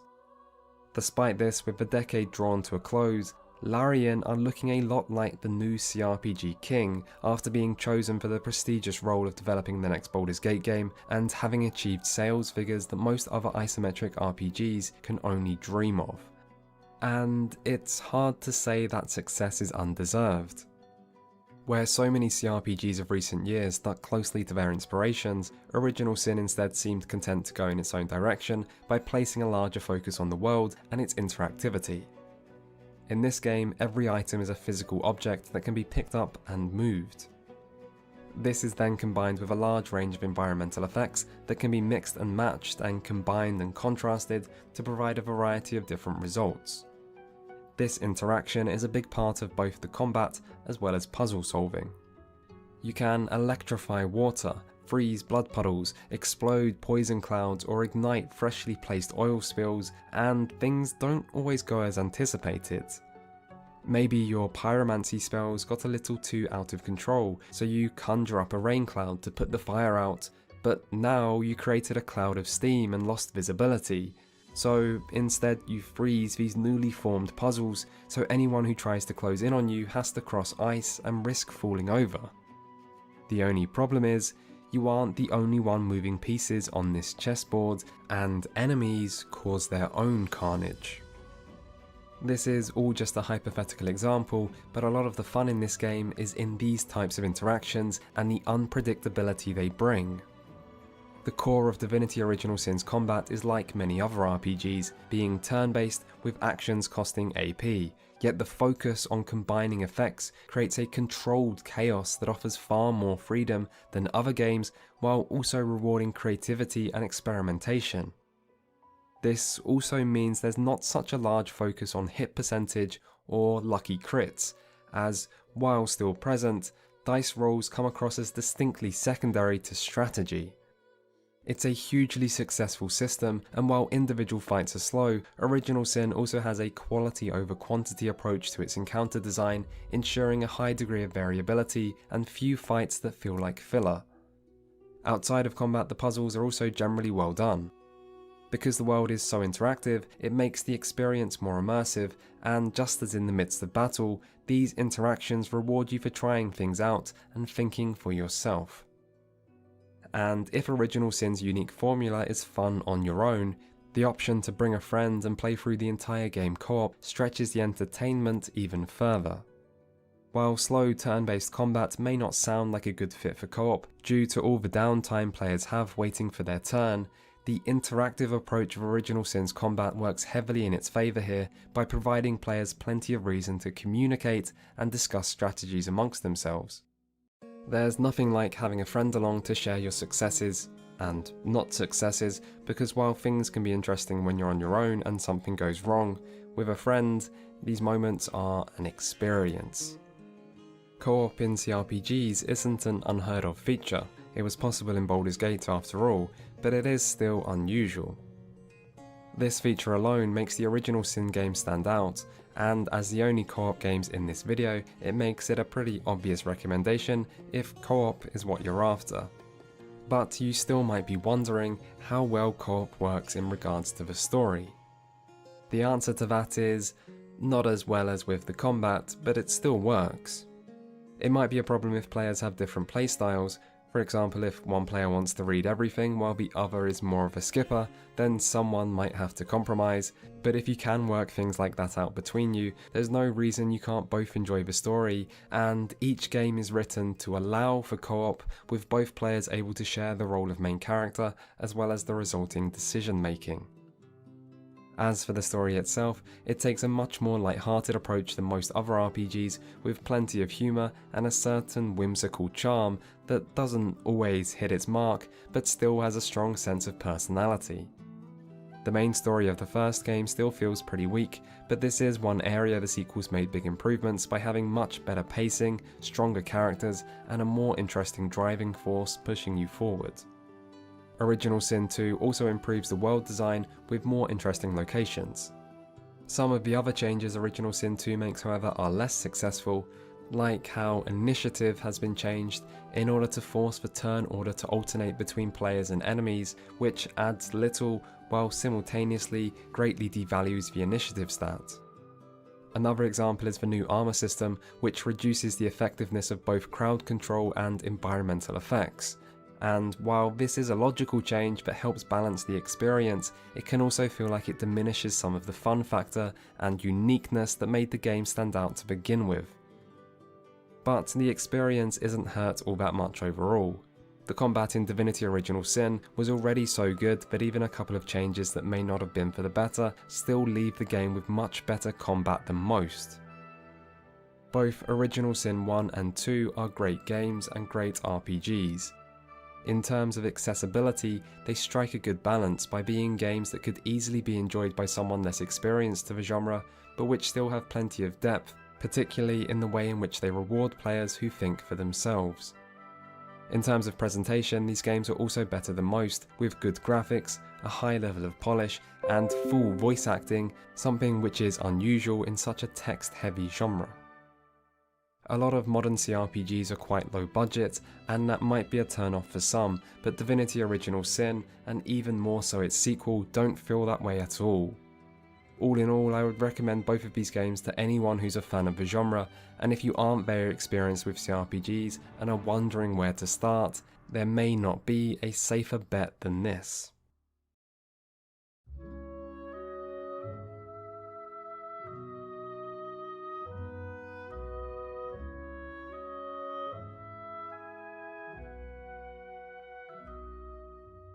There are few RPGs remembered as fondly by fans as those made on BioWare's Infinity Engine, which produced the likes of Baldur's Gate, Icewind Dale, and Planescape Torment.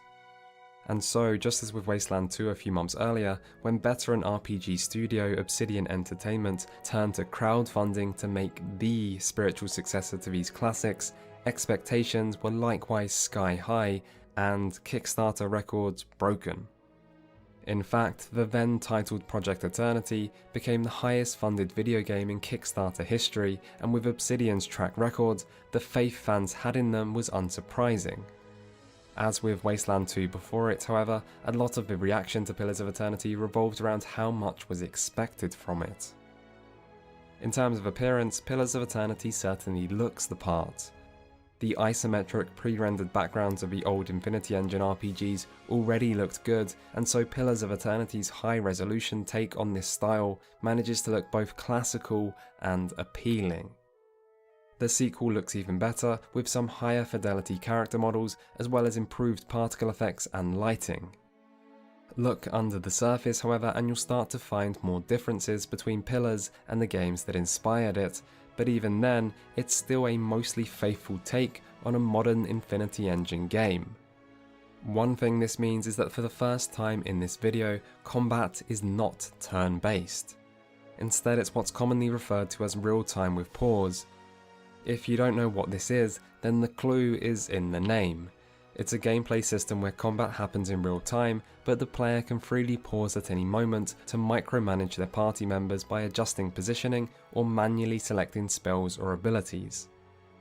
If you don't take advantage of the ability to pause, then combat will happen fast, probably far too fast, and you won't be able to effectively utilize the tools at your disposal. If you do pause often, however, you might start to find the options to micromanage are plentiful. Possibly too plentiful, and you might find yourself overwhelmed, but there is a distinct appeal to a combat system that gives you a lot of options and then leaves it up to you how much you want to take advantage of them. It means you can speed through easy fights, and then when the going gets tough, you can painstakingly plan your every move, and it's that level of complete control that's so satisfying. As someone who grew up playing these types of games, this is a combat system I love, but I might be in the minority as many RPG fans prefer turn-based systems. It's also not a combat system that is very new player friendly, because while in turn-based combat actions happen one at a time, making them easy to follow as you can clearly see what's happening and what this causes as a result, in real time with pause, actions instead happen quickly and simultaneously, making them hard to keep track of. So real time with pause is a faster paced but messier alternative, and if you've never played a real time with pause game before, then Pillars of Eternity might actually be a good starting point due to a number of changes and tweaks made by Obsidian in an attempt to modernize and improve the experience. It's within these changes, however, that Pillars of Eternity might start to lose favour with some older CRPG fans, because even if there are no individual changes that radically alter the experience, the net result still alters the overall feel of the game. Where the older Infinity Engine games could come across as slightly uneven, Pillars takes a more measured and safe approach, but by losing some of the sharp edges, it might also lose a bit of the excitement. This is not just because some of the small changes made to combat itself, but also because those old Infinity Engine games were based directly on the Dungeons & Dragons rule set, whereas while Pillars takes inspiration from D&D, it still uses its own purpose-built systems that put a larger focus on balance. For example, in D&D, one point of strength can make a big difference in a character's effectiveness, and this approach can heavily reward clever min-maxing. However, in Pillars, every stat increase brings a flat improvement that by comparison has a much smaller impact. Which approach you prefer is a question of preference, but it's within this kind of minutiae that you start to understand why some older fans were disappointed by the changes Pillars of Eternity made. As for the setting, it also takes heavy inspiration from D&D, and while this flavour of familiar fantasy can be seen as nostalgic, it could also be seen as a bit generic. From the enemy types, to the classes and races you choose from in character creation, or the woodlands and towns you go through as you travel, the examples of anything truly original are few and far between. Pillars of Eternity 2 goes some way to remedy this by swapping the medieval Europe-style forests to a pirate and colonial-themed set of islands, and this change comes along with a much more interesting overworld that does a lot to make exploration actually exciting, as well as a slightly less impressive pirate ship for you to pilot and upgrade. You can also fight with this ship, but the less said about this feature, the better. The stories of these games focus on the idea that souls are physical things, whose essence is what facilitates the cycle of life and death, as well as magic. Pillars of Eternity takes itself very seriously, possibly to a fault, but there's still a valid attempt to move beyond a more typical high fantasy story by introducing concepts of theology and philosophy, and Pillars deserves at least some respect for treating its audience like adults. The downside to this is that the story can seem slow and dense, with heavy amounts of exposition, particularly at the start of the game, where the large amounts of lore dumped in the player's lap might successfully fill in the details of the world, but fail to establish any reason for the player to actually care. If you do follow the story to its conclusion, then there is narrative payoff at the end, but the story still might struggle to ever get players invested enough in the first place. And while the first game does finish strong, the sequel then meanders about aimlessly, leaving everything important to a yet-to-be-announced third game that may not even end up being made. Pillars of Eternity 2 does improve with its factions, which were particularly forgettable in the first game, but this, alongside the improved setting, makes the lackluster main story in many ways even more disappointing. Still, at its best, Pillars of Eternity does manage to feel quite epic. The games are heavy on content, the lore is expansive, the character building allows plenty of options with lots of interesting builds, and the sequel takes this even further by adding multi-classing. Plus, in addition to the normal dungeons and side quests, there's also stronghold management in the first game, which becomes ship management in the second, and the large scale of the games is matched by a consistent level of polish, with plenty of high quality voice acting in the first game, and the sequel going even further by having fully voiced dialogue. Pillars of Eternity firmly represents the old but new philosophy to CRPG design, and while it doesn't always manage to take the best from both worlds, its attempt to synergize these two camps still often comes close. There's always a risk that by trying to appeal to both modern and older audiences, you end up not going far enough to please either, but I can respect Pillars of Eternity for making an earnest effort to improve on its inspiration, even if I don't think it was fully successful. Play this game if you don't mind real-time with pause combat and are looking for something polished.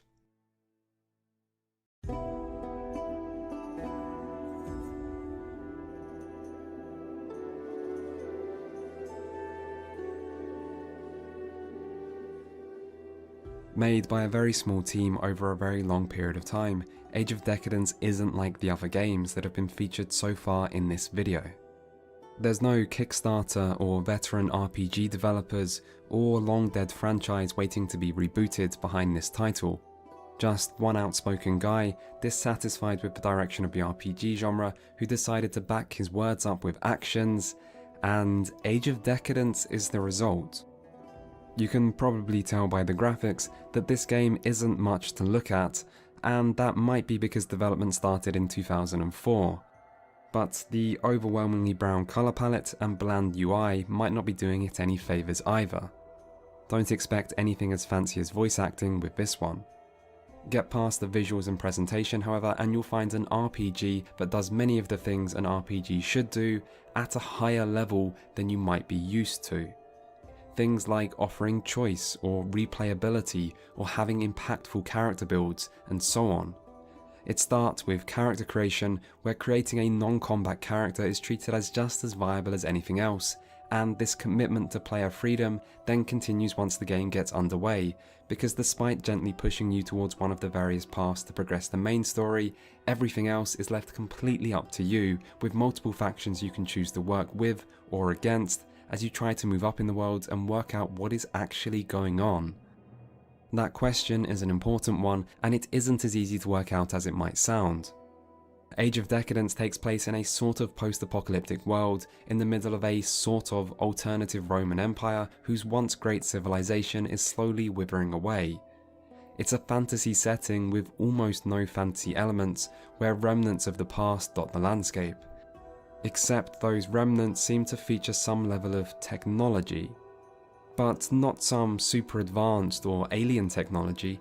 No, instead it's technology the player might be familiar with, but which the world's inhabitants have only a minimal level of understanding. You can listen to a loremaster talk about commanding fire elementals to bless ore, and realise the thing this loremaster's doing isn't any kind of magic. He's operating a smelter, even though he doesn't really understand how it works. It's that mix of mysticism with real-world knowledge and how the player's understanding can be different to the in-game characters, which makes the world building really effective and adds a lot of intrigue and mystery to the setting. The main story itself isn't quite as good, but the way it unravels bit by bit and only as a result of the player putting things together themselves is still very interesting. As for combat, it's once more turn-based with AP, with you controlling a single character. This can make big battles feel quite uninvolved, as you spend the vast majority of them watching other characters take their turns, with your own impact on the battle often feeling quite limited. Single combat isn't that much better, as although there are different attacks you can perform and consumables to use, this still isn't the most complex battle system. And if group battles aren't very engaging and 1 vs 1 fights are simplistic, it's probably safe to say that combat isn't really this game's strong point. But what Age of Decadence does do well is make you appreciate your character's abilities in battle. If you decide to play as a combat-focused character, it feels good to be able to hold your own in combat, and to know that when push comes to shove, you're more than capable of hitting back hard. Meanwhile, if you play as a less combat-focused character, victory in battle can't be taken for granted, and so you'll be grateful for every fight you get out of alive. You'll also start being careful about what fights you get into. Just like in real life, whether you engage in combat in Age of Decadence is nearly always down to player choice, and learning to walk away is a very valuable lesson. It's also the case that other NPCs might not be so eager to see things come to blows, which makes a lot of sense because, generally speaking, fighting to the death is dangerous, and so not everyone wants to gamble with their life. This is something that seems blindingly obvious, yet so few games actually follow this logic, which makes Age of Decadence's more realistic approach feel remarkable. Where Age of Decadence is most successful, however, is how it forces players that want to be good at combat to have to commit to that path, which means missing out on other things, and those other things are important. For example, a combat-focused character might not be able to understand all that much about the storyline, or might struggle with situations that require a careful choice of words, which there are lots of. It's this approach to RPG design that makes Age of Decadence so replayable, while also being so rewarding. You can't do everything, you can't even come close, and so your character build and the choices you make matter a lot more than in most other RPGs.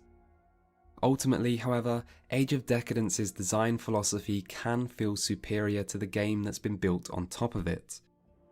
This is a game that shows its low budget in more ways than one, and it lacks that amazing storyline or a really enjoyable combat system that it feels like it needs to carry it all the way to greatness. It's also a game that comes with a healthy side of frustration. You can easily find yourself in an unwinnable fight, and sometimes loading an earlier save might not be enough. For example, if you start the Imperial Guard questline in the first town, you'll end up in a series of missions that will take you into harder and harder battles, with no way to go somewhere else and improve your character in between if you get stuck. Of course, this is only the first town, and you can always start over. Age of Decadence is quite short, but it makes up for this in terms of replayability. It's also a game that doesn't waste the player's time, with no filler fights and the ability to fast travel even to locations on your current map. Sometimes it takes this approach a little too far, with quests skipping you straight into conversations with the next NPC, which makes the game feel overly small and closer to an interactive choose-your-own-adventure game than an immersive RPG, but this is a more minor gripe, and what the developers have achieved on what is obviously a very limited budget is still impressive. I'd recommend Age of Decadence to anyone who has an interest in good RPG design, or anyone that highly values choice and consequence or replayability. Less experienced RPG players should probably skip this one, however, and as impressive as Age of Decadence can be, you should also know that there are more well-rounded games out there.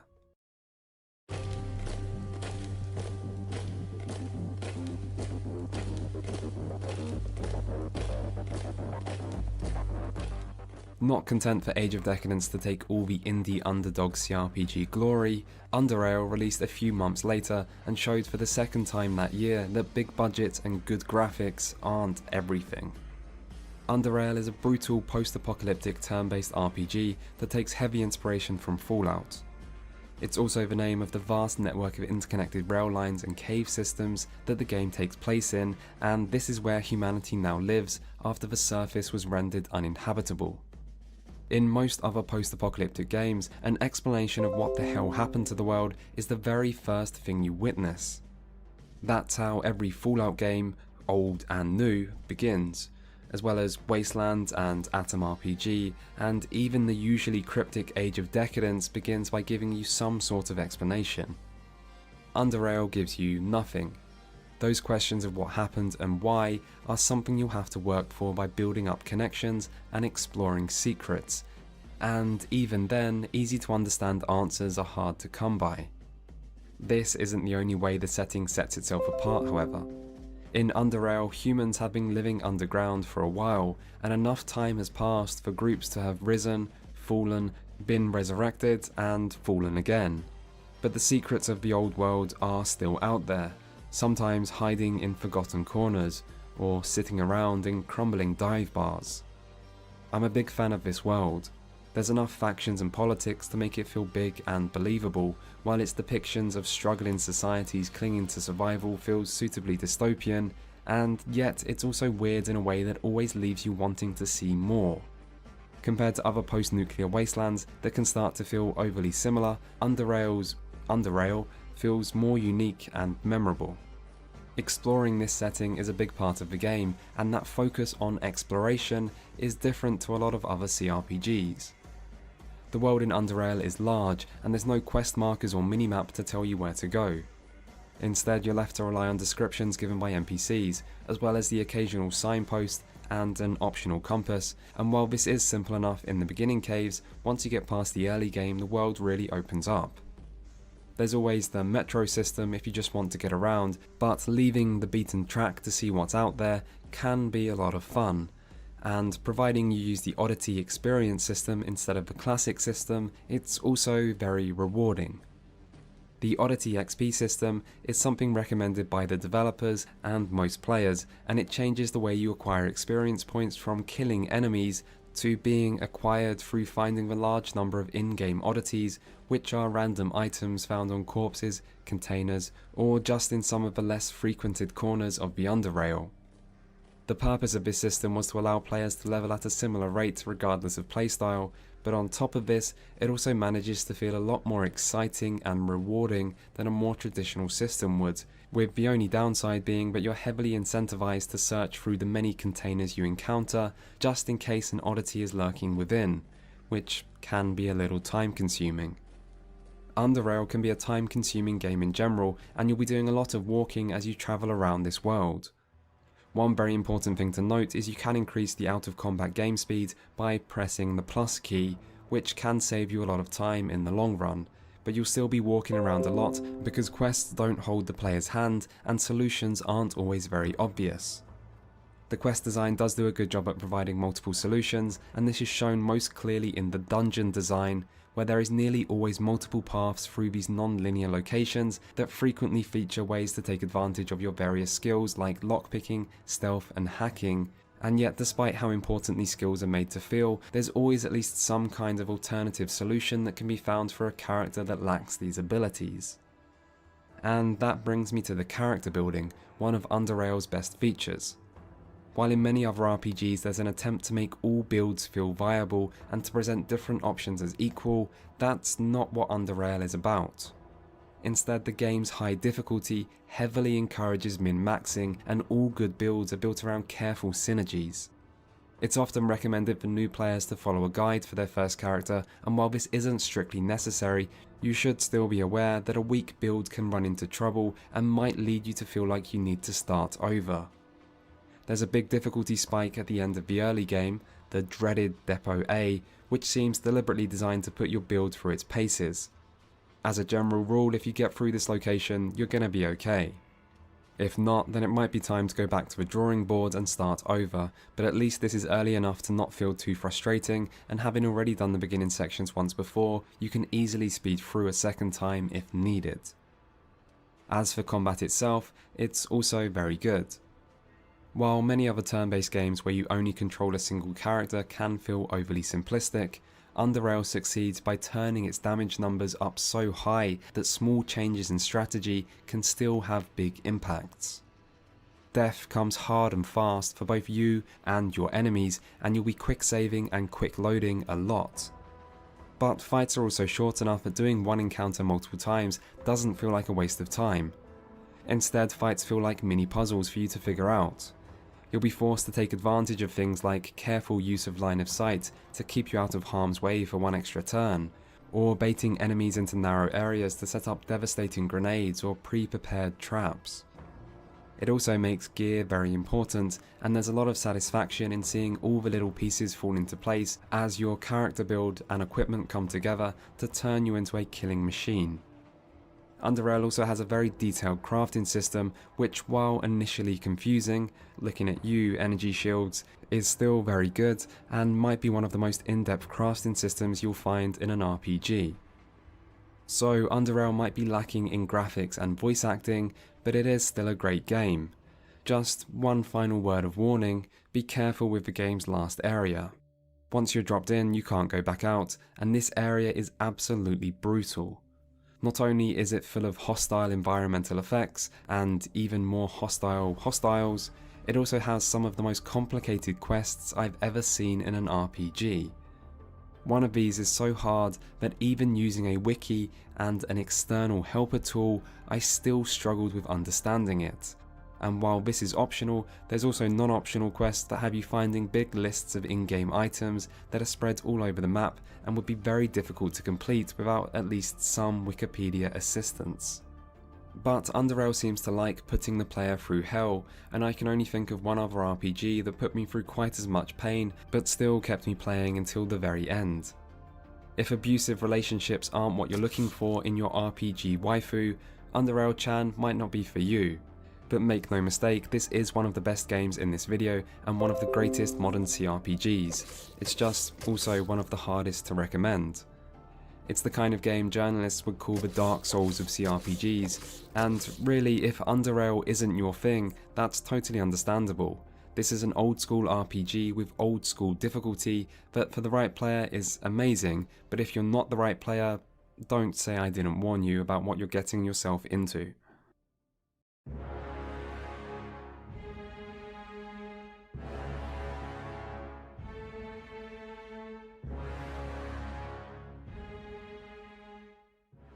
As the second modern CRPG to be released by Obsidian Entertainment, 2016's Tyranny is a bit like Pillars of Eternity's little brother.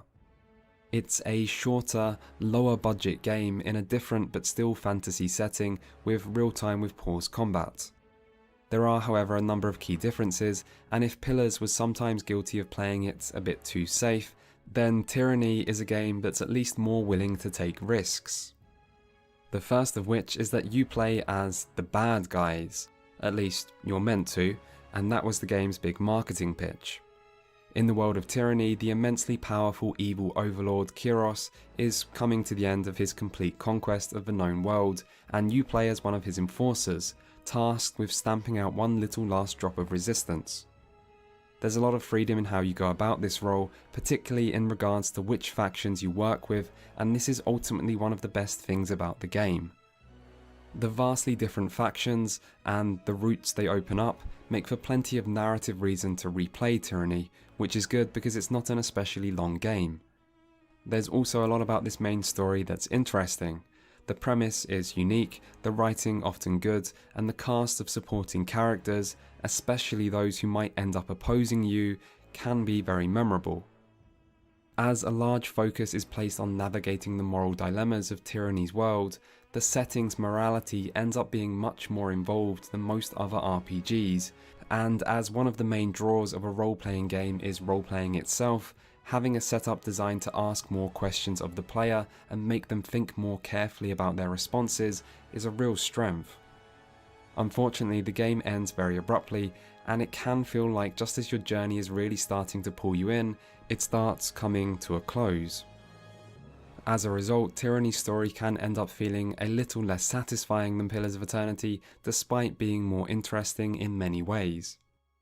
Tyranny is aided by one very useful improvement over Pillars of Eternity, however, which is the addition of a mid-text glossary that shows you what words mean if you hover your mouse over them.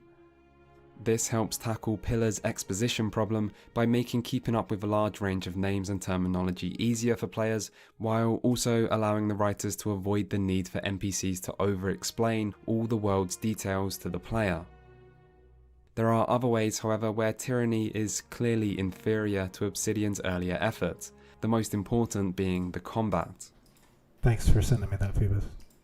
Although Tyranny reuses the same real-time with pause system seen before, you now only have 4 characters to control instead of 6, with less involved character building and vastly inferior enemy variety. This is something that could already be a slight weakness in Pillars, and in a shorter game should be less of a problem, but Tyranny is awful in this regard. Phoebus suggests we check this out.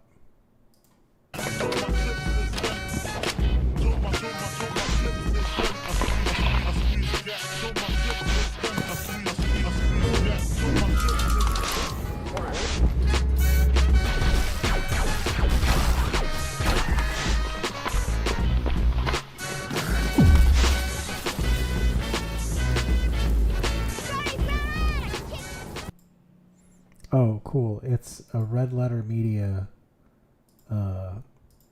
game. Red Letter Media is one of my favorite YouTube channels ever. They're the ones that pioneered the snarky, multi-hour long critique of movies. They made it popular. You can thank, for all of the snarky YouTube reviewers out there, you can thank Red Letter Media for doing it first. They showed everyone the way. With only a few different types of enemies, which means there is very little variation to the encounters you'll face. There's also a difficulty problem where Act 1 feels suitably balanced, but everything after is far too easy. And in terms of dungeons, the game basically has just one that it lazily repeats multiple times. The spell system is a little more promising as it allows you to create spells yourself, but while interesting in theory, in practice this system is far too easy to take advantage of just by using simple things like AoE, and it ultimately leads to little actual variety. Tyranny doesn't even look much better than Obsidian's previous effort, as while the backgrounds are still great and character models still good at a distance, the UI is distinctly less pleasing to the eye, and the use of 3D character portraits feels like a big step down. There's still a decent amount of voice acting, but in most ways Tyranny really does feel like a lower budget alternative to Pillars, and it's a shame that the game, which was so much more experimental and original, was in many ways given a much lower chance of success. It's also much shorter, and while this could be seen as a positive for some, this is still an RPG that asks you to learn its systems and become invested in its world, and when the experience comes to a close not long after it feels like it really gets going, that's a problem. There is narrative reason to replay Tyranny, but unfortunately the gameplay might struggle to hold your interest for even a single playthrough. If you care more about story than gameplay, and the idea of playing as a representative of an evil empire sounds appealing, then Tyranny is still well worth checking out. I don't think it's a better game than Pillars of Eternity, but it's undeniably more interesting, and makes you wonder what could have been if the budget and development duration of these two games had been reversed.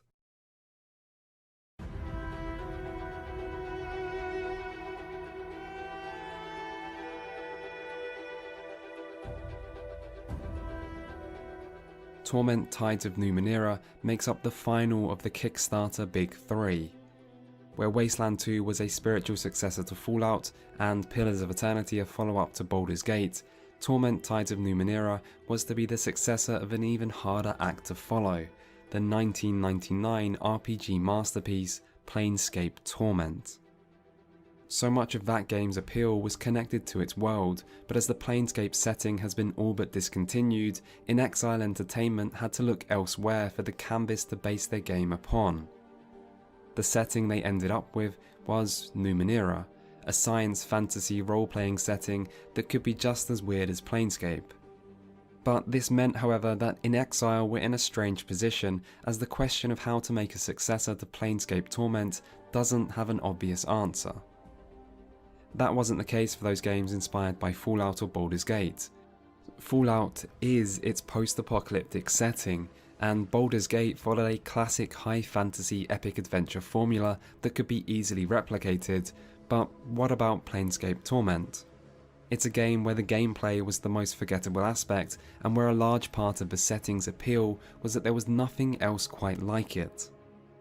Planescape Torment was a dialogue-heavy, philosophical, introspective tale of an amnesiac immortal who spends the game learning about his past lives, and the end result turned out far better than it had any right to be. So how do you go about capturing that magic for a second time? The answer, according to Tides of Numenera, is to copy as much as possible. And so Tides is a dialogue-heavy, philosophical, introspective tale of a sort of amnesiac immortal who spends the game learning about your past lives, and yet the end result just isn't the same. Maybe the reason for that is because Tides copies so much that it loses that sense of originality in the process. But it could also be because Planescape Torment might have actually been good despite some of its features, not because of them. Take the large amounts of writing. In both games, you'll spend much of your time in dialogue, reading through static text boxes, but Planescape Torment's story wasn't necessarily good because of all this reading. You could just as easily argue its story was good despite how text-heavy it was, and the never-ending text boxes in Tides of Numenera just don't feel very engaging. The writing isn't bad, but it makes no attempt at brevity, and there isn't even much humour or action to break things up. Sometimes it feels like the writers were writing for the sake of writing, which is fine for someone who wants to read for the enjoyment of reading, but is not necessarily the best approach in a video game. To Tides of Numenera's credit, its skill system, which allows you to spend one of 3 pools of rechargeable attribute points to increase your chances in skill checks, does work quite well and makes some attempt to bridge that gap between reading and gameplay. But other than this feature, there isn't really much to make the endless conversations interesting. Much like Planescape, the setting is very weird, but it might actually be too weird to the point where the various concepts and people you encounter struggle to come together to make an interesting or cohesive whole. In a lot of ways, the way everything's weird feels like the setting's main identity, and that can leave it feeling a bit empty. There's also a risk that when everything is weird, nothing is weird, as weirdness becomes normalized. But Tides is successful at being like its inspiration, even if it's not as successful at being as interesting as its inspiration.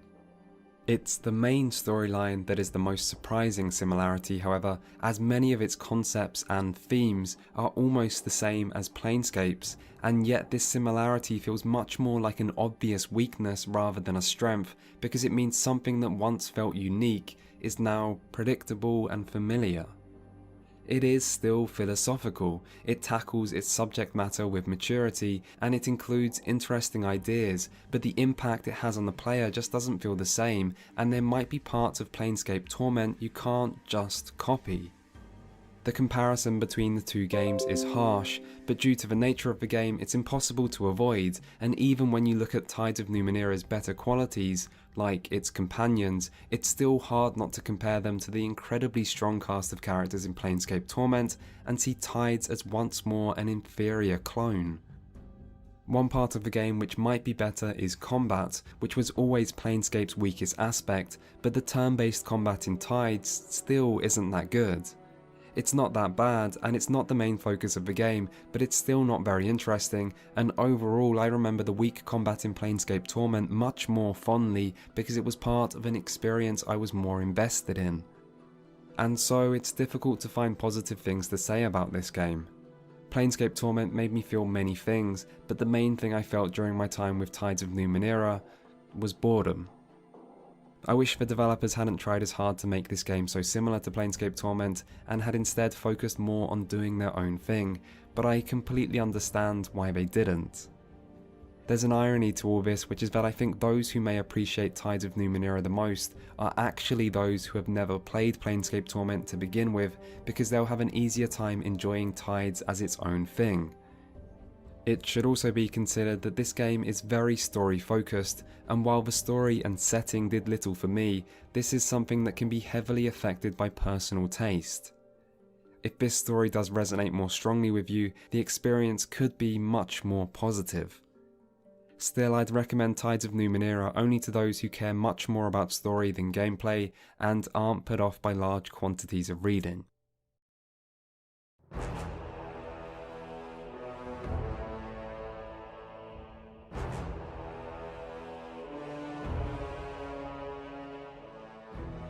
With Pathfinder Kingmaker, we move into the second wave of Kickstarter RPGs, and if Kingmaker is any indication, that second wave might be better than the first. Gone is a lot of that unknown factor and the wild hype that came with it when Kickstarter was brand new, replaced instead by more sensible pitches to a fan base that has a better understanding of what it is their money will go to.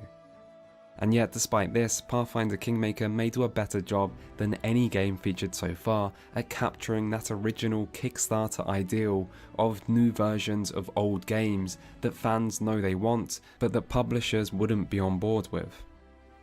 Pathfinder Kingmaker is an old-school isometric RPG with real-time with pause combat that takes heavy inspiration from the original Baldur's Gate.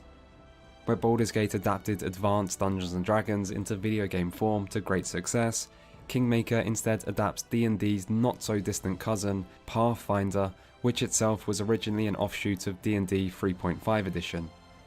Pathfinder Kingmaker goes even further, however, by opting to adapt a pre-existing adventure module, that is, the Kingmaker module, instead of creating an entirely new campaign from scratch. The result is a game that is, for better or worse, very faithful to its source material. This means character creation with an intimidatingly large selection of options that can lead to loads of interesting character builds, but can also confuse new players unfamiliar with either Pathfinder or Dungeons & Dragons. And your experience with character creation might give you a good idea of what the rest of the game will be like. Kingmaker is big, being full of different enemies, different locations, and different rules and modifiers. The result is a game that can easily overwhelm its audience, as with no dungeon master to help you through the experience, the learning curve can seem steep, and frustration can follow as a result. This game expects you to learn a lot, but doesn't always do a good job at teaching the player information. Still, this does mean the game has a lot of depth. Different enemies present different challenges and might require different approaches to overcome. An infamous example from Kingmaker's early game was a cave that contained spider swarms, which can't be hurt by conventional weaponry, as swarms in Pathfinder are considered too small to be hit by normal attacks. This resulted in many players getting absolutely decimated by a little swarm of spiders, with few people really understanding why. But it's in this kind of complexity that Kingmaker manages to stay interesting over its long runtime, and by the way, my god does this game have a long runtime.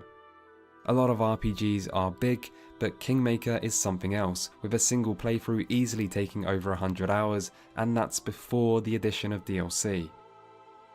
Over the course of your immense journey, you'll begin as a low-level adventurer and work your way up to be the ruler of a newly created kingdom with an almost never-ending list of problems.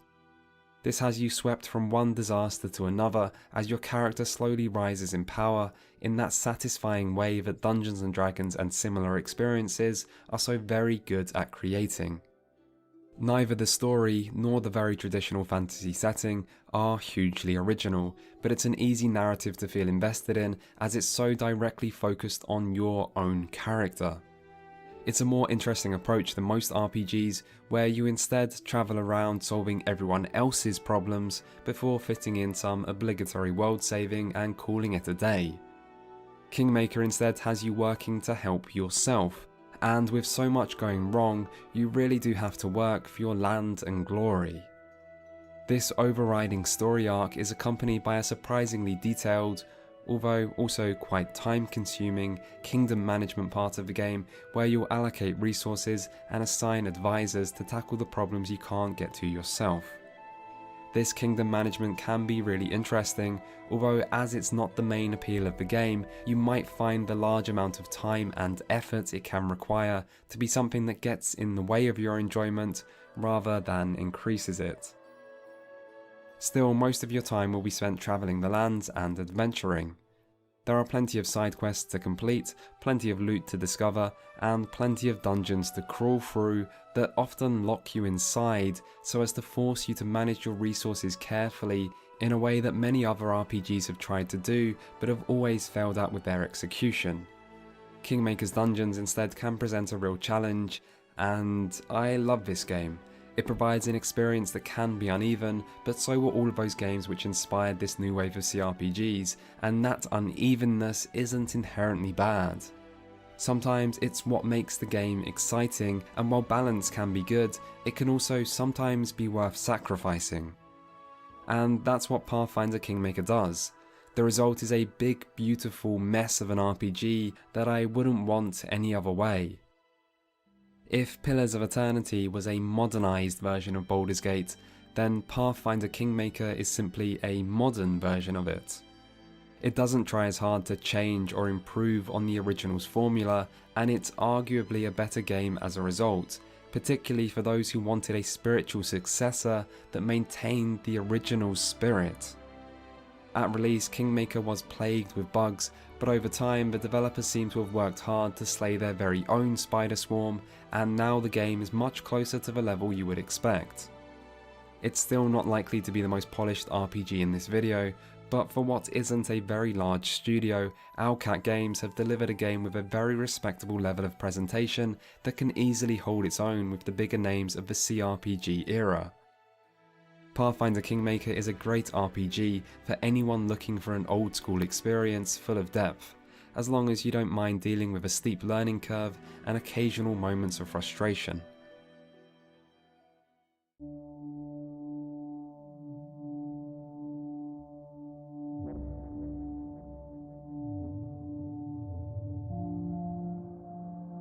If Pathfinder Kingmaker was the more faithful successor to Baldur's Gate than the bigger budget Pillars of Eternity, then Atom RPG is the more faithful successor to Fallout than the bigger budget Wasteland 2. Created by a small Russian developer, Atom RPG could very easily be described as Russian Fallout, and that description would tell you most of what you need to know about this game.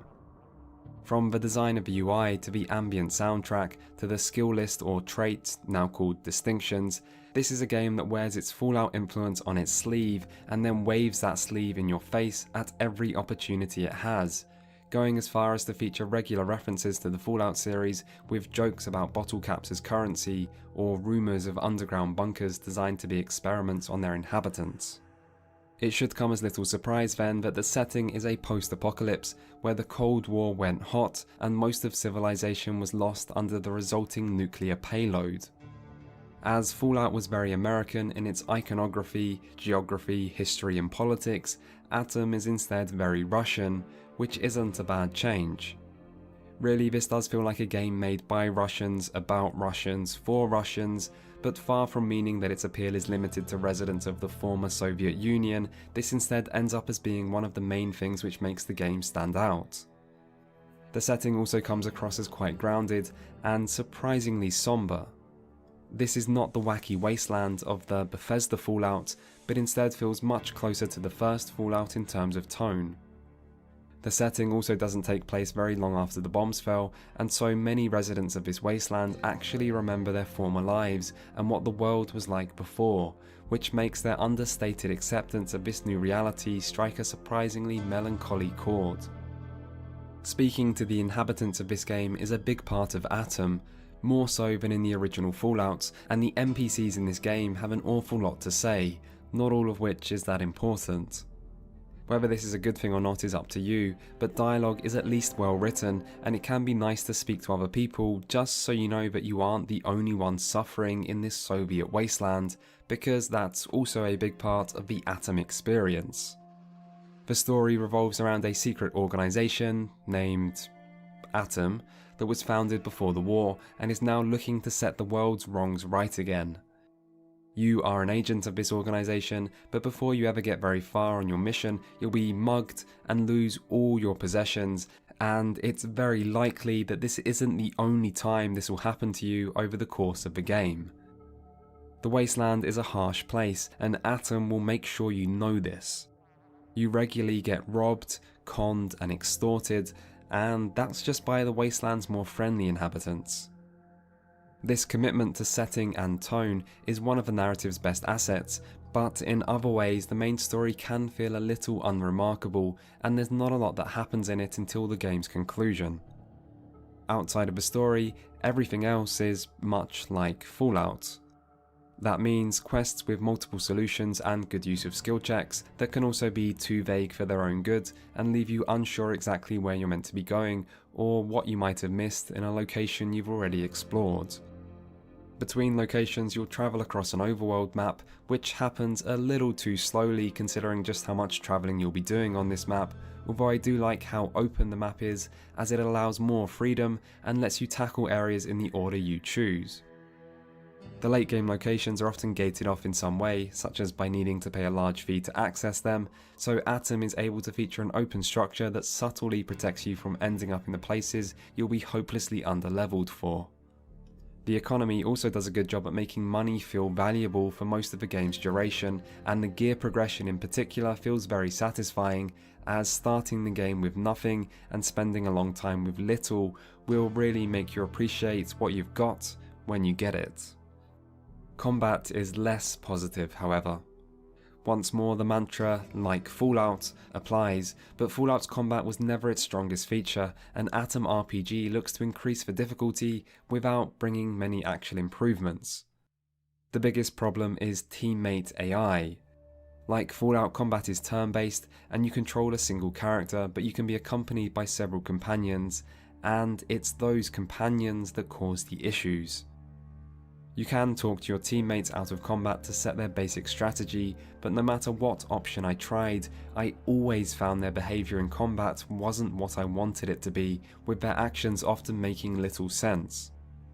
The amount of times companions will choose to move instead of attacking when they have no reason to move is unbelievable, and often fights devolve into a series of trial and error as you try desperately to limit your companion's stupid behaviour by doing things like standing directly in front of them to block their path and force them to actually attack for once. Even then, fights can be infuriating. In one fight, my character was hit by friendly fire 4 different times in a single fight. That's me, by the way, the guy who just got both his arms blown off by his teammates. Yeah, thanks guys, really appreciate it. Enemy behaviour also has its problems because enemies all seem to be set to attack the closest target. That means if you have one melee character, like for example your faithful dog, then that's who every enemy will attack every time, making that melee character absolutely useless later on in the game once enemies get guns. I hope you're not someone who gets attached to virtual dogs, because this one's going to die more often than a quest mob in an MMO starter area. So, often in Atom RPG I found combat more frustrating than enjoyable, and almost every time my complaints would have been solved if you just had the ability to manually control your teammates. All the problems of bad AI would then go away, and combat would be more active as well, as you'd have more decisions to make and less time spent waiting for your turn. But you don't control your teammates because that's not how Fallout was, and in ways like this, Atom RPG feels like it copies Fallout to a fault. You have things like needing to manually equip a lockpick to get a bonus from it, or an inventory screen that looks just like Fallout, and is slow to navigate just like Fallout.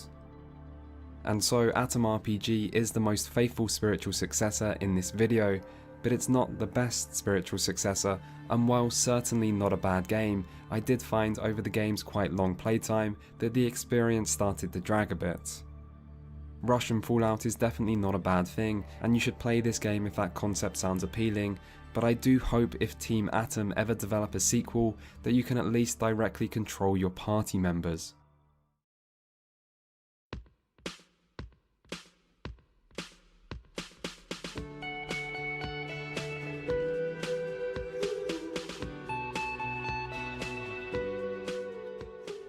Disco Elysium is the final game to be featured in this video, and if your main concern is either writing or story, you'll find we've saved the best till last. Influenced heavily by Planescape Torment, Studio Zaum's spiritual successor to that classic is a radical departure from Tides of Numenera in that in most ways it's nothing like the game that inspired it. Disco Elysium's setting is a sort of alternate reality that feels much closer to home than the usual fantasy or futuristic setting of other RPGs. You play as a detective who's been tasked with investigating a murder in the once great but now not city of Revachol. Or at least that's what your character should be doing if he wasn't busy drinking himself to death to escape his broken heart and broken life. You begin the game by waking up with amnesia and then have the long, slow process of getting at least some of your shit together so you can do your supposed job and hopefully either stop your character's cycle of fucking things up, or if that's too much to ask, at least slow the fuck up rate down a bit. All in all, it's an absolute joy. Mixing equal parts tragedy and comedy, this game manages to be intriguingly weird when it wants to be weird, genuinely funny when it wants to be funny, and deeply human when it wants to be human. All this is made possible by the consistently clever writing that is far more enjoyable to spend your time reading through than any other RPG in this video. And that's what you'll be doing in Disco Elysium, reading, because while you do wander around this world at times, you'll mostly spend your days talking to its inhabitants about love, life, politics, and occasionally even murder investigations. There's no combat in this game, at all, and Disco Elysium proves maybe you don't need combat if you can do other things well enough. And it does do these things well enough. One of the best features Disco Elysium introduces to the genre is its skill system that distances itself from RPG norms to instead feature a selection of 24 skills designed specifically to fit the game and its setting. These include things like logic, conceptualization, and empathy, as well as some less obvious choices like esprit de corps or electrochemistry. If some of these don't make much sense initially, don't worry, they will in time, but the real beauty of these skills is how the game uses them. Like many other RPGs, your skills are used to represent your character's aptitudes, and in practical terms, this happens through a combination of skill checks and dice rolls. Except, unlike other RPGs, your skills each have their own personality and will act as voices within your head, letting you know their opinion as they talk to you and each other to offer advice or disagree with your actions. If these internalized voices sound confusing, it's because you haven't seen them in action, because in reality they work brilliantly, making skill checks and character interactions more interesting, while also allowing for greater player expression and replayability, because it's your character build that determines which voices are dominant and what things in this world you'll be successful at. And that's what a good RPG is all about. Disco Elysium is full of opportunities for role-playing, and the experience can change greatly depending on your character's skills. Thanks to these interjecting voices and dice-determined skill checks, the long stretches of dialogue never feel boring, and rather than skill checks just being used to determine whether you can persuade an NPC to do what you want them to, they instead govern a wide range of different activities. From preventing your character from vomiting when inspecting a several-day-old corpse, to nailing a sad karaoke performance. That means you can take advantage of quick saving to rig the dice to fall in your favour, but Disco Elysium also makes failing skill checks rarely punishing and also often entertaining, encouraging players to let the dice fall where they may and accept the consequences just as they would in a traditional role-playing experience. So Disco Elysium doesn't have to worry about being in the shadow of Planescape Torment or any other title. It does its own thing and it does it well, and when comparisons do come, they come firstly as a result of the quality of each title rather than any surface level similarity. This is a game that shares much of Planescape Torment's appeal, however, in that both allow you to lose yourself in their worlds as you step into the shoes of a character who has a lot going on in their head but still allows for player expression. And both games are also great. If there's one area Planescape Torment pulls in front, it's in the strength of its main story and its thematic cohesion. Disco Elysium's more straightforward murder mystery entertains, but doesn't quite reach the same heights.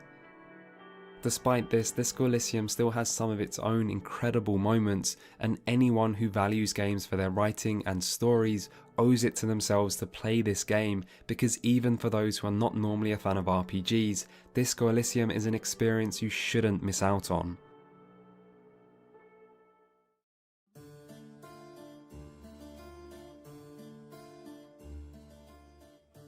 So 15 games and 11 reviews later, and it's safe to say the CRPG genre can be quite diverse, featuring games with different budgets, different inspirations, different combat systems, different settings, different lengths, and different weight placed on narrative compared to gameplay.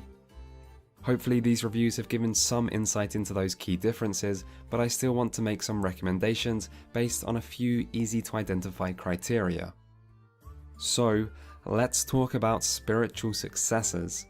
If you wanted to make a chart to show where these games take their main inspirations from and where these similarities lie compared to the three big classics, it would look something like this. And as the chart shows, there is competition for each spot. And so, we come to the completely legitimate and highly prestigious Never Knows Best CRPG Awards for if I like this game, what should I play? And to answer that question, we have the award for Best Spiritual Successor to Baldur's Gate, which goes to Pathfinder Kingmaker, a huge, complicated love letter to its inspiration that keeps the tradition of faithful pen and paper adaptations alive and provides hours and hours of old-school adventuring. Moving on, we have the award for Best Spiritual Successor to Planescape Torment, which is Disco Elysium, an obvious choice but a correct choice, and one of the few games that has ever come close to Planescape Torment in quality of writing and in scratching that same unique narrative itch. Next up, the award for Best Spiritual Successor to Fallout, which goes to I don't know. I guess that's why this isn't a real award show, but really this one is harder. Of the three contenders, Underrail is my favourite, and in many ways I think the best, but it also has the least in common with Fallout, and is the hardest to recommend to other players. Meanwhile, Atom RPG is clearly the most similar, being faithful at times to a fault, but it was also the one I ended up enjoying the least. Wasteland 2 then feels like a happy medium, being in the middle in terms of both similarity and quality, and also probably being the best starting point for those who want a Fallout-like experience and may be less familiar with CRPGs. So take your pick in accordance with your preference. We're all winners here at the Never Knows Best show, except you. Fuck you. And finally, our last award, the highly coveted Never Knows Best entry point to the CRPG genre, which goes to Divinity Original Sin. While Pillars of Eternity deserves mention by virtue of being a polished experience that makes for a good entry point to real-time with pause gameplay, and Shadowrun Dragonfall also deserves a mention for being streamlined but still good, Divinity Original Sin still feels like a clear overall winner, with its turn-based gameplay that can be deep but still feels accessible, and even more importantly, manages to be consistently entertaining. Both Original Sin games are very solid overall and make for one of the safest choices for someone unsure if CRPGs are for them, but wanting to give one a try. As for which games are my favourite, I don't think it matters too much, but I'm willing to share anyway. In first place would be Pathfinder Kingmaker and Disco Elysium, very different games that I love for very different reasons, making it hard to pick between them. After these would be Divinity Original Sin 1 and 2, both very well made games to begin with, which I got even more enjoyment from than usual thanks to co-op. And in third place would be Underrail and Pillars of Eternity, both a little more flawed in my eyes but still with lots of content, lots of depth, and lots that appeal to my personal tastes. And you should keep that last bit in mind. Personal taste matters, and while I have tried to make this video useful and informative to everyone, my tastes and biases are at times still going to be reflected in its content. No game in this video is truly bad, and there's an audience out there for each of them. If something sounds like it might be for you, don't let my opinion put you off. It's always better to make up your own mind. Believe in yourself, we all have our own tastes, and you should be proud of yours, even if they are worse than mine. And hey, maybe one day you can make your own ultimate CRPG guide, complete with arrogant fake awards and indulgent self-reflections. All I ask is you play some good CRPGs. Do it for me. Lastly though, we need to talk about the CRPG genre itself. It's been almost 10 years since the first Kickstarter RPGs made their pitches to the world, igniting fans' hopes and dreams of revisiting a past fondly remembered and of reviving a genre that always seemed to deserve better. And this story seems in some ways to be coming to an end, or at least the first act is. The two biggest names in the Kickstarter RPG boom were Obsidian and In Exile. Both developers originally talked at great lengths about the freedom Kickstarter afforded them and of their desire to make those old school RPGs they always wanted to develop but which publishers never allowed them to. And now, years later, both studios have traded away all that aforementioned freedom to be owned by one of the biggest publishers in the industry, Microsoft. Whether either studio will ever make a CRPG again is unknown, and this twist in the narrative suggests maybe the CRPG revival wasn't as successful as some hoped it would be. And yet, as the years have went on, some smaller studios have made names for themselves with but a fraction of the budget that those better known RPG developers had to work with, and so the dream of the CRPG genre continuing into the future in their hands seems alive and well. Stygian Software have already produced an expansion to Underrail, and a sequel seems inevitable. Age of Decadence's developers are well underway on their next project, Colony Ship. Owlcat's next Pathfinder game seems set for a release sometime in 2012, and I don't know what Zaun will be working on next, but the world will surely be watching closely as Disco Elysium went on to receive huge amounts of success in both awards and sales. And who says there aren't more developers out there working hard on their own titles? So even if some of the bigger names in the CRPG game are moving on, the indie scene isn't showing any signs of slowing down, and as long as there are fans, logic says there'll be games. And then finally, we have Divinity Original Sin developers, Larian, who did more than any other to take the CRPG genre mainstream without sacrificing any of the genre's quality on the way, and who now have the unique opportunity to take that even further with their next game, Baldur's Gate 3, that marks the return of the biggest CRPG series in history.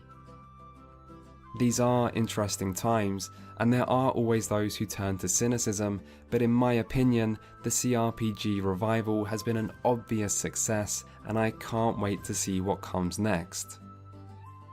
Maybe I'll even see you there.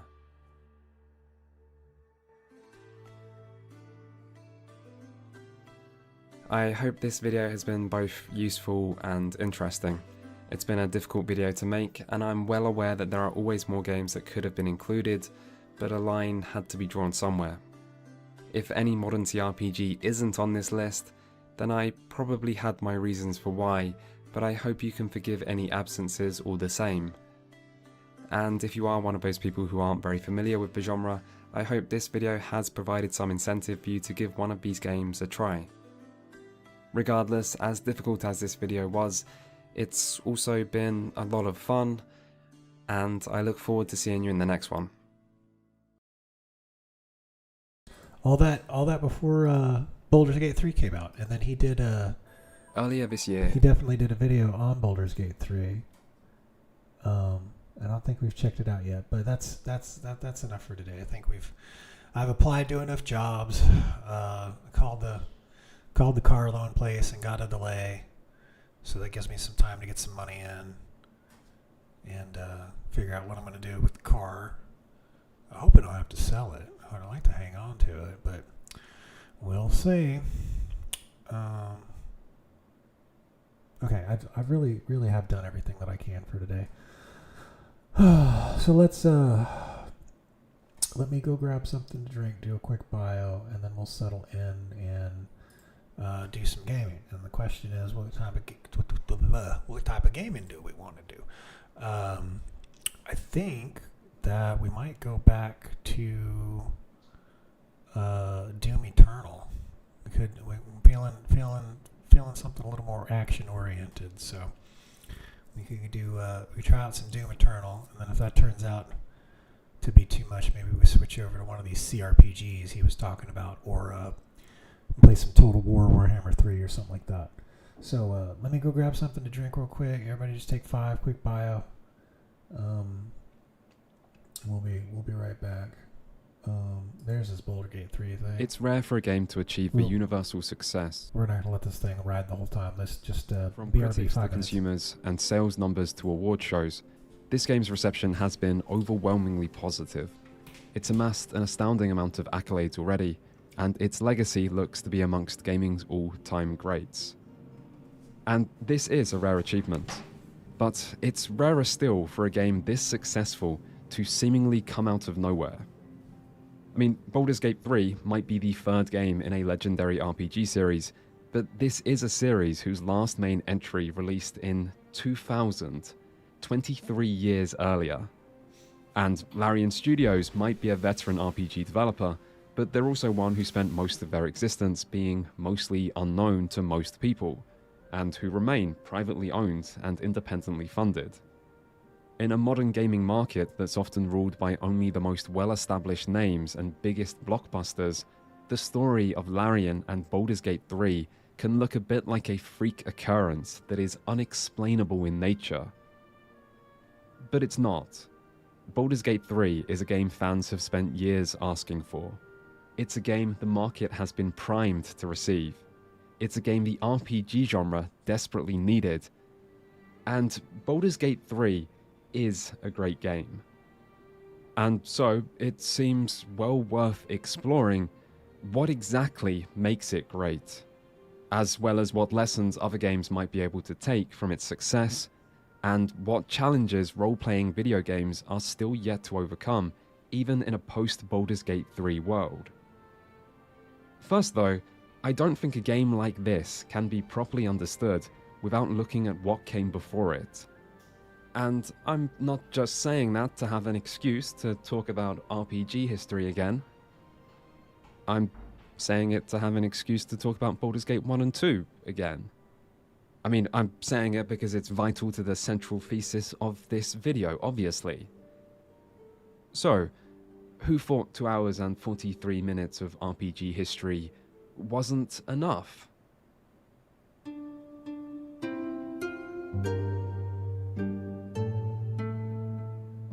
It's difficult to overstate the importance of Dungeons & Dragons to role-playing video games. It served as the primary inspiration for most of the genre's foundation. It has been highly influential in both obvious and subtle ways ever since, and it led to numerous direct adaptations. And yet, for all the countless ways D&D left its mark on gaming, the original Baldur's Gate and its sequel have long been seen by many as the definitive D&D video games. This wasn't necessarily because they were the best. I mean, not every D&D adaptation was great, but other great adaptations did exist, before, during, and after the release of BioWare's Baldur's Gate. We're gonna skip the exercise today. I'm pretty tired. I'm gonna listen to my body. We're definitely gonna work out tomorrow because then I will have taken 2 days off in a row. But I think I need the rest. I think I've been going hard. I've been working out every single day for like the last 3 or 4 weeks, and I'm just kind of been out of it the last 2 or 3 days. So we'll skip the exercise today. I'll load something up in just a second. Instead, it has more to do with what these games represented. When Baldur's Gate released in 1998, it came after years of failures and struggles for computer RPGs that led some to declare the entire genre as dead. And so, when Baldur's Gate went on to surpass 2 million copies sold, it was proof that the RPG genre was alive and more lifelike than ever before. The only other computer RPG to see sales like this back then was Diablo, but Diablo did this by treading new grounds that had more in common with roguelikes than anything tabletop. Baldur's Gate, though, was the complete opposite, being a direct adaptation that tried harder than ever to faithfully recreate the rule set of Advanced Dungeons & Dragons 2nd Edition, featuring all of the classic classes, many of the classic monsters, and some of the classic characters that people already knew and loved.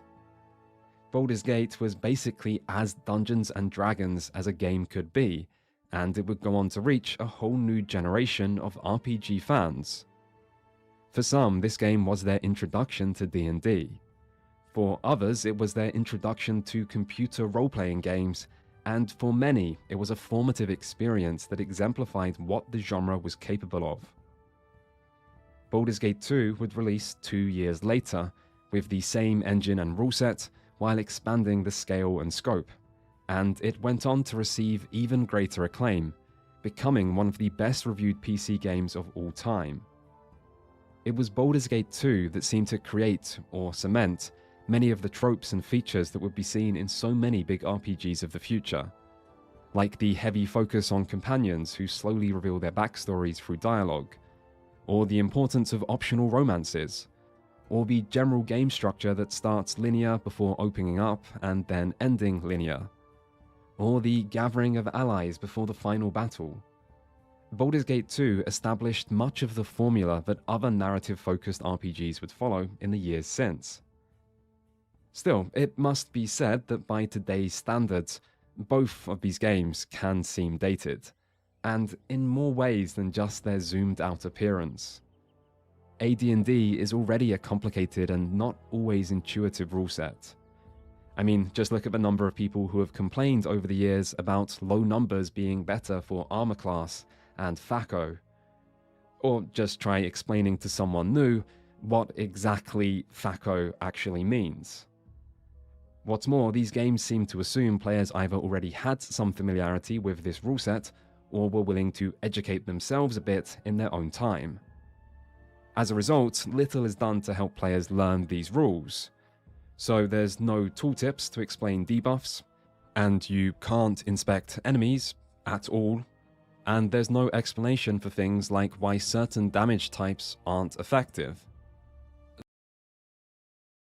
There's a poll in the chat.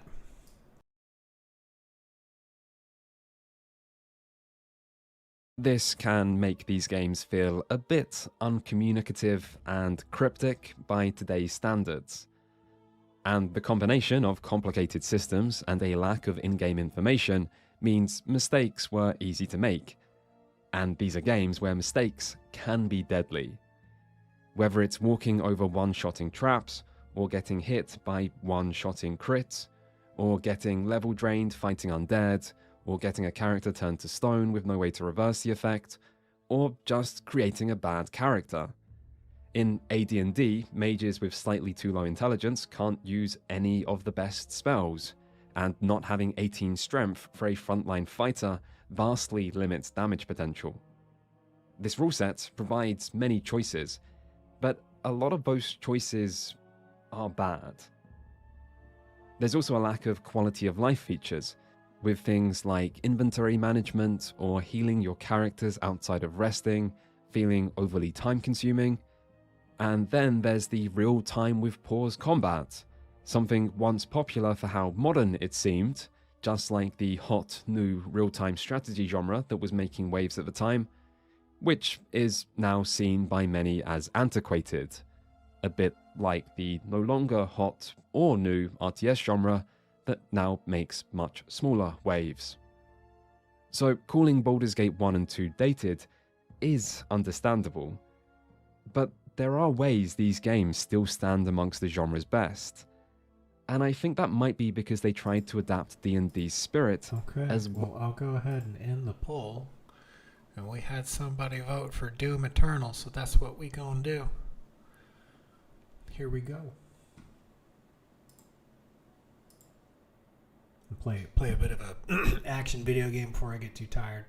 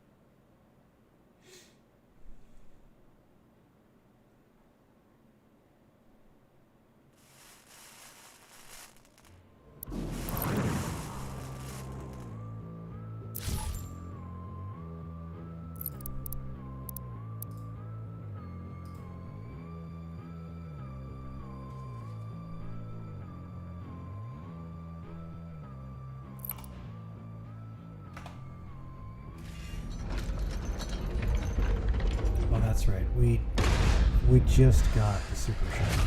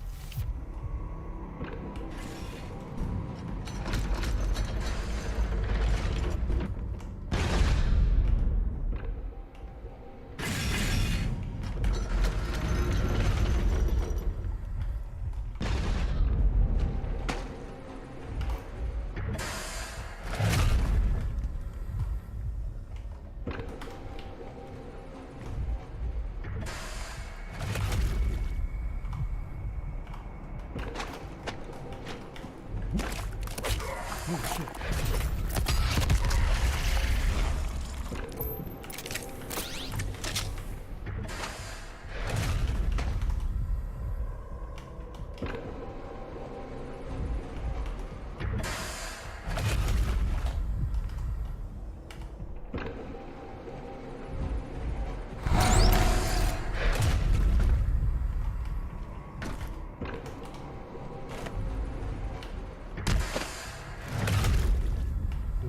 There's some sort of puzzle here. I'm not sure.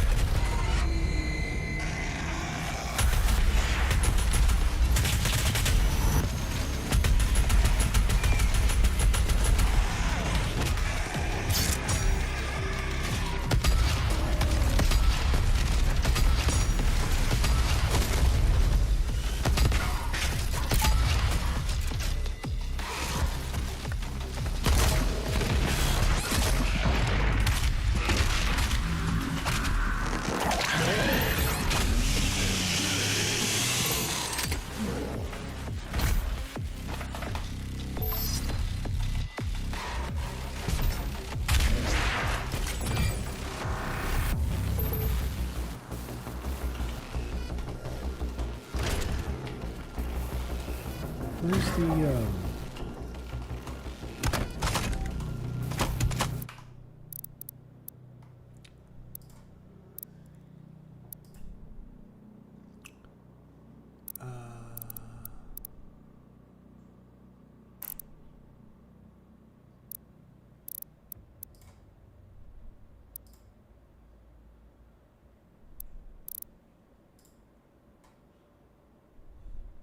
Crucible C? C? I don't have it yet? Don't I have the thing that... There it is. Jesus.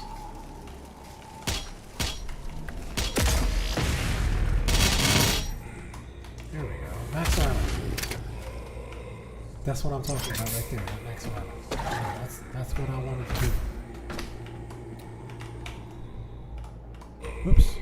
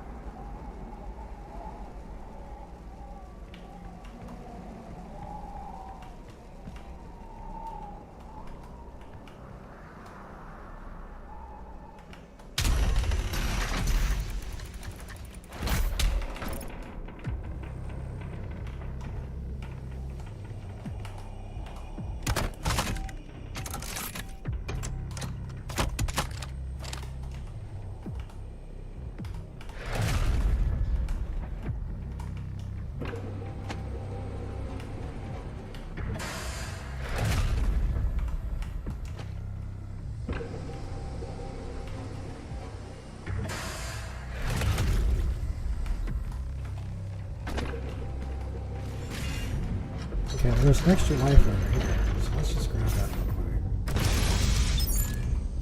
And then I guess we work our way down here, maybe? The objective says it's up there. We must have come from here. The objective says to go up there. Oh.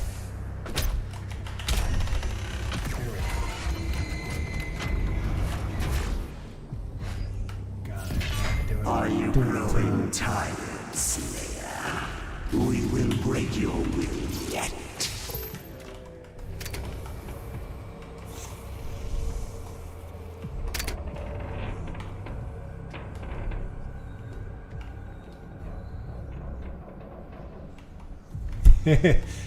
Yeah, I feel pretty clever having getting that figured out real quick.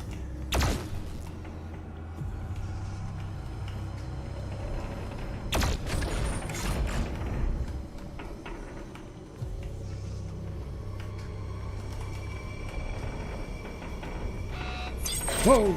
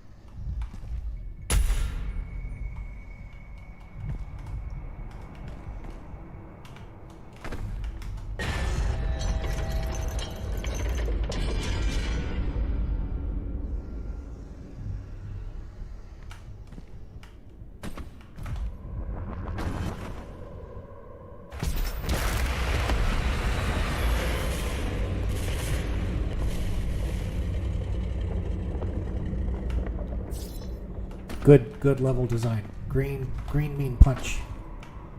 Green mean punch hard.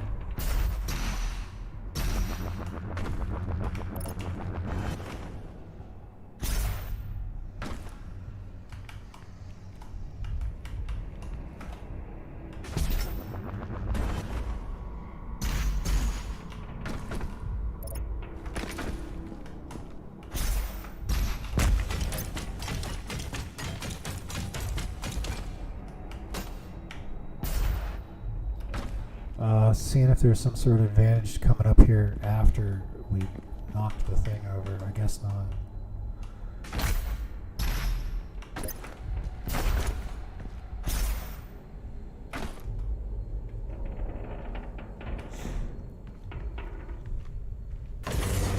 I do not fear you. This match is not won yet. Come find me, Slayer. I will be waiting.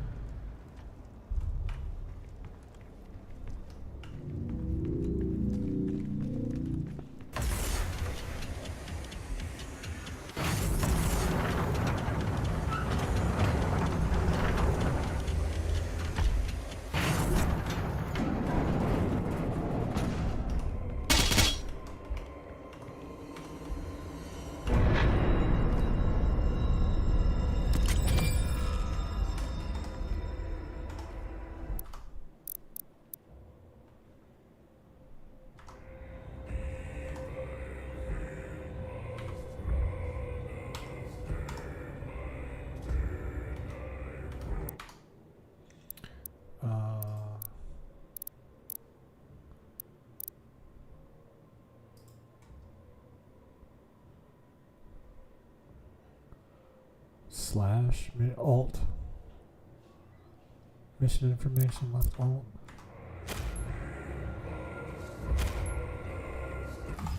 Oh, here we go.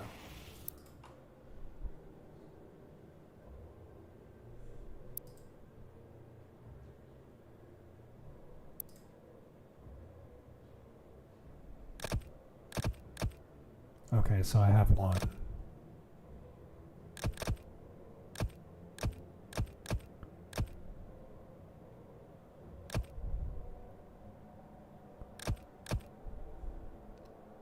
Rad suit takes less damage. No, let's just hang on to it.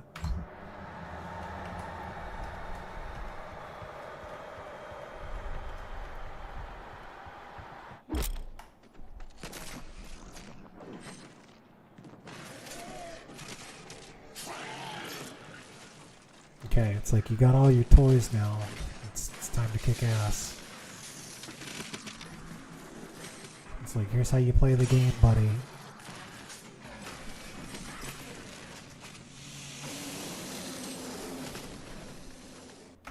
Okay, well, let's try to live up to that.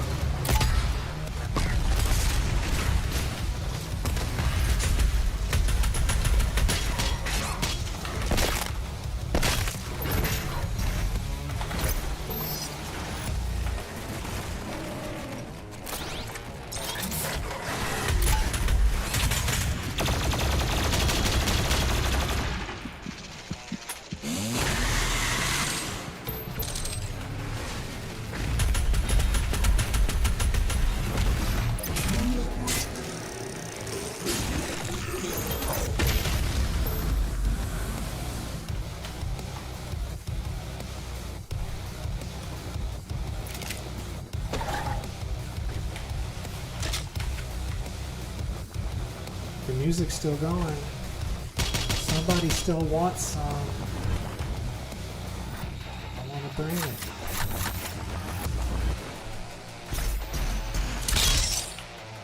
Come on, there he is.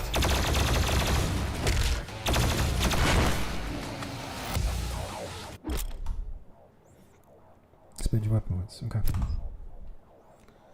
Weapon points. Oh, look at all my weapon points. Let's see, we already got the meat hook will set enemies on fire for a short time, causing them to drop armor. Purchase all upgrades. Oh, okay. Meat hook recharge decreased by 25%. Super shotgun reload speed increased by 33. Ooh, that will make it much more deadly. Remote detonation, heat blast. What else? Quick fire, reduce firing delay after using heat blast reduced by 25%. Super heat blast charge per shot is increased by 25%. Okay. And the macro missiles reload time is much quicker. That would be very nice. Macro missiles load time decreased by 75%. Those two probably. Kills with the heavy cannon will boost macro missile damage by 30%. Ooh, that seems good. But we would need instant loader. So let's do this one and this one.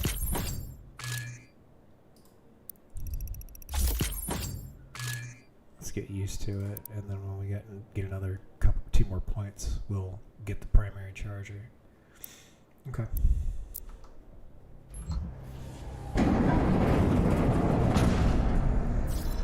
Yeah, I'm excited for the new Doom. I think it should be a lot of fun. There we go.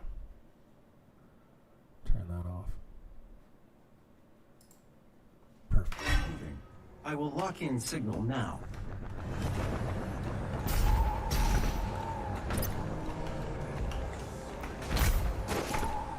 I feel like I need to carry more ammo. You're just not carrying enough ammo.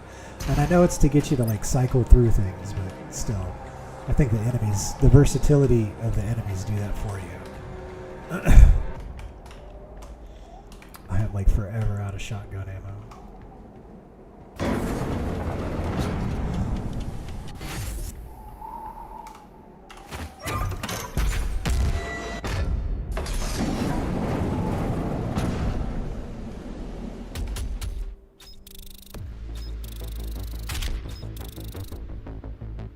I got them challenges though.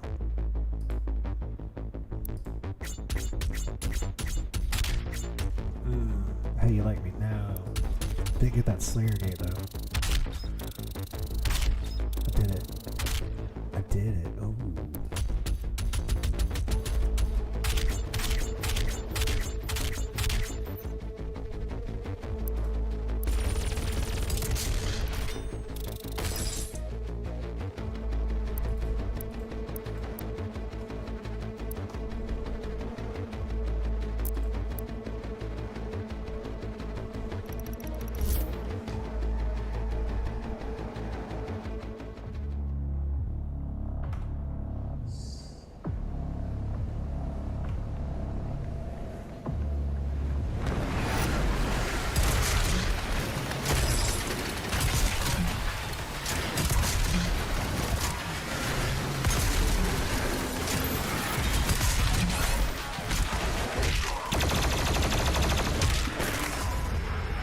Whoops.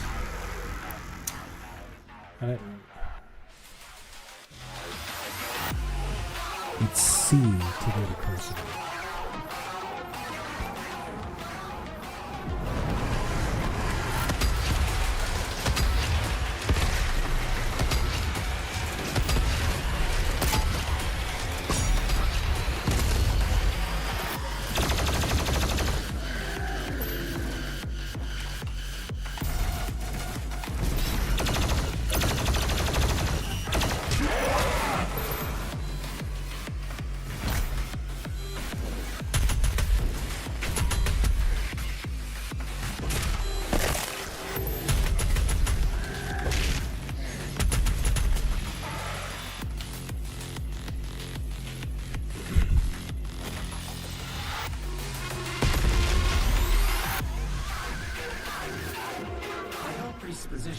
stable now, and his guardian is somewhere in the facility ahead.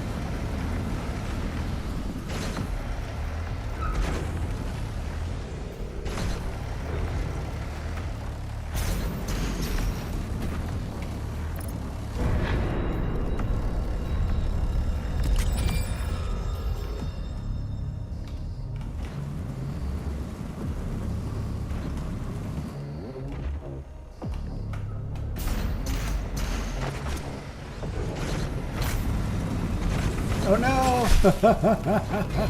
I didn't wait for the... I should have waited for my dashes to recharge.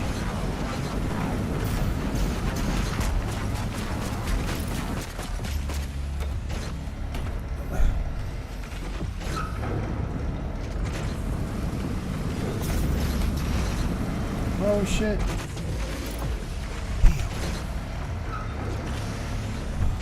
All that for that one eye.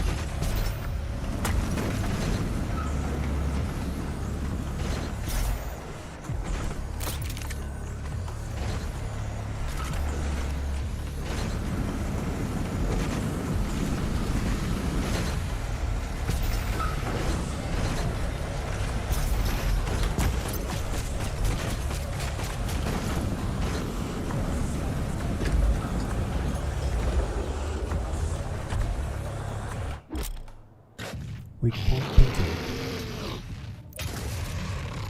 Get him in the tail.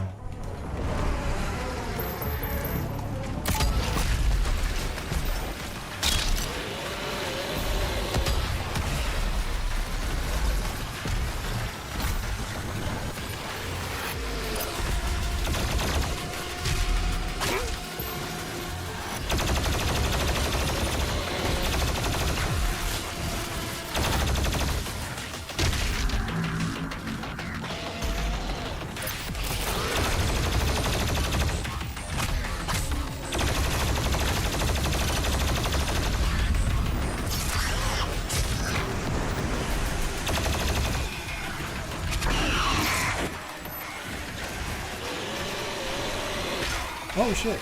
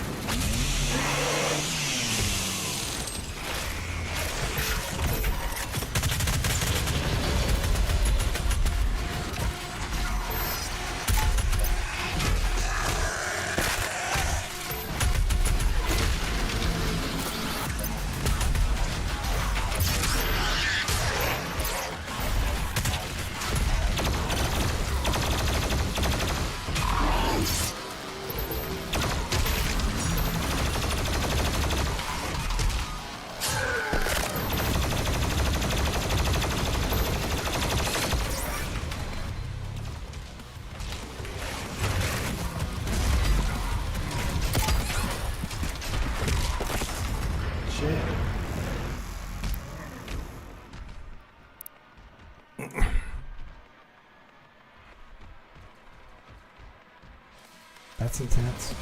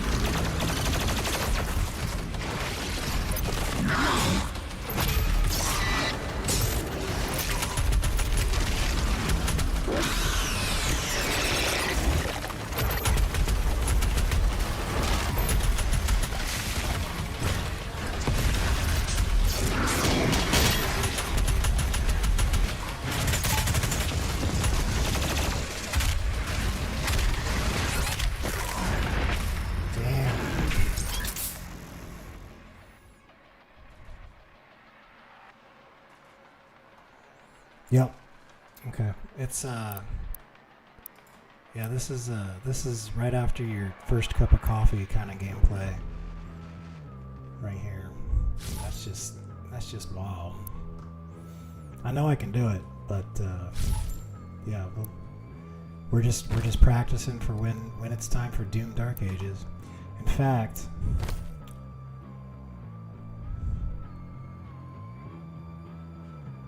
here, let's do some research for the. Oh no, let me do that offline because I got to go get some files and stuff for like some Doom files, so we can start modding like Doom from like '93. There's all kinds of like cool mods out there. Like I'll show you guys this one real quick. On DB Schism. Check out this mod.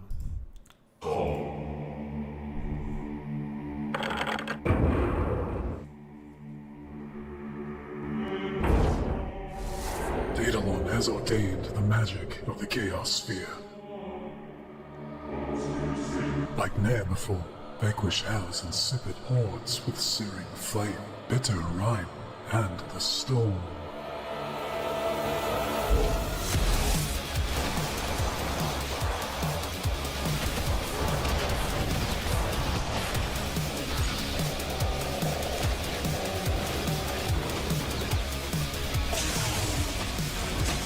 Command two elements at once.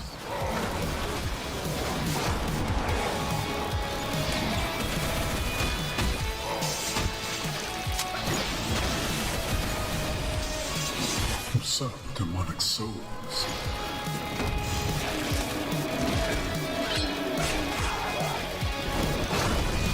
Invoke their baleful entropy.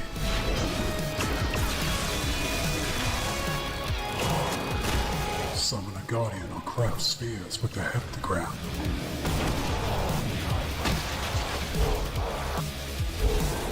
Return the Parthoris and Kronos, and turn the seized power of the Serpent Riders against their own.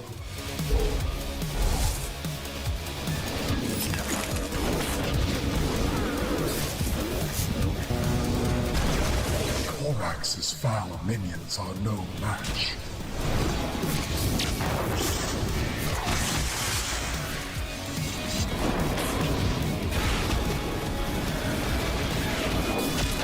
Uphold thyself against greater menace.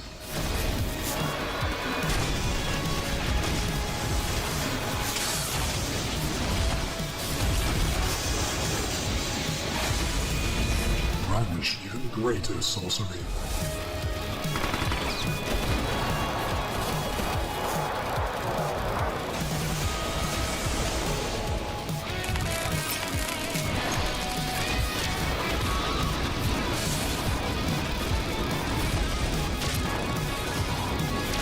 And yet,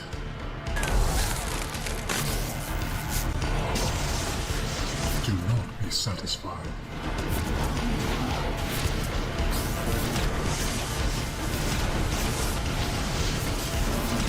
For power is fleeting.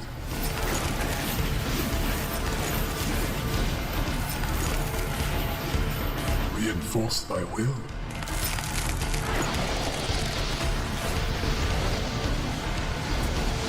For mind is transcendental.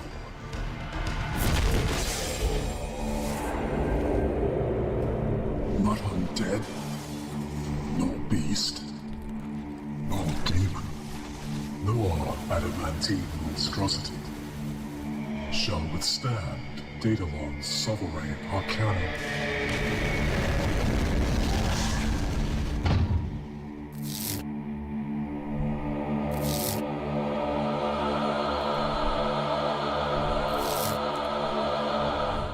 Wasn't that a cool trailer for somebody's mod?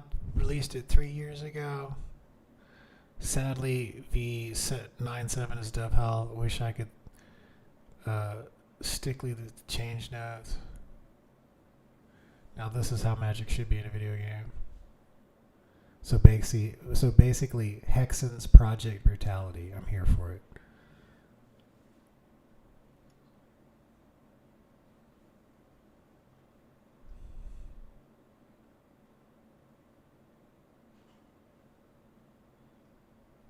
Yeah, it seemed like this is like what Project Warlock wanted it to be. Was this mod right here?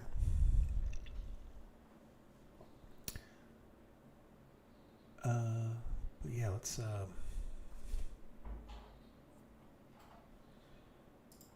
see, what do we got? Okay, so clearly, Doom Eternal is a, I should be better caffeinated game. I suppose we can go back to exploring some Andoril. We seem to be having a good time exploring this place, so let's do that for a little bit.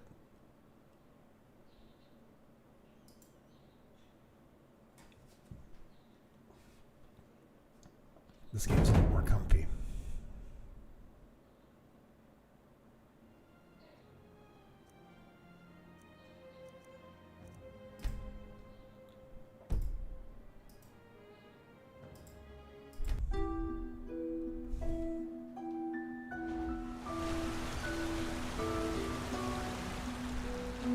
Now, where are we? Okay, so we started off over here, and then we're supposed to go all the way down here to find a strongbox.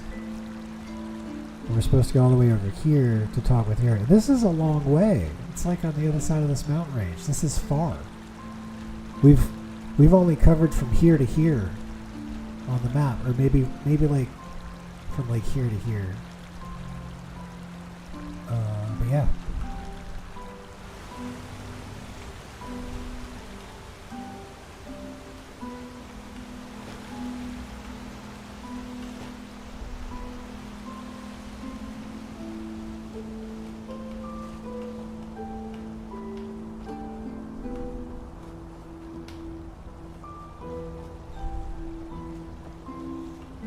I've been this way, and I've been in there.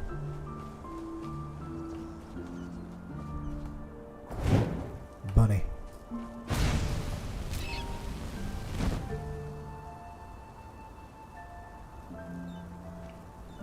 Did we get XP for that bunny? I hope we got XP for that bunny.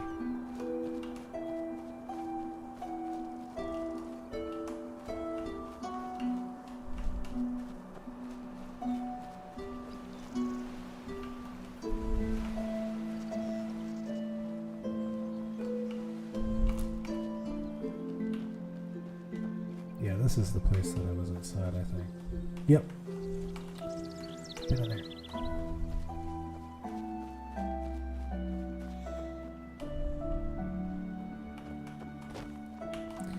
Okay, so I think I crossed the bridge over there, and I came this way, and there were some bandits that tried to attack me, and I did not like them. I think they're what caused me to go back and sleep over at that camp.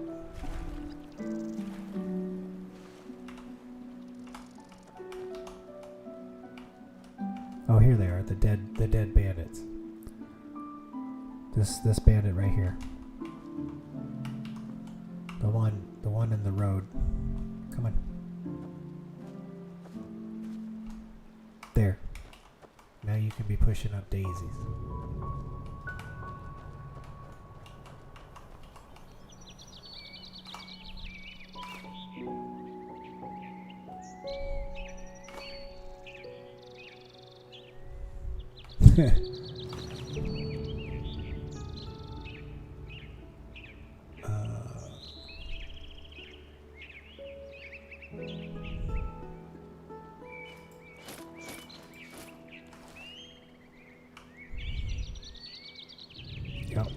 Yep, come on. Come on.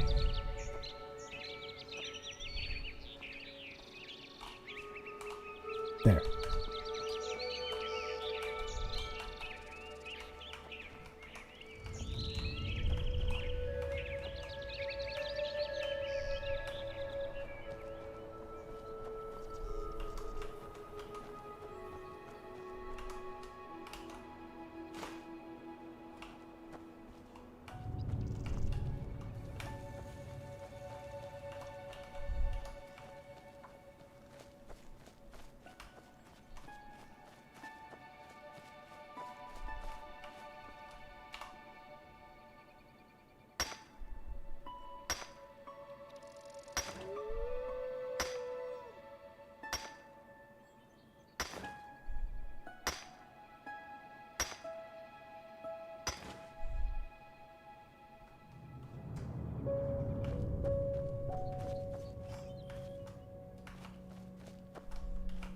Did you hear the wolf?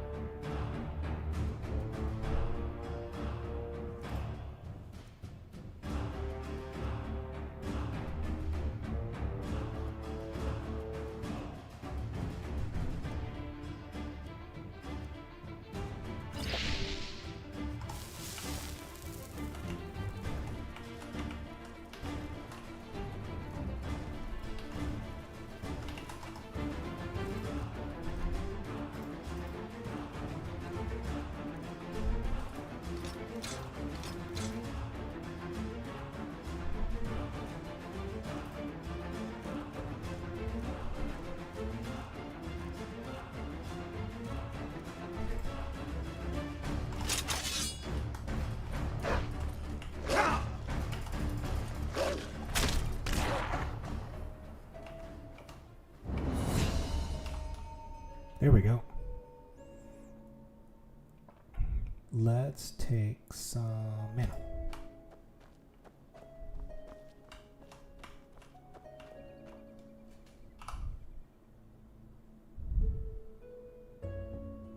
Open the hero menu.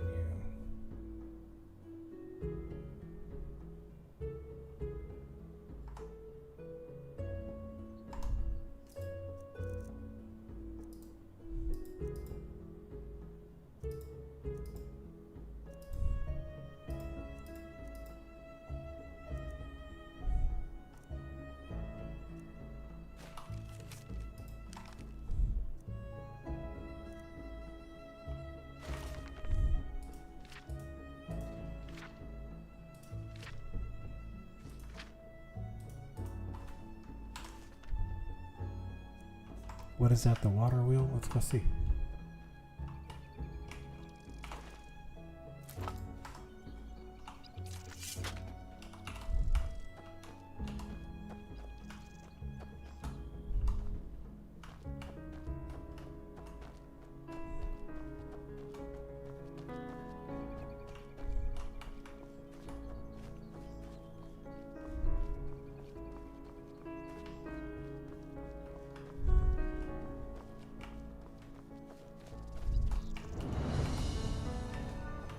We discovered a grove.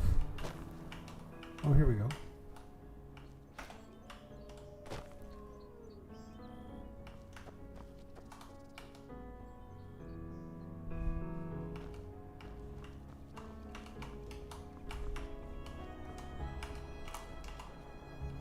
Pumpkins are good. Pumpkins heal.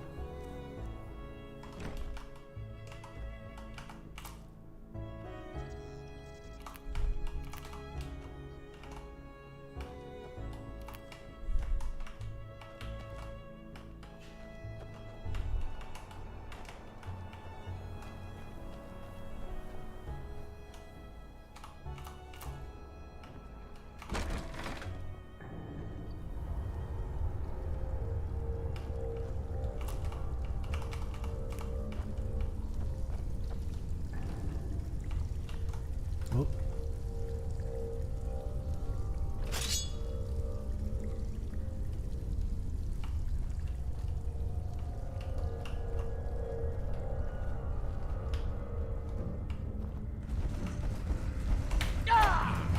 Oh no.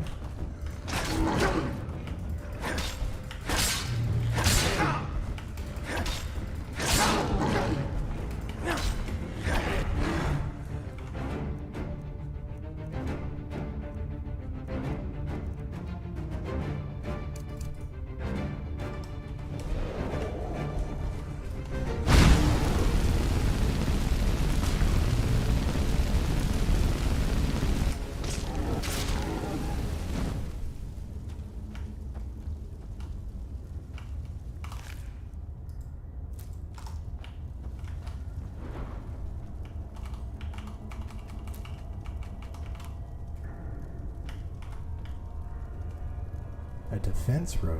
Ooh. Maybe that's enchanted.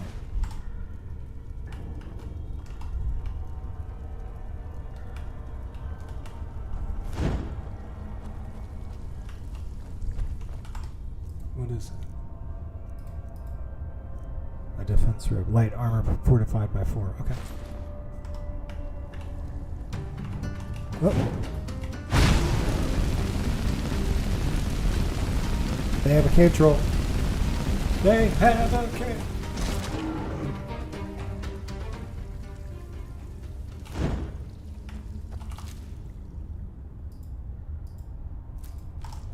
Okay, they don't have a cave troll anymore.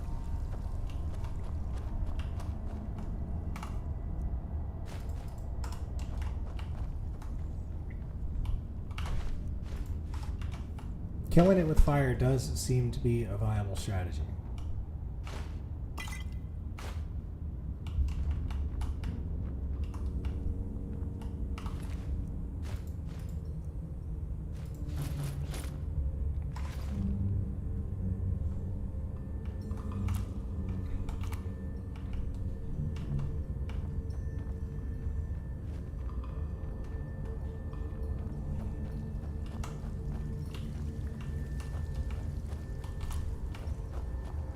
Alright, well that was fun. I don't think the mana does regen faster. I mean, I don't think it will regenerate much faster, especially with the way the spells are going to scale and stuff.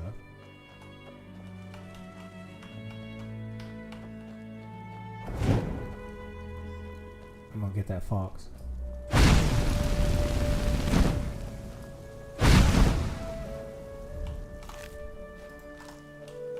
No fox is safe. Oh!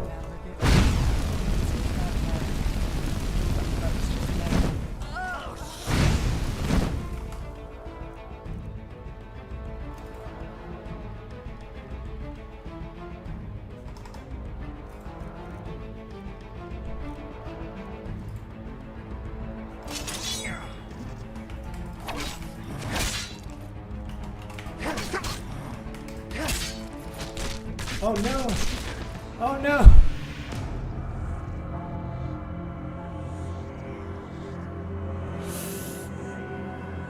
Okay. Okay. Today's just not my day, y'all. That's we're gonna save. New save right there. We're just gonna Yep, I'm feeling like it's time for a little RTS. I feel like it's time. This is where we play. This is where we play rock paper scissors.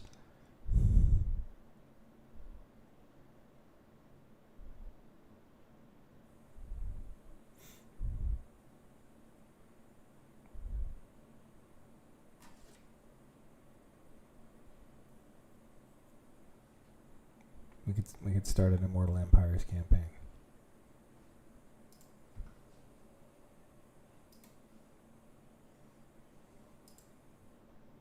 Hey. Oh, there. Hey. How's it going, buddy?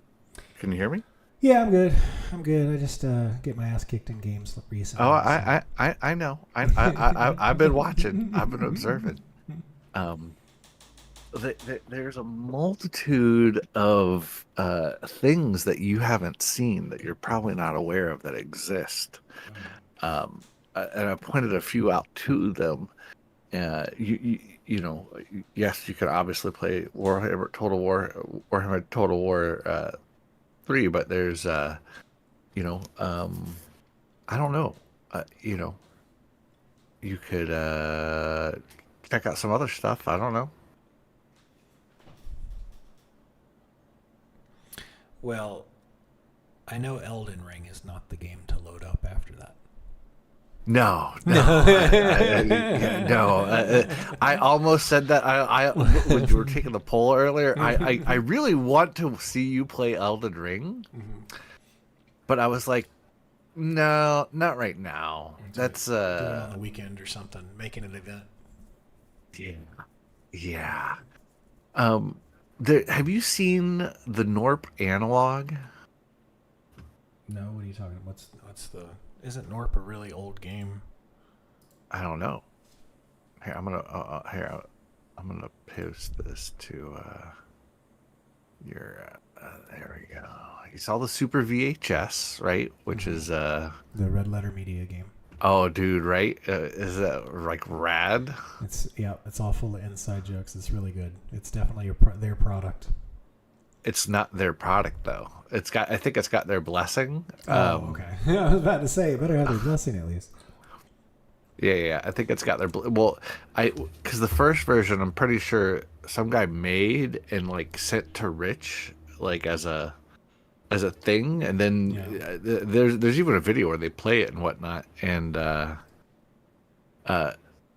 it's pretty great. But I think from that he's going back and kind of sprucing things up. I mean, dude, I'll fucking throw money at it. That's fine by me. That's funny. I mean, I don't think here. I'll show you this. This is an interesting. This if you're looking for cozy chill. Oh, I already did post it to you. Cozy chill games. That's one. But where's Astroneer? I have got to fucking like resort my damn Steam library. I need a better methodology, man.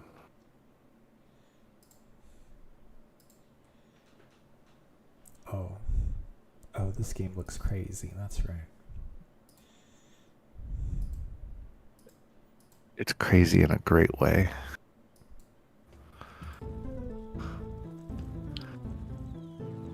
If you're looking for cozy, there's also Astroneer, which is, you know, if it weren't for the lack of like stoner imagery in it, I would swear it was made by stoners for stoners. But there's no stoner reference in it at all. But it is definitely like you know. Oh, you're already there.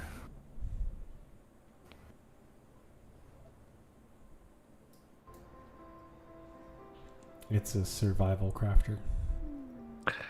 I mean, technically, but you know, it's I mean, yes, but like you know, there's not much surviving and just a lot of crafting. I mean, no, it's mostly exploration and you know, across a couple different worlds and stuff, and progression, and it's pretty hilarious. You got to drill down to the core of the planets and stuff. Yeah. It's pretty. I mean, you can see what it looks like. It's a great cozy game, right? You can play it single player, but it's probably best with a couple people. What else have you missed? Did you ever hear of Vampire Survivors? Yes, I've seen gameplay of Vampire Survivors.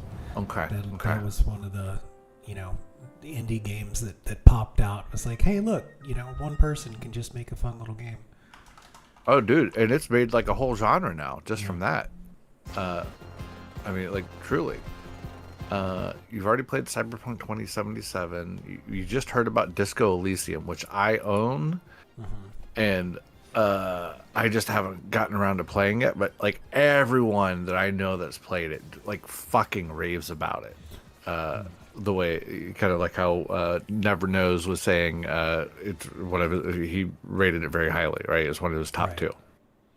I mean, everyone that's played it like raves about the goddamn game. So I'm like, Jesus, I really need to play that. And it's super interesting art style and stuff.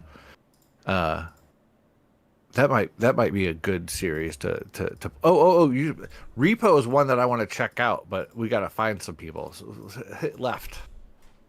Go back in your Steam. There. Oh yeah.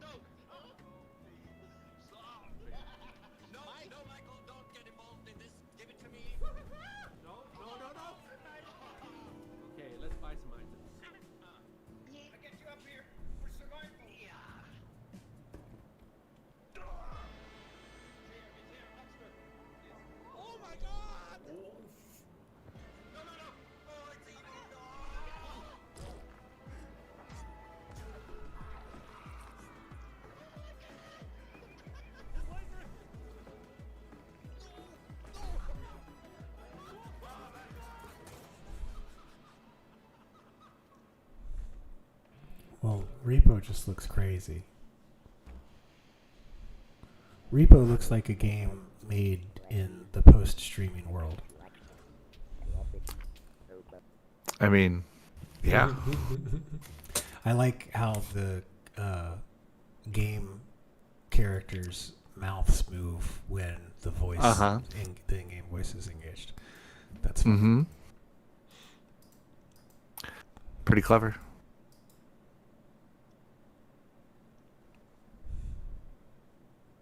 Is Final Fantasy 14 still online, or did they shut it down for Final Fantasy? What is this?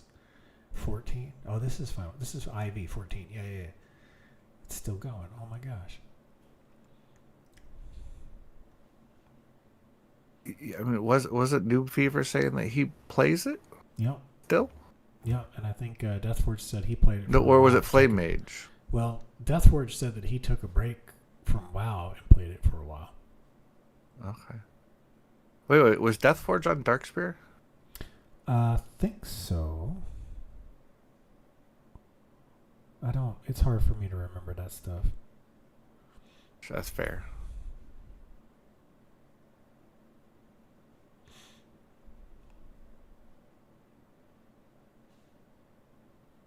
Oh, I just gonna look and see what the VR mech genre is doing. Did you see Donut Country? No.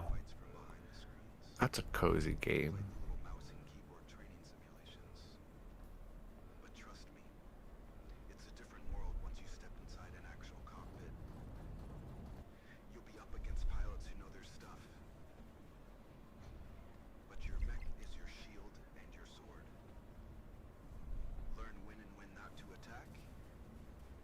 Engineer load up to the situation. Keep your reflexes sharp. And you may just see the end of this pilot.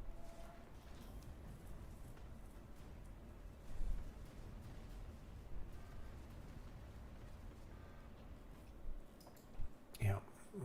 That game just tells me I just need to play Armored Core 6. Uh-huh. You want to know how Armored Core 6 is a good game? It's never on sale. Oh, that's probably yeah. It is never on sale. That's how you know. You could play Half-Life 3. Did it come out finally? I don't know. It's supposed to be coming out soon.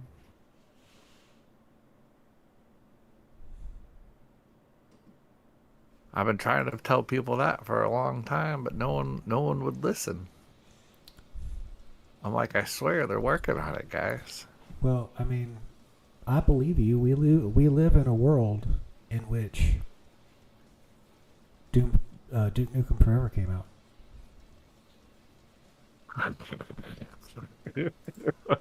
I mean, when did that come out? It came out like 20. When did? Was it before 20? I feel like it was before 2015. I think it was the 2014. Yeah, 2011. Came out 2011. It was like, it was never going to live up to the hype. Well, I mean, there's no way. But hold on, how long? But how long were people waiting for that? Oh, forever. They were talking about but like to it back in like 1997. Back in when? 1997? Yeah, they were originally going to use an Unreal Engine 1 for the thing. I mean, we're talking like the thing was greenlit in the late 90s. How long were people waiting? How many number of years were they waiting? What was it in quote unquote development? How many years was? I was gonna say, U.S. Bob and Alice Cobb.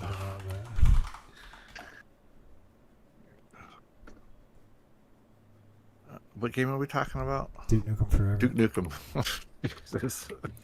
And I called it Forever because it took forever to come out. The game was officially announced by 3D Realms on April 28th, 1997. It was finally released on June 10th, 2011. Okay, So the delta between, ask it to do the delta for you, so it gives us exact years, months, and days.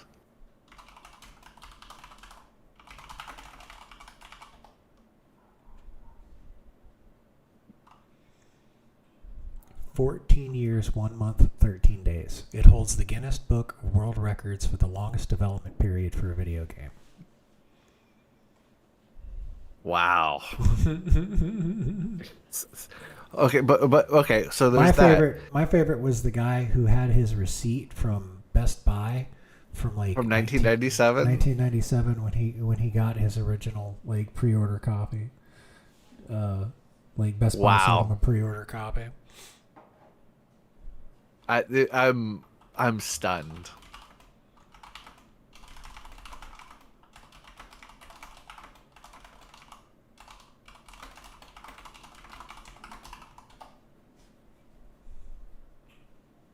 I'll pull it up on the screen for everybody. Yeah. Oh, yeah. You should definitely at least play the trailer. Dedicated fan known as /000 pre-ordered the game from GameStop in 2001. In 2011, upon the game's release, Gearbox Software honored this decade-old commitment by sending him a swag package. Images of his original receipt and the received items are available online. Yep, there it is. It's a Slash is a patient man. There we go. Wow. PC DVD. What is? Oh yeah. When is the last time you had a computer with a DVD drive in it? It's been a damn long time. It used to be a great storage. It used to be a hell of a big time saver because you'd be able to just pop in a DVD and install a game instead of having to go through a bunch of different discs. But yeah, that's become a thing. That's where the post bandwidth era. You no longer most data that people encounter these days no longer requires a physical presence. The only time you're dealing with massive amounts of data for high res image projects and data projects now. Yeah. I mean, and just think about it this way too. We've probably harvested all the compression that we could possibly get out of things, right? There's been a whole lot of really smart people, and there's been a whole lot of financial incentive to solve compression, right? Than the MP3 was the magnum opus. Yeah. For MP, listen, high bitrate MP3,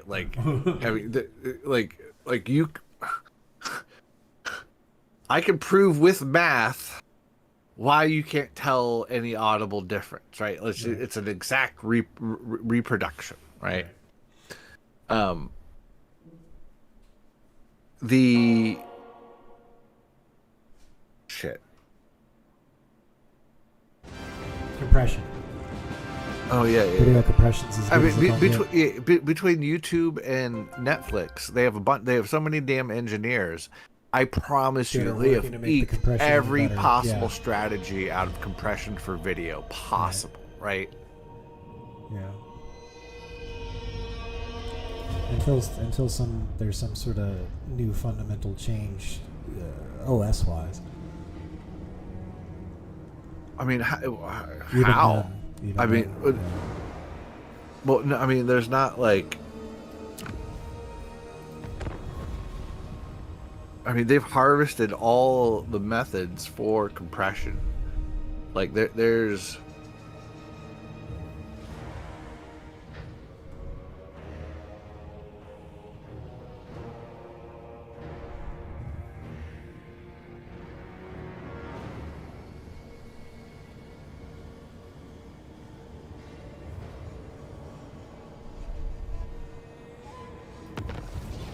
Master of fire. Metal.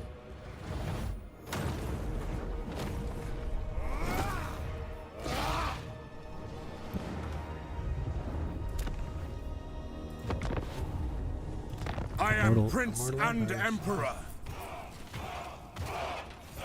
What's Immortal Empires? It's the big, giant, grand game we were always promised. It was the reason you bought all 3 copies of the Total War Warhammer series. and it's basically every map. It's the map from the first game, the second game, and the third game, all made into one with all of the factions and all of the things on it. It is the quintessential Total War Warhammer experience.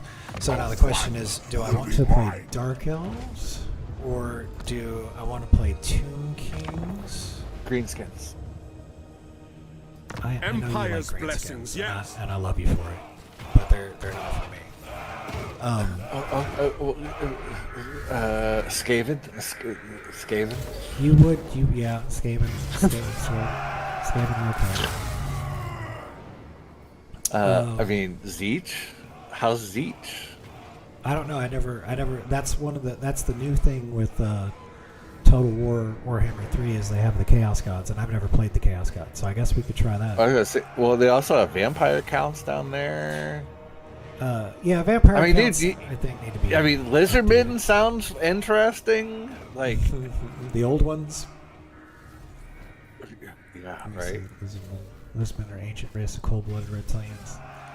Well, let's do Zeech. Zeech sounds interesting. That's something there. Collect grimoires to hatch treacherous plots to manipulate the destiny of all beings through the changing of the ways, whilst teleporting armies around the world. You had my curiosity. Now you have my attention. Why, excuse me? to do what? Zeech is a race that excels in spellcasting, missile firepower, and flying units. Its units are protected by a magical barrier that absorbs damage and is replenished when not taking damage. Casting spells generates favor from Zeech and can be used on army abilities. Okay. I mean, goddamn! If I didn't just hear something that sounds like your playstyle, I don't know what. Like spell casting, high mobility, like, and the general of the army is a Lord of Change. Fuck yeah. Character experience game, 5% all lords, battle reinforcement time minus 50%. Get the fuck out of here. That means what's that mean? Well, so when your units take damage and they go to the replenishment rate, they basically replenish 50% faster. Okay. So instead of replenishing 12 units, you'd replenish 24 units. God. Well, what's the downside to playing him? Construction. A lot of flyers. And you could probably don't have a lot of armor. Mm-hmm. He uses fragments of sorcery to construct his own spell lore between battles. Interesting. Cooldown 10% to all spells. Barrier replenishment delay. Enemy hero action success chance minus 50%. Enemy hero, that's fine. So 50% more immunity to like assassins and stuff. Ambush defense chance plus 50%. Okay, units and spell browser. Okay. Well, we'll start the campaign.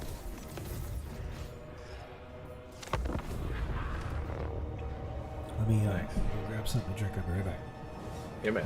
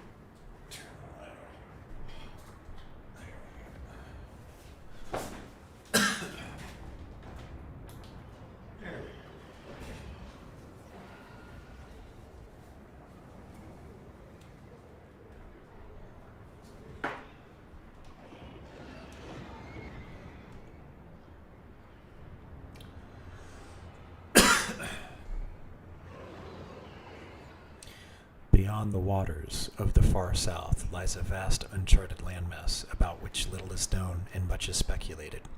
The stories differ from culture to culture. Many of the old world's better-traveled seafarers say this blasted continent's plains are visibly littered with the glowing debris of Morrisleib's birth, while high elf sailors warn that not even a Marin can protect those who stray too far south from the waters around the Fortress of Dawn. Whatever the truth may be, all heed the warnings pointedly inked into many a sailor's map. Here there be demons. Man, the old world setting for Warhammer was so good. We have scoured the path, foreseen the future. The present belongs to Sinch. Here we go.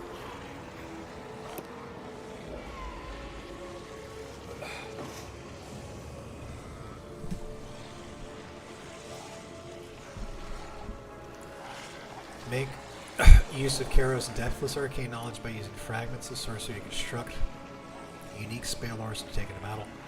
Gather Grimors through your campaign to unlock arcane knowledge via technologies and manipulate reality with changing ways. Use the teleport stance to instantly move between locations on the campaign map and launch attacks without the risk of ambush. Ensure the spread of Zinch corruption to aid his participation in the great game and unlock unholy manifestations that can produce powerful effects. Learn more about Zinch here.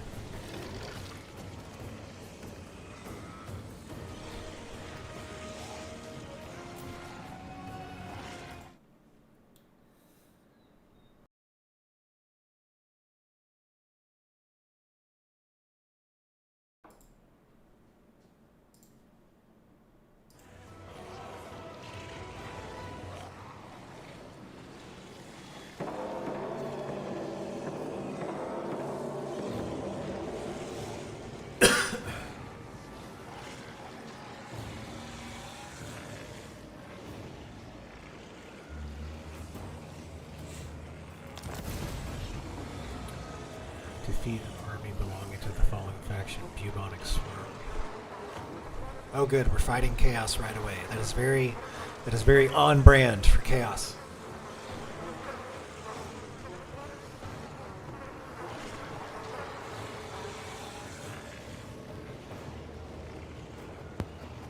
Which member of Chaos are you fighting, though? Nurgle. Oh, thank you.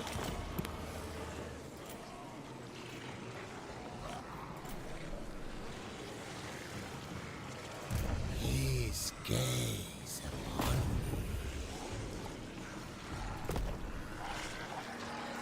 Demagogue.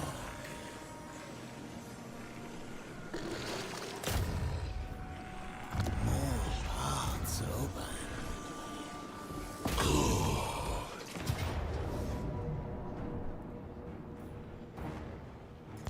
It's actually fun. Oh, I actually want to see these units. Okay.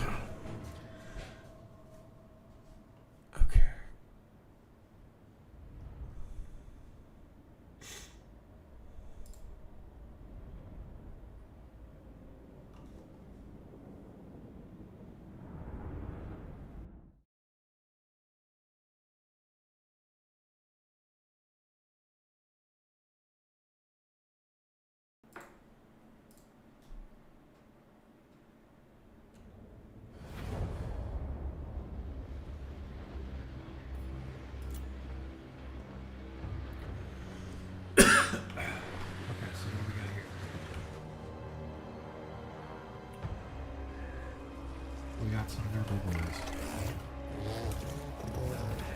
War beasts, plagued as a Nurgle. Okay. We got some swarms, Nurgle, some plague bearers, which seem to be just regular sword infantry. Plague bearers. Okay. So not much. And what is this stuff? Oh, he flies. Okay. Eyes of Sinch.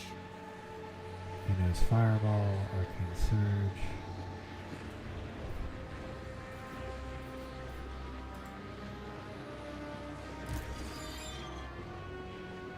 Who's this? Exalted Framer? He's by himself? Okay. He's got hell of a range. Okay. Exalted Framer of Zeech. This, I want to know what this guy can do. It's just him, and he's got this big range. Okay. I guess we'll find out. We're about to My find guess, out. my guess is you don't want to have any of your guys in front of him. You know what I'm saying? Yeah. What do we got here? Missile infantry. What are these? Melee infantry.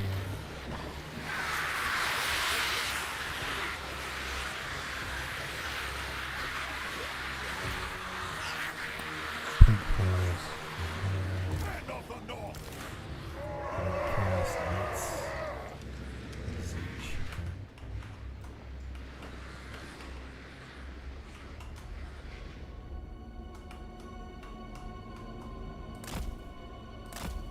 Let's have y'all way over there. What are these? Flying melee infantry. Okay. Okay, we'll use the flying infantry to attack them once they're already engaged, and then they panic and they break. The schemer calls.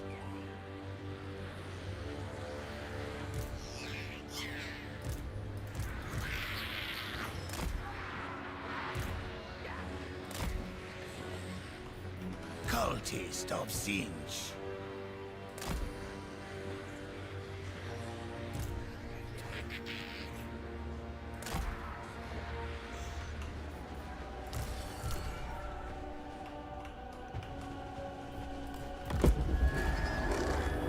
The winds of magic embody the arcane power of Zinch.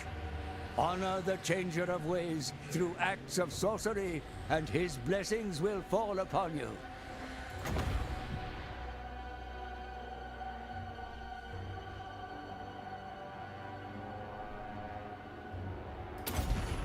We hold power.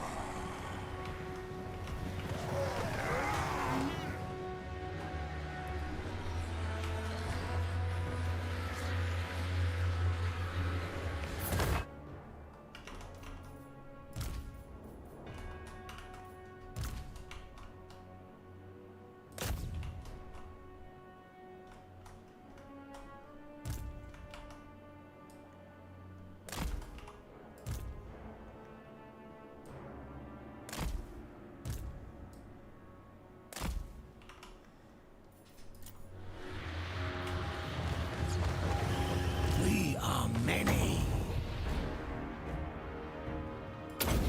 The Lord of the Sky arises. The Raven God's will. Keeper of the Destiny Scroll. Followers of chaos. Savage duty.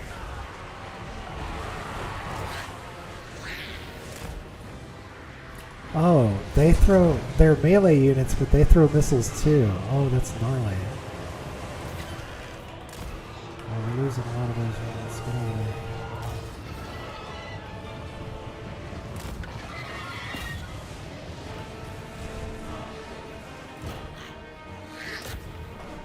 I see the past and tomorrow.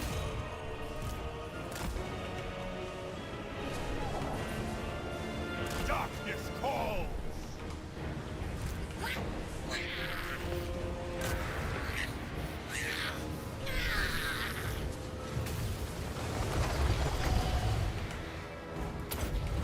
The winds of change.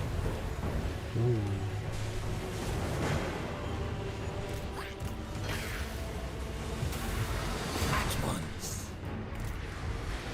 War!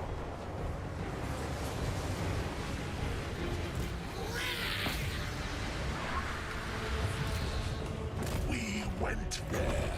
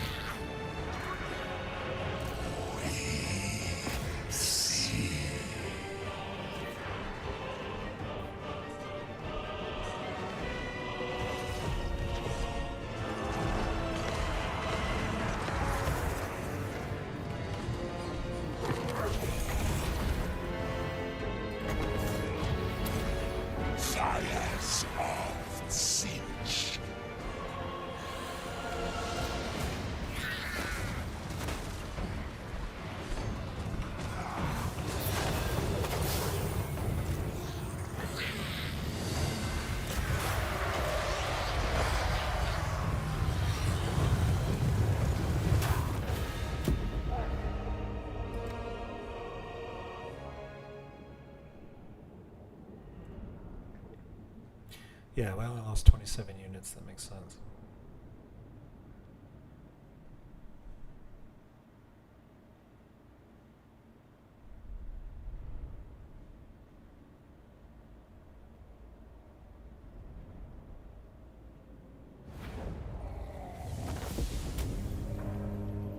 The magic powers are armor replenishment 3%. Total failure.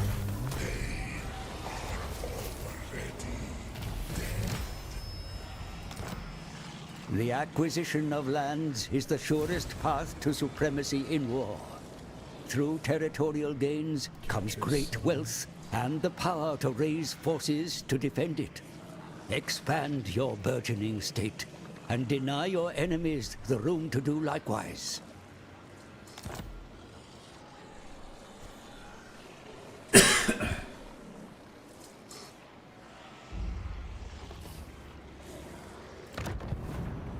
Okay, here's the changing of the ways. Actions that can be performed are shown on the changing of the ways panel. Most actions must be unlocked by research technologies. Transfer settlement. Target non-capital settlement.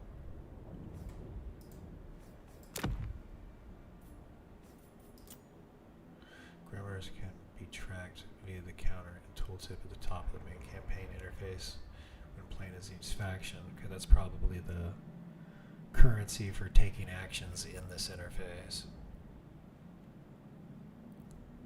Grammars can be obtained by constructed library buildings from Chaos Cauldron from winning battles. Transfer settlement ability. Transfer settlement ability is available immediately, which can be used to take possession of a settlement controlled by a faction you're not at war with.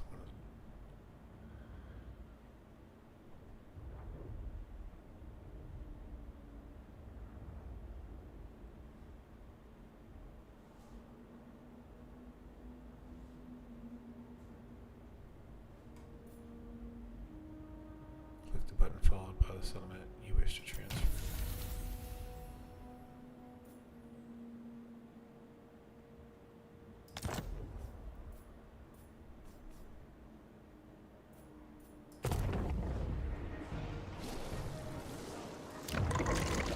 I exist in the future. This was inevitable.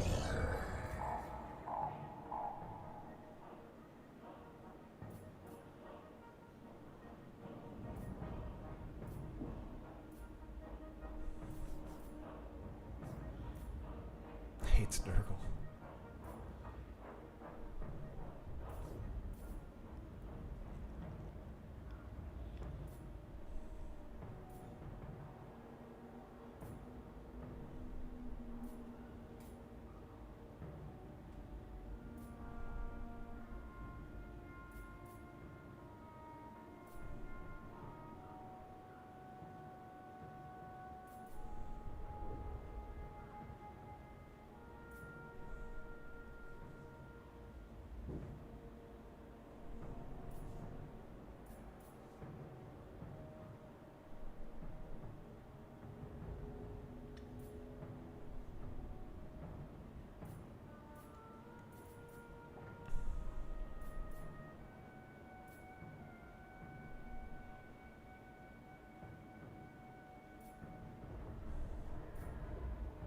Rank 7, okay.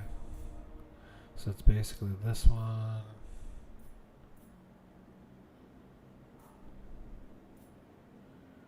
For stronger. Or this one for, yeah, let's do this one, because that helps movement. Another skill possessed. And what's this?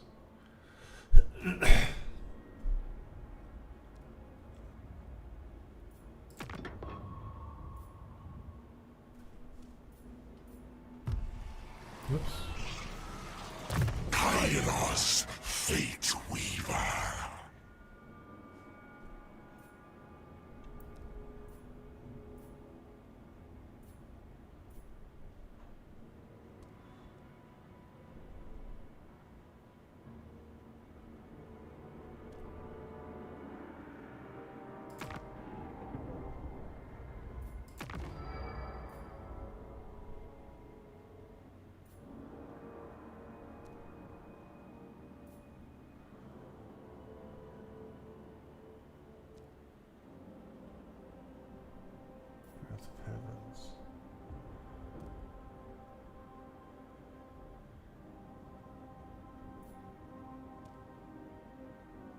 Cascade Fire Club.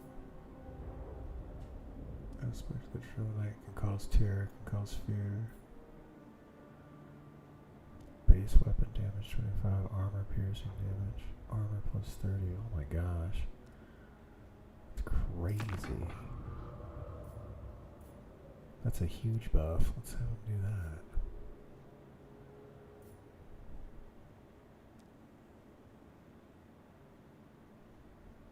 Yeah, we'll equip. We'll hit the knights with that when they're when they're charging into somebody. That'll be good.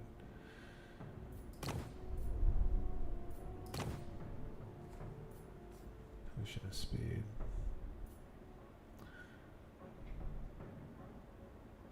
As if a flying wizard general needs. I have scried all of time. Yeah, give it to this guy.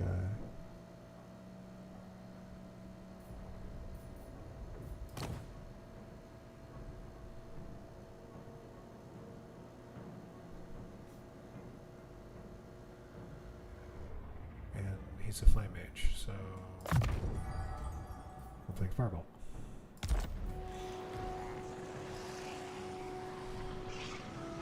I scried this victory. Okay. Reveal the shroud over all of a faction's territory. Okay.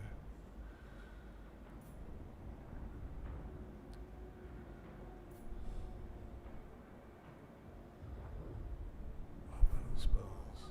Wins magic power reserve capacity plus 20 all armies. Wow.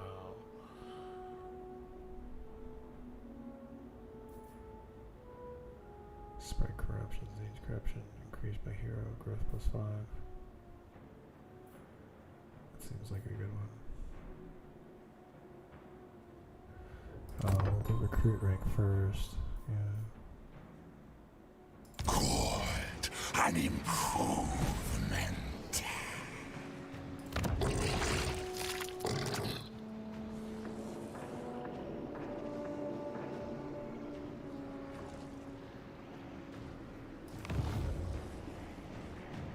Capture settlement.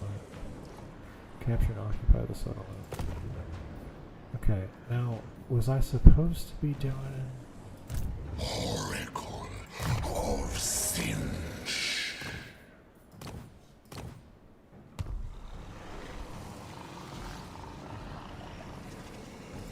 Victory was always assured.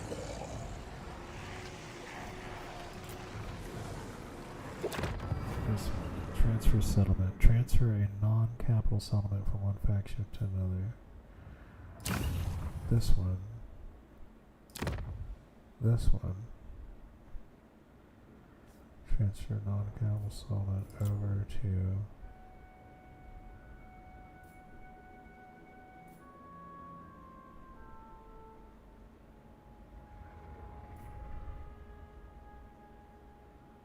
Oh, so we can't transfer it to ourselves. I don't see what the point of doing that is. Huh.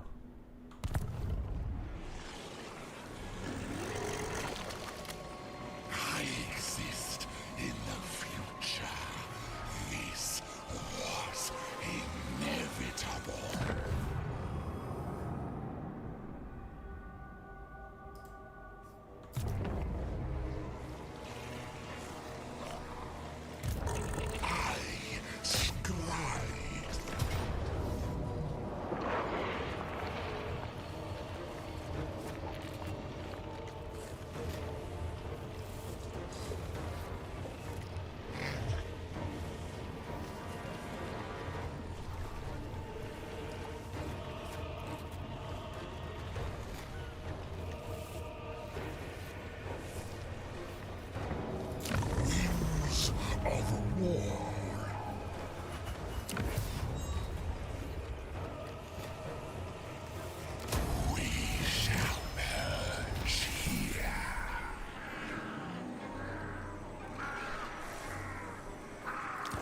See that much of this area lies under your control. complete the acquisition of this province, and you will gain complete dominion over those that exist there. Another node to the Nexus.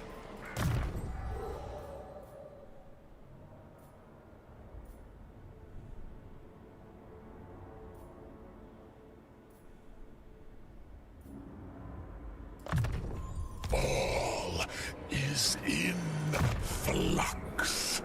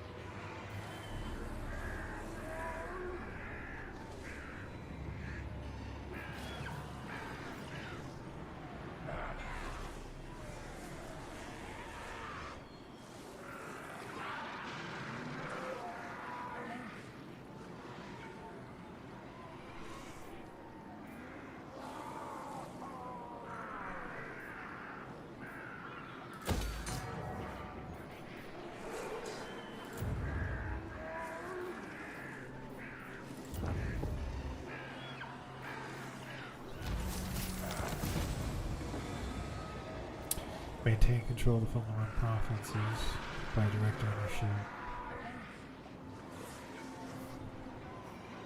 The Abyssal Glacier. Did you say my name? No, I was reading out loud. I'm supposed to. Where's the Abyssal Glacier? I could have sworn you said Phoebus. Nope, not this time. Okay.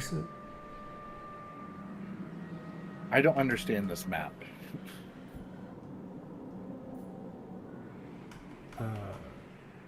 Yeah, it's very, very tiny. So there's just 2 provinces right now, and I'm surrounded by.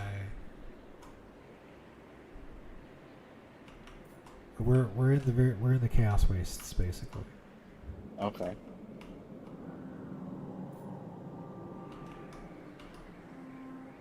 Just took out some Nurgle folks. So Yeah, I saw. Provinces are large.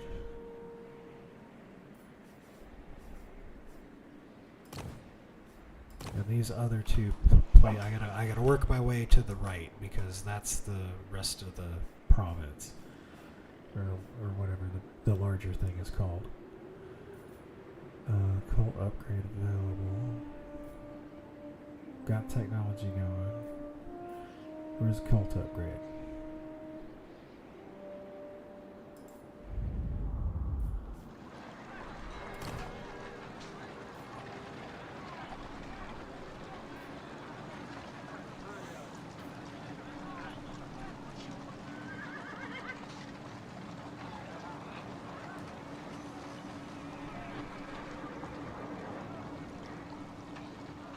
Excuse me a moment. Yep.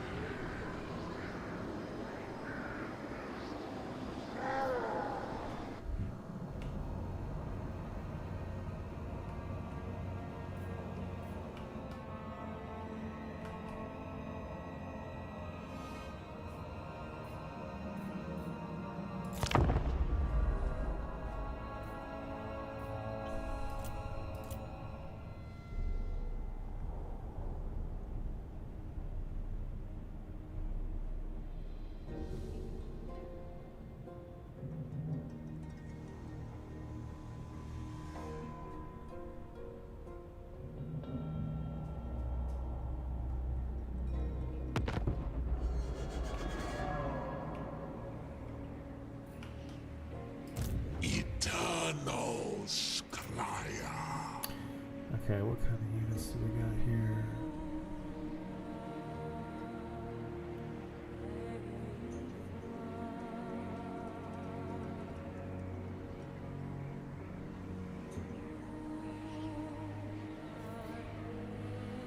Barrier, very fast vanguard deployment.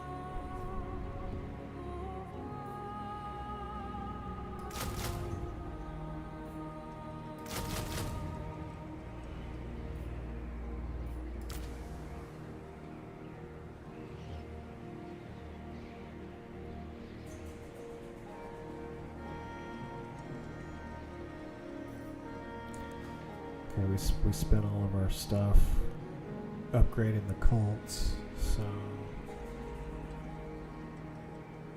we'll have to spend a couple turns building the army up, but that's okay. In next turn, we should have access to another unit type. So let's do it.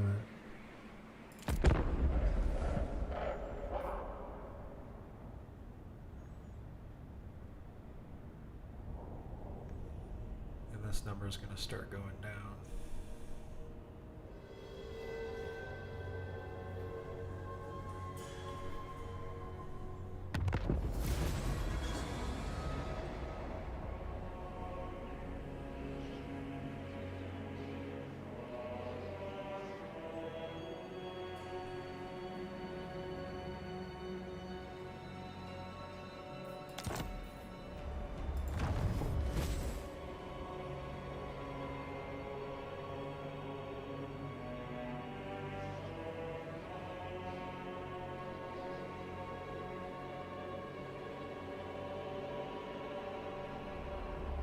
Okay, we'll perform that when we get going.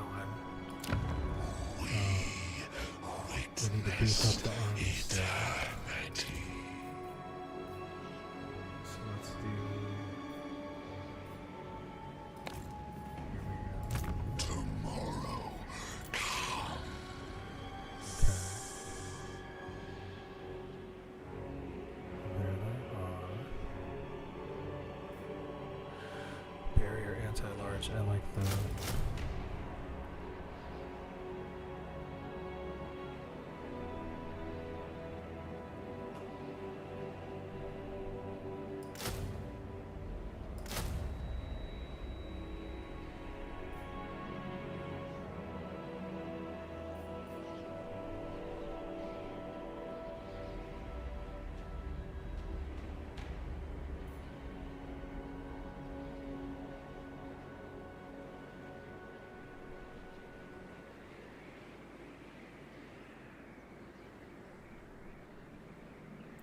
Yeah, and then we'll get a couple more of these guys.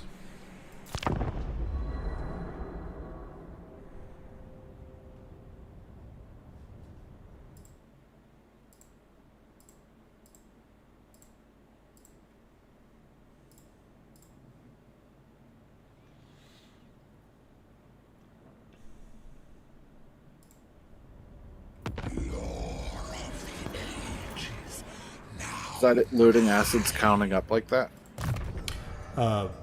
It's that's all of the different turns. So each there was like started out with 248 different various factions, and now it's down to like 270. The number will keep getting lower as the game continues. Oh. Oh, it's like all the other factions are fighting also?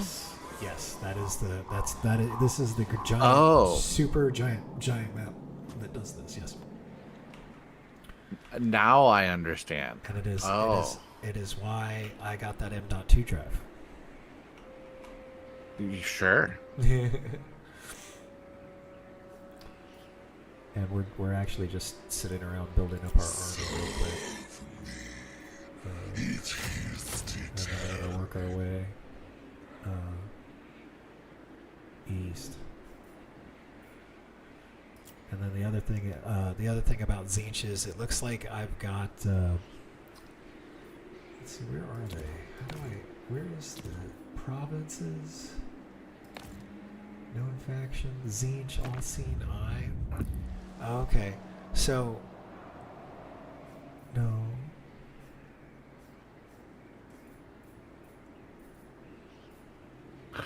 I'm supposed to have like I've got like cults, and there's some cults. Okay. That, like, I upgraded, so it's here. Pain of Illusions.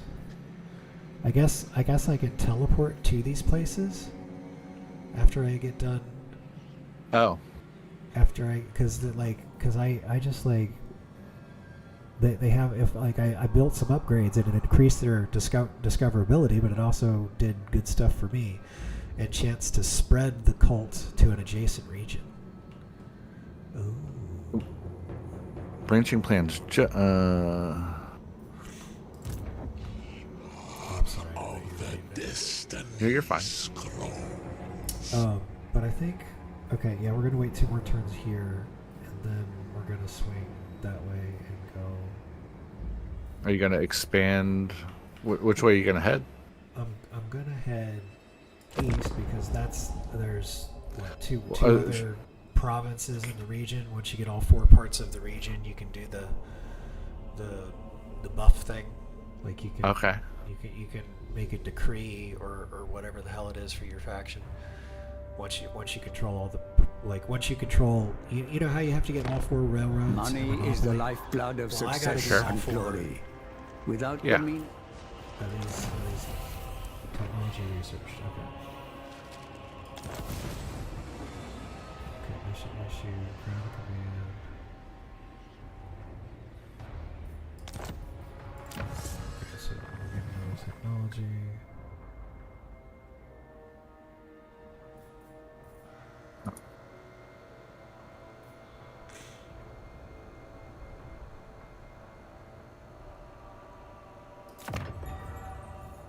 The fates cry out for this. The mocking washer.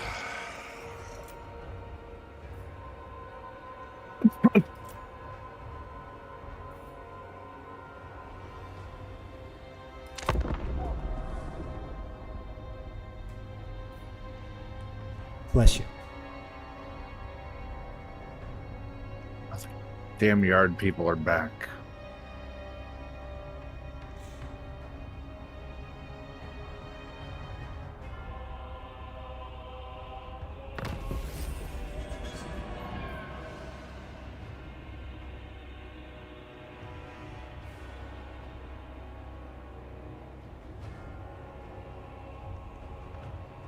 Trait gain. Spent multiple turns himself with no control. Local. Okay, that's good.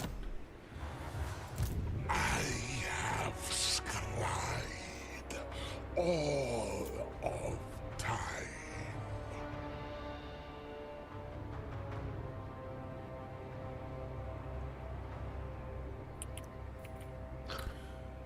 I feel like it's not.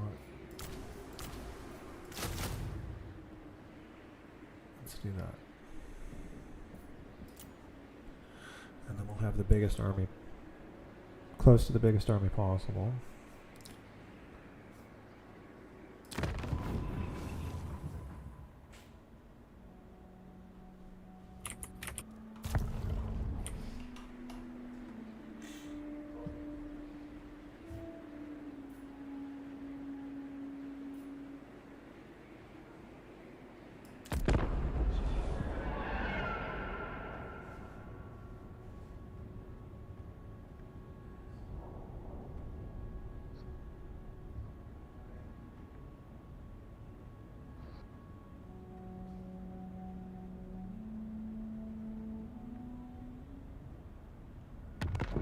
A watchful eye must be kept over expenditure for your domain to prosper. Be mindful of your treasury, for your current deficit will run you out of funds entirely if action is not taken to correct it. Okay. Your treasury is running dry, my lord. I get it. We got upkeep issues. Gotcha. We are as one.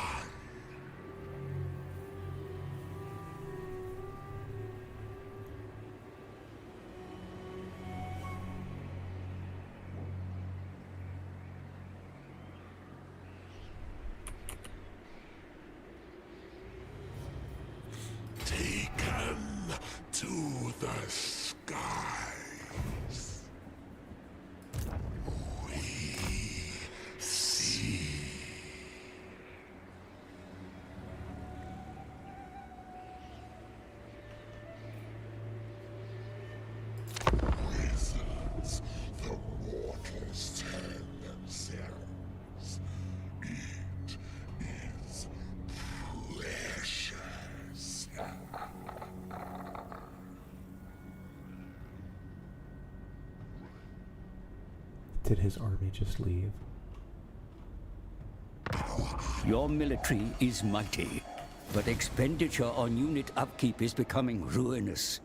You should consider disbanding some of your troops. Do you see, brother? Do you see the skulking? Yes, I saw. Why can't I... Oh, I gotta switch stances. What So... a simple equation. You will be irrelevant.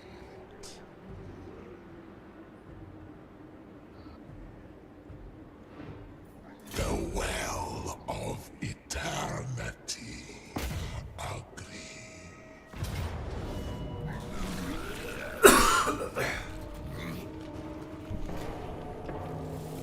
Decisive victory. Hold on, let me mute my microphone.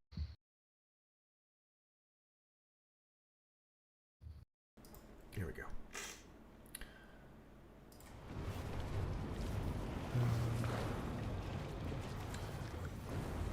I want to see what this looks like. I would like to see a big Tzeentch army on the field.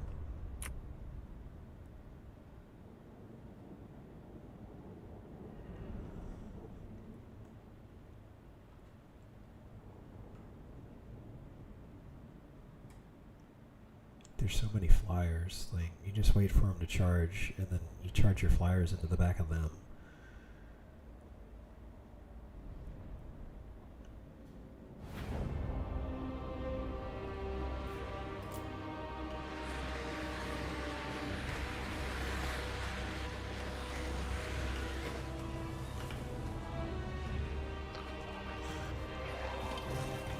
Those are beasts.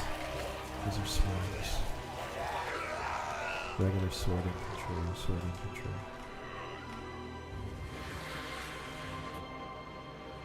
Men of the North.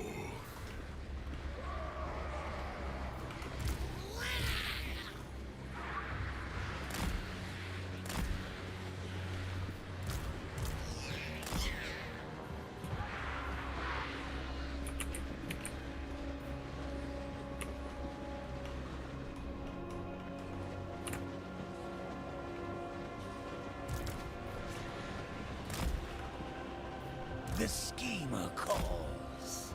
Kairos, Fate Weaver.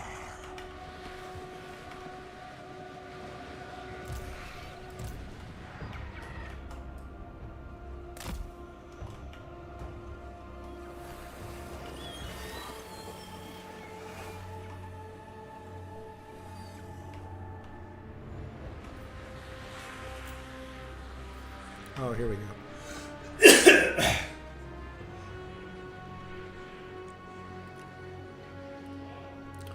Armor, leadership, speed, attack. They do magic attacks. Okay. Oh, hey Gus, I sent Swifty an email a couple of days ago, but it's an old email address of his. I actually lost his number, so I'm gonna reach out to him. I didn't get to it today, but I'll reach out to him tomorrow over social media and see if I can't get back in touch with him. Swifty actually emailed me about a year and a half ago, but I didn't respond in time. I did respond, but it took me like 2.5 weeks, and by the time I got around to it, I think he got lost in the shuffle. So to answer, like, yeah, Swifty got in touch with me. It was like a year and a half ago, and I sent him an email. Haven't heard back. Don't blame the guy. It's an old email. Probably gets spam or whatever. So I'll try to get his attention over social media tomorrow. So that's an update on that. Yeah. I sent an email because I didn't want to like reach out publicly if he didn't want to get back in touch with me or whatever. But since I'm kind of getting the feeling he didn't see it, he did.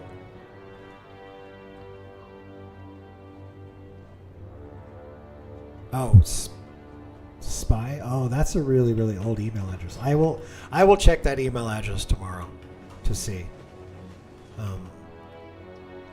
I will definitely check that email address if he messaged me there. But yeah, I'll look for that email, and then I'll also, like I said, I'll also reach out to him over social media. Like I know he's on Twitter, active on Twitter, and I'm just trying to start getting back into that social media crap. So I'll reach out to him over Twitter or something like that. We'll get in touch. God.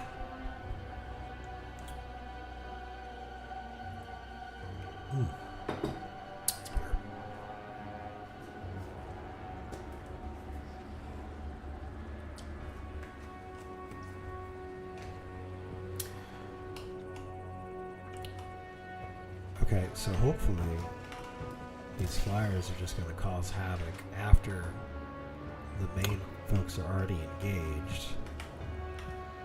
Yeah, alright. Our fates shall be woven. Your past is our tomorrow.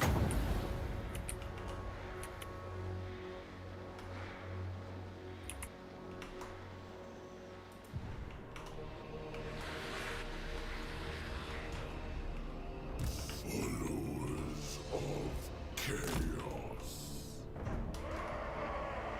Get flanked.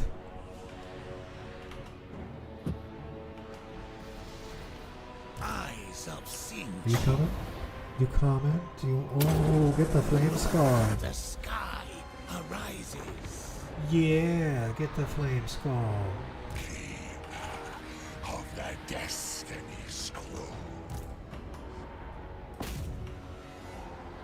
Locking watcher.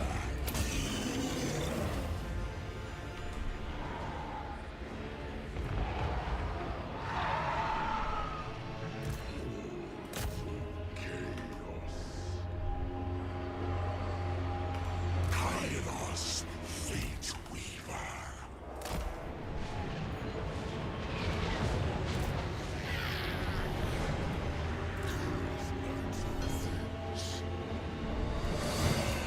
Oh, those buff knights are just doing work. Roll right up into them. Look at that flamer. Oh, wow. Oh, my goodness. Oh, wow. I want more of these flamers. For the changer of ways. Get rid of the fireball. Yeah. Oops. Friendly fire.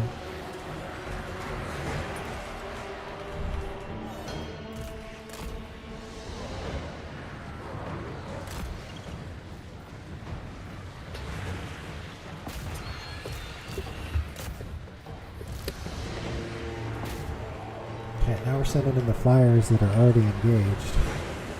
And their line's just going to crumble. Oh wow, that flamer's got the angle. Look at him.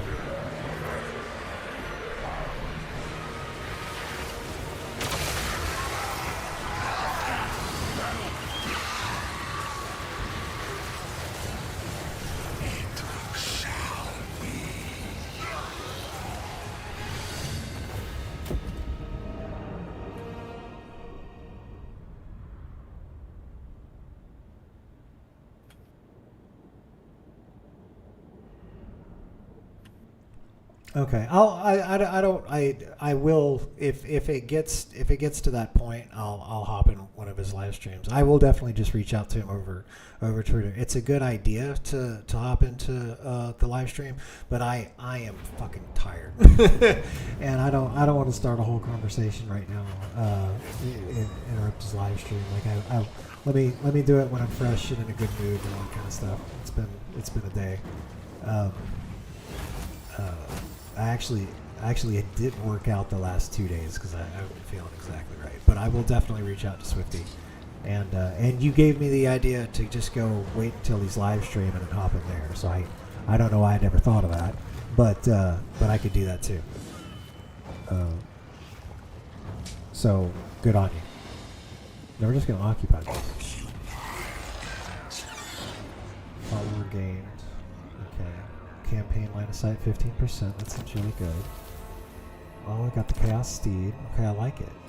The question is, Fate Weaver. can you like attack this guy? You can wound him. Yes. All right. So let's see. Wound. So let's give him an extra 5% for wound. And let's have him go. Rob them of knowledge.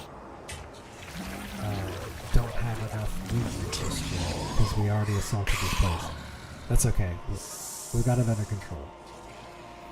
Unassigned skill point. Jesus. Oh, the Fate Weaver. Okay, this is the Lord of Change.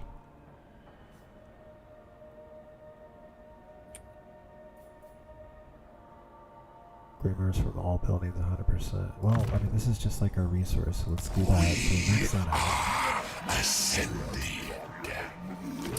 What else we got? Change your other ways. We don't need any of that right now.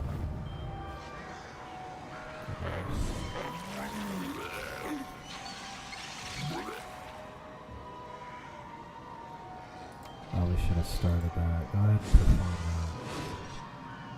that. An army must be selected to perform this action. Eternal Sclaya.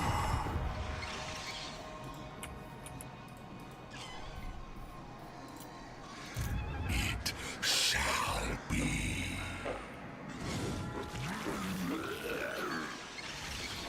Oh, rain havoc on targeted individuals.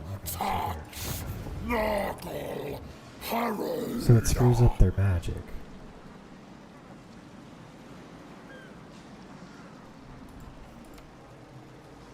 An army must be selected.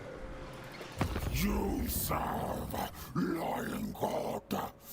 Crush. You are broken.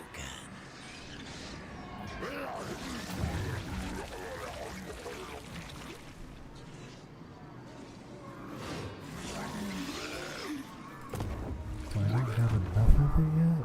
Oh, I'm building it up. It's got to be this bar. That's why I can't perform it yet. Okay. Okay, that makes sense. So I guess I just need to end the turn. Wow, our guys took barely any damage. Or they're healing up really fast is what's happening. Your fate will be sealed.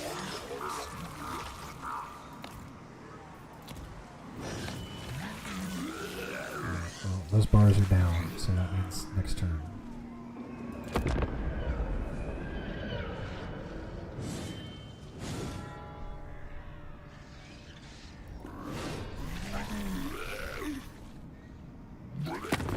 A rival power comes to parley, demanding a change in your mutual relations. Consider their offer carefully. 3,000 for a peace treaty. Do I really care about my reliability? Can't we just take the money and then declare war on them again? What is my reliability as the Zinch? I'm actually going to ask Bob that.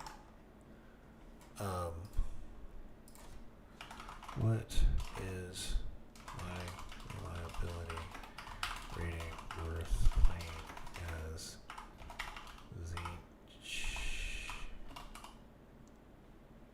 Zinch in total Warhammer 3. Can I just take the money for a peace treaty and declare war again? It's Nurgle against Nurgle.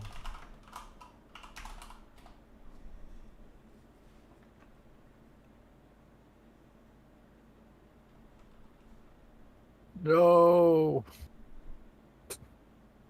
Your reliability rating is crucial, even when playing as a scheming Zinch. Accepting a peace treaty and quickly declaring war again, especially 10 turns, can significantly damage your reliability, affecting your diplomatic relations across the board. Ooh. It's how trustworthy your other factions perceive you. Breaking treaties or declaring war shortly after making peace can lower the rating. Consequences: early war declarations. As Zinch, you can employ cunning tactics to provoke your enemies into declaring war on you, thus avoiding the hero actions. Use heroes to perform actions like stealing technology or assassins. Raiding, trespassing. What a magical time to be alive. So we will counter offer, and we will ask them to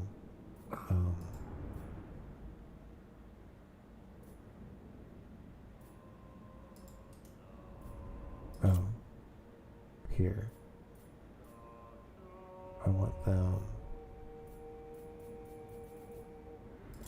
to pay me 1,000 gold. And there's no... Oh, it won't let me just tell. You just pay me 1,000 gold. That's the deal. That's what I was trying to do. It wouldn't let me do it. Presumably, that little bar at the top shows you how likely they are to accept it, right? What do you think this is? Yeah, they were like, can I give you 3,000 gold and you give me a peace treaty? Best I can do is you give me 1,000 gold.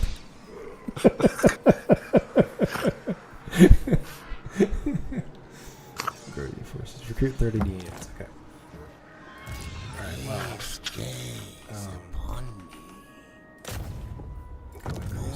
Alright, cool. We got a full army now. Let's see here. Recruit units. Recruit regiments. Now we don't have any of those yet. Let's take a look. We're actually doing some good by just sitting the army in here because the province is unstable right now. But we also need to go ahead and finish cleaning these guys out. So we're going to keep moving. Go into the march stance, and we'll haul ass. Can we? We can actually get over here. I don't think we'll get in a raiding stance, but this will be better than being in the march stance. At our doorstep.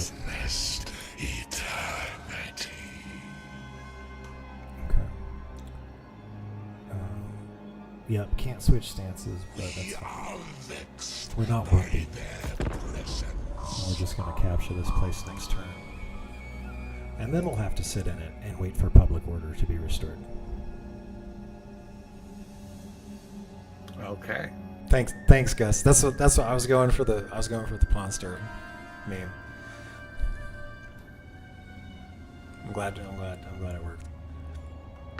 We have foreseen your obliteration.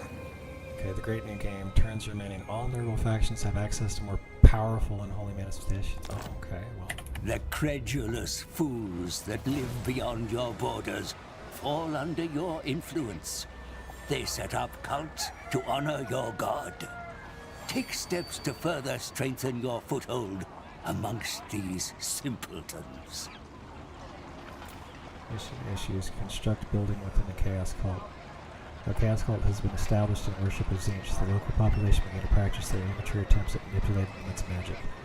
Move quickly and set up facilities here so the benefits may multiply. Learn about chaos cults here. Okay, here we go.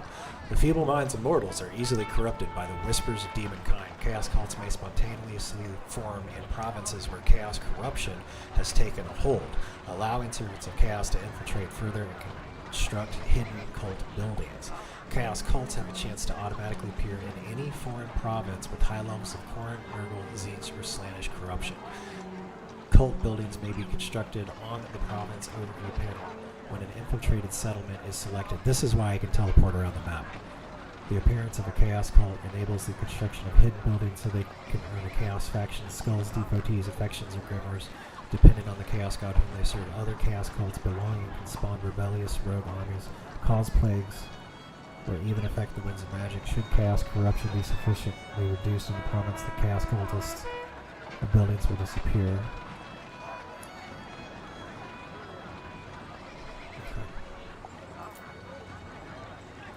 construct a building with a chaos called it's this one. Follows created. Your followers have created a cult in the settlement. Belonging to Legion of Chaos. Now it's time to construct buildings to reap benefits. Okay. Here it is. Alright, gotcha.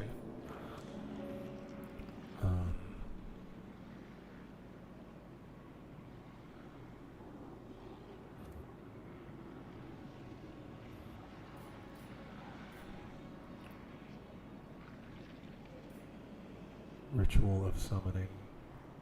Instantly teleports your faction leader to this settlement. Okay. But that destroys the cult. Okay, so they can I can get them to summon me, and I show up and kill all of them. Awesome. I don't have enough gold for these yet. Okay.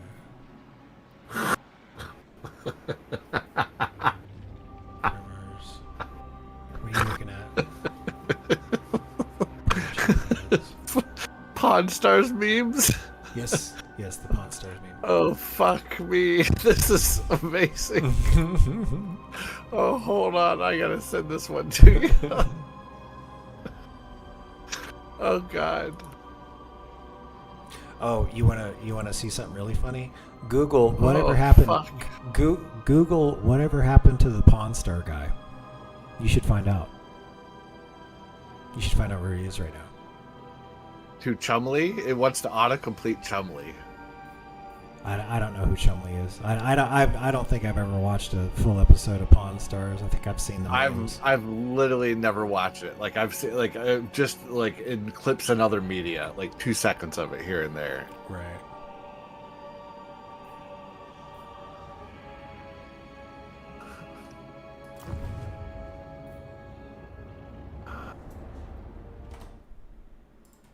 Rick Harrison, the main star of Pawn Stars, has faced a series of difficult events, including the deaths of his father, Richard, the old man Harrison, and his son, Adam Harrison.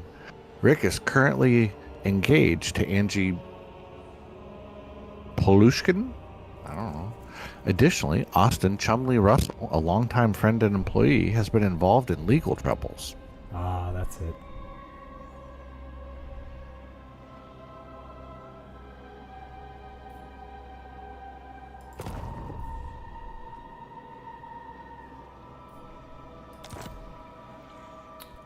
Okay, well, I got a huge standing army right now, so I can't really afford to beef up that cult right now, so they just have to get it next turn. Technology's researching.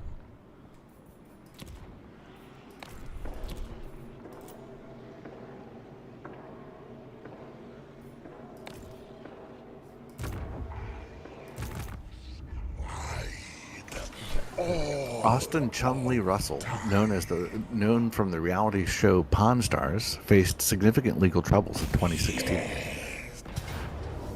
March of 2016, he was arrested during a police investigation at his Las Vegas home. Initial charges were 20 counts of weapon and drug possession, including crystal meth, cocaine, and Xanax. Oh no.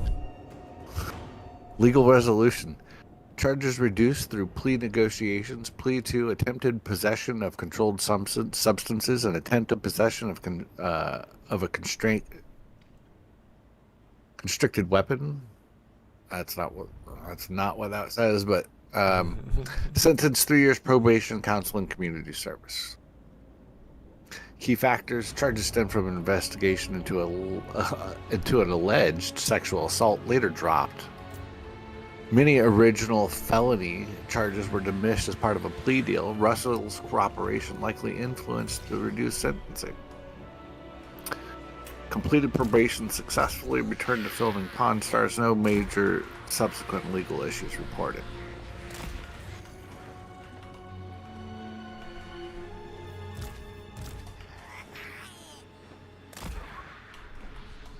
Never seen it.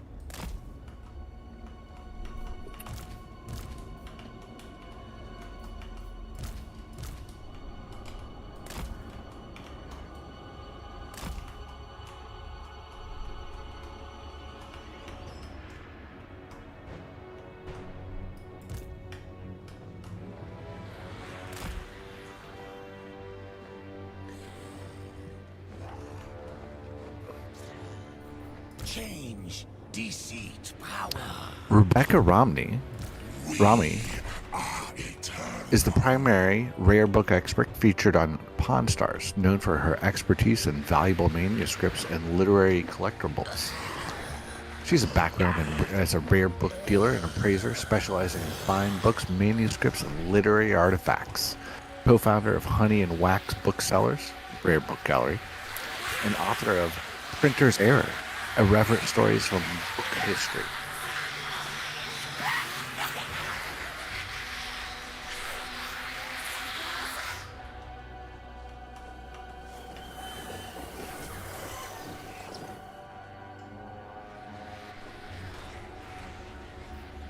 Chaos Knights of Siege.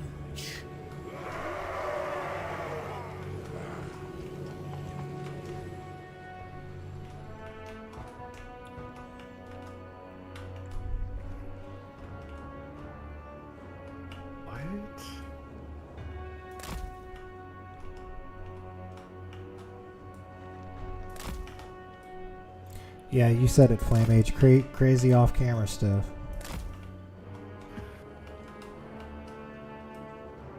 Wild off-camera life stuff. Like, I like the price negotiations. They showed up as an old part of that Dave Attell show. I remember Insomniac with Dave Attell. The pawn shop did? The fractal threads of their existence. Flame Age, you know an awful lot about American TV.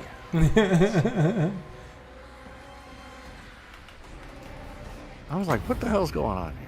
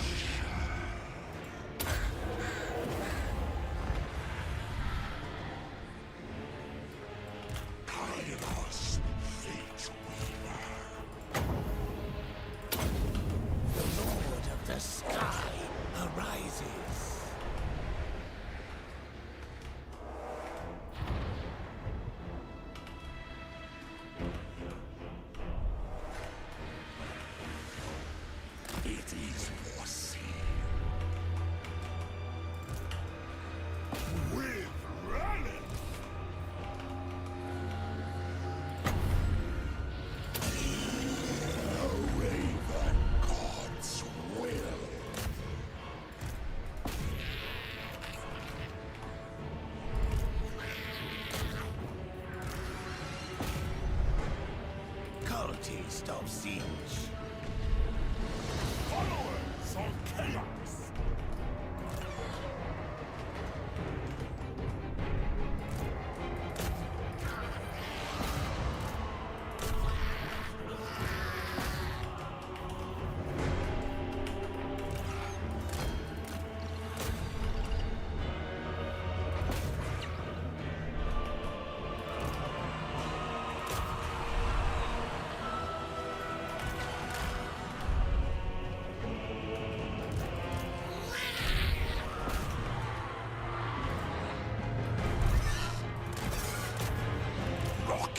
Watcher. The winds of change. Flux, magic, lies, destiny.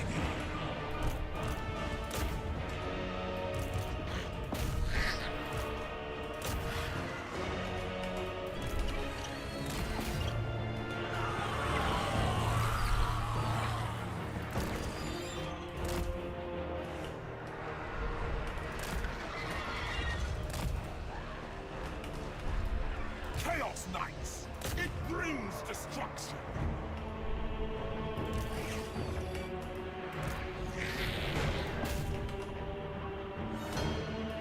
The schemer calls.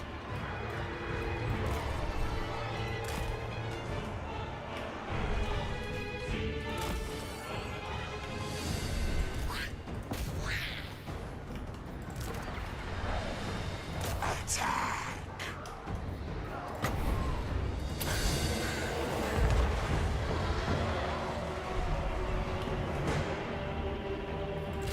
Knights of Tzeentch. The Horde surges. Oh, this one is not as clean. On your word.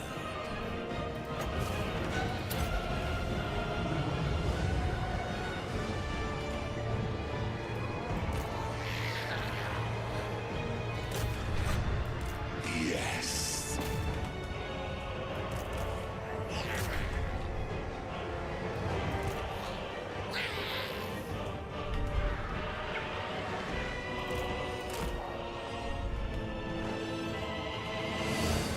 Holy crap, that healed the Exalted Flamer all the way back up to full.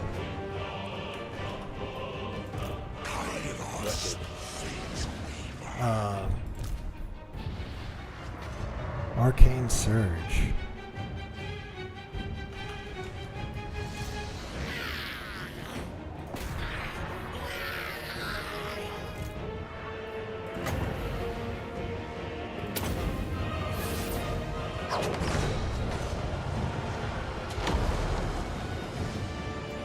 The infinite weave.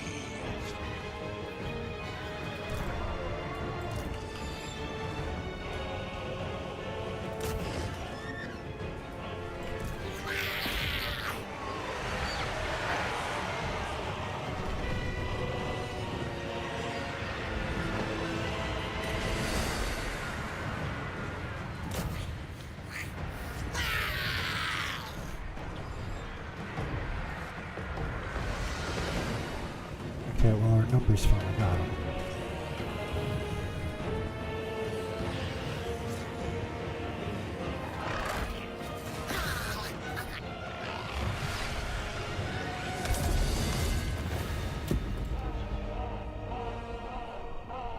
Yeah, you can hardly see what the hell's going on.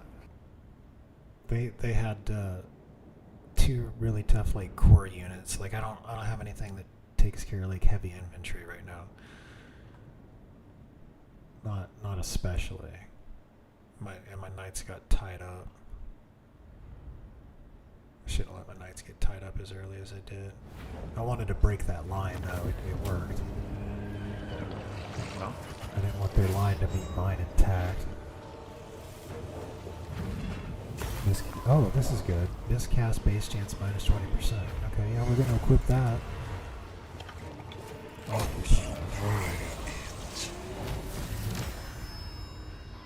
okay, successful. Spell shield. Oh yeah. Mission successful again.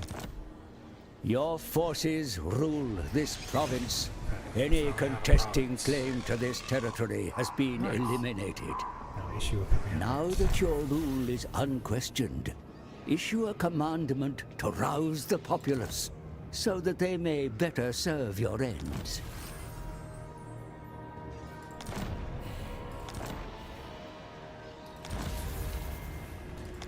Defeated a faction. Heretical influence abounds. Okay, what do we got? Chance of plague spreading. Research rate. Chance of enzymatic strength. Control. Yeah, we're gonna do control because we need to get this place under control. Let's spend money on that.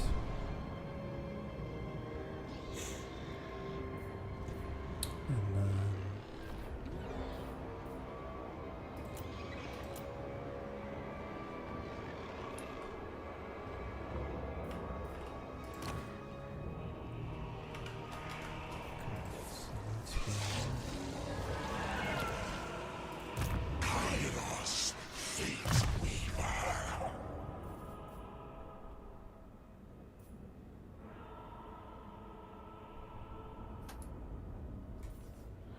oh, there we go.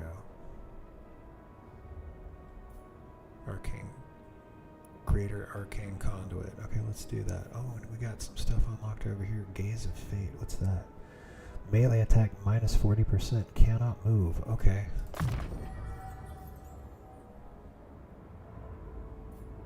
That seems like a good spell to have.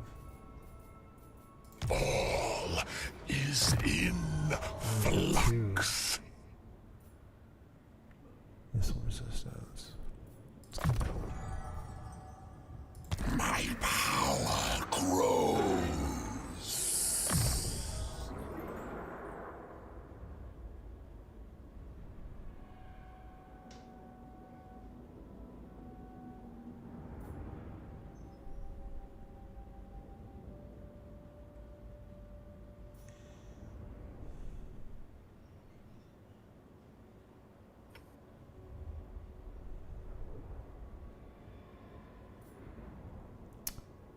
let's do another road, because I know it's going to come in handy. Oh, 2, 2. Alright.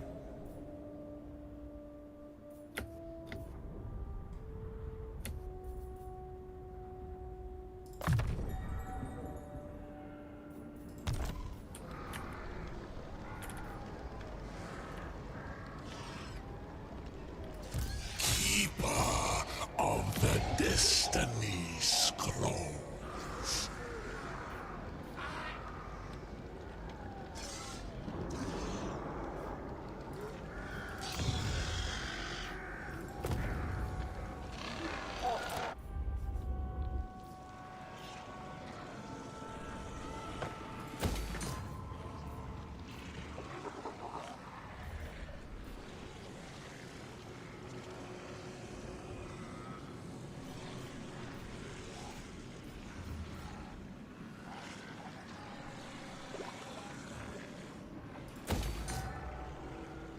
Okay, so that cult's upgraded too.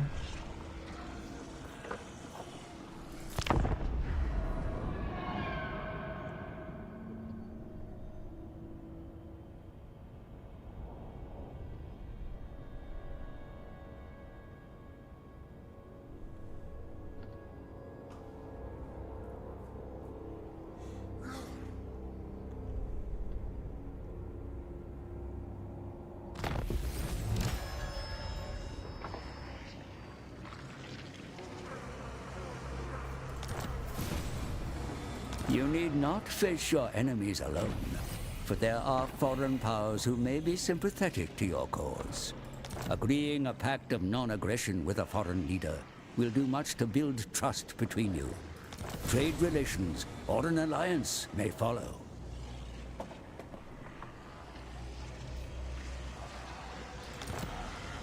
You may aid me in the extinction of this thrice-cursed world if you so wish.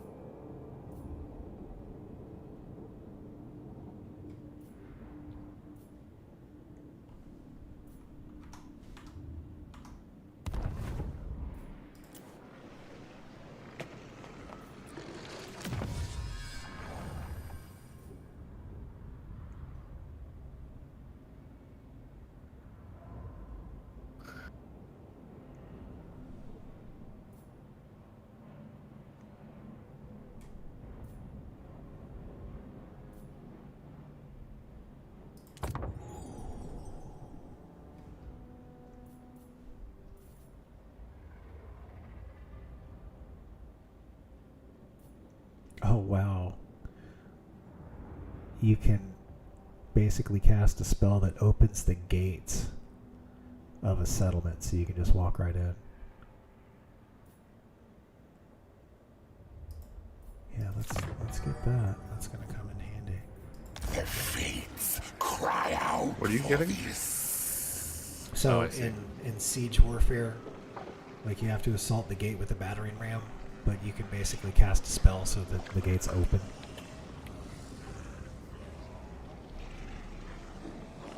Got it.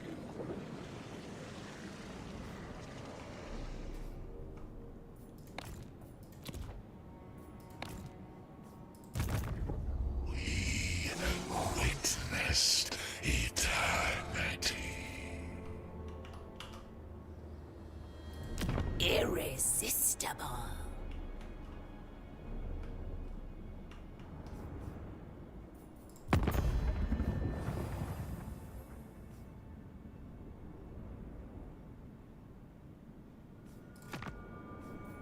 A smaller player of the great game approaches. How quaint.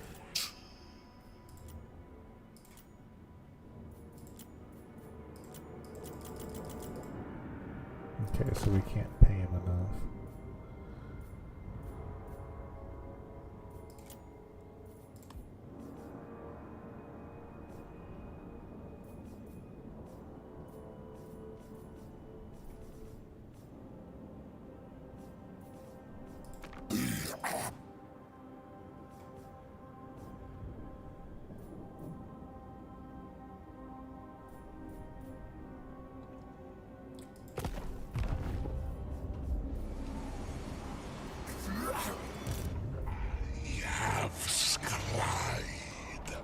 All of time.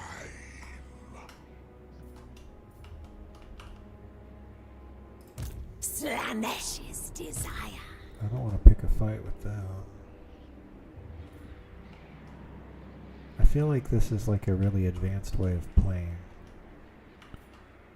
Let me see if I can teleport my guy. The mocking watcher.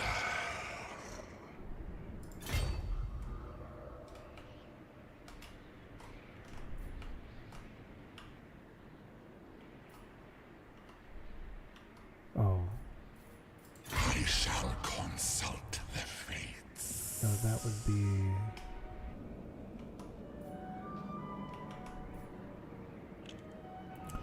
I guess we need to stay here for another turn or two while order is restored. At least until that thing's built.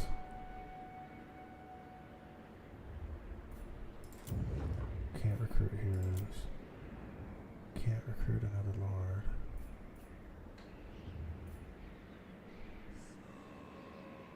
We have insufficient funds. Okay, so we can get another lord.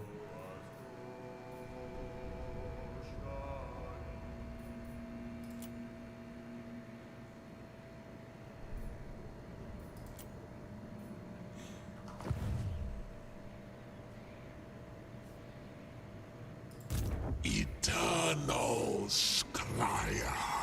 No, I'll have to stay here.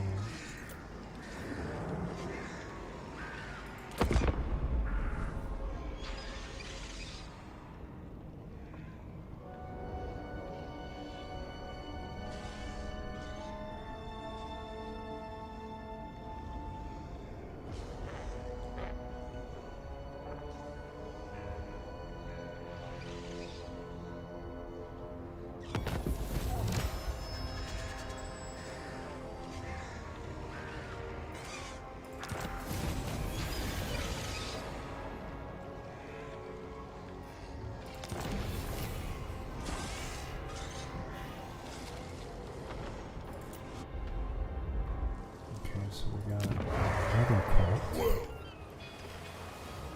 Will.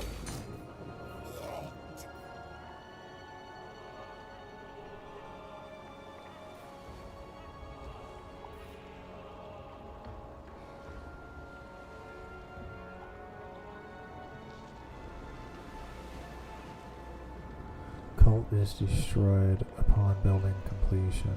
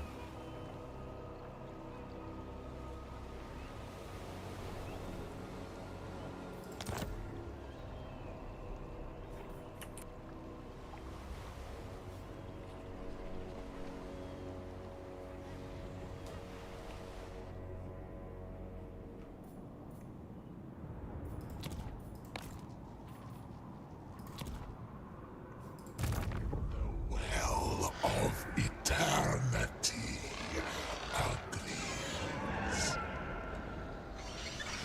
Yeah, we gotta sit there for a couple of turns till we have this place under our control. Oracle of Sinch. And I guess guess what we'll do, since we're not at war with these folks, we'll try to teleport to one of the new cult places that are going to pop up soon.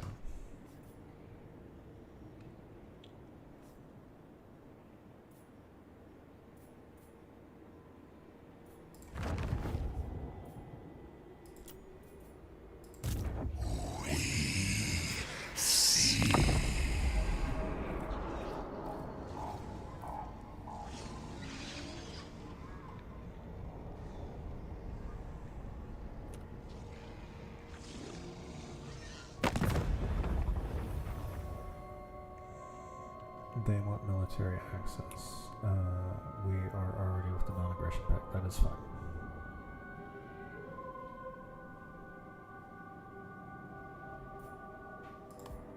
Can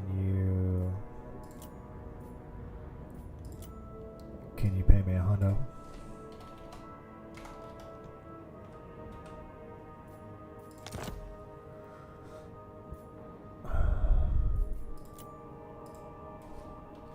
How about 75?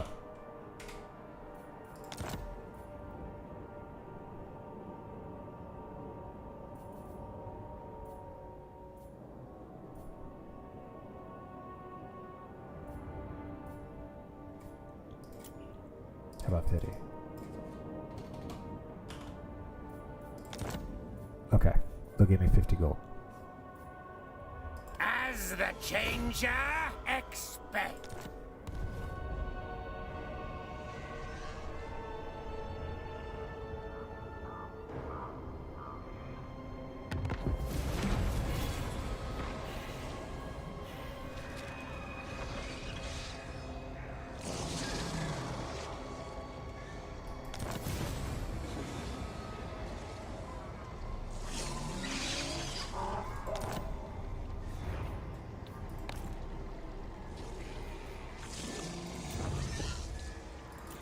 Okay, I think we might teleport all the way over here to Bastion. Oh, wow.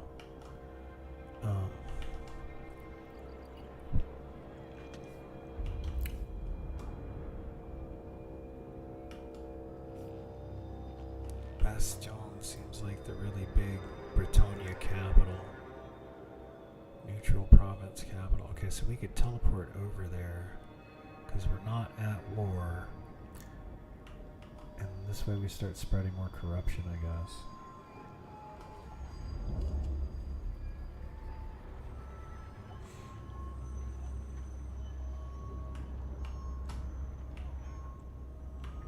I feel like that's not the place to do it, though.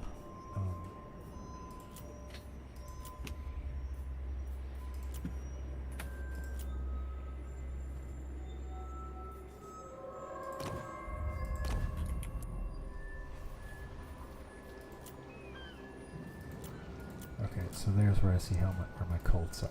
Okay. Those are getting built up. Okay, and that's the income that I'm getting from the cult. Okay.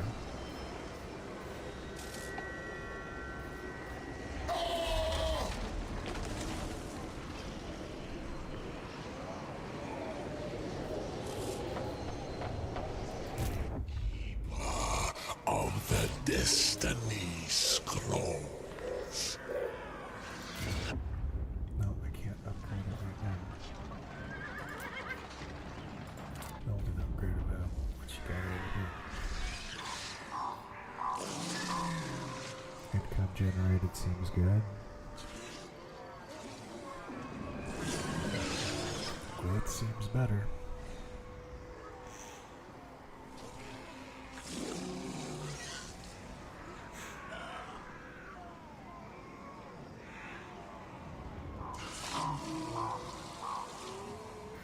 We need the income though.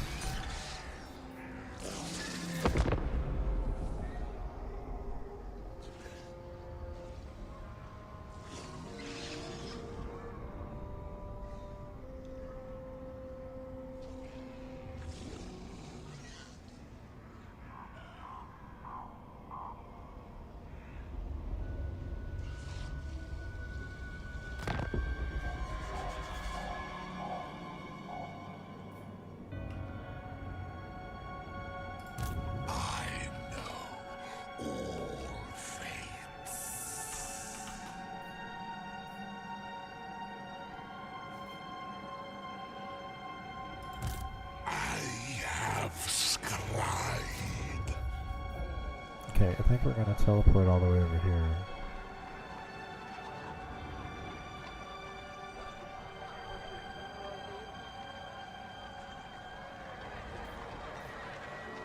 Instantly teleport your faction leader to the settlement. Let's do it in a turn or two. I want to wait for this province to stabilize.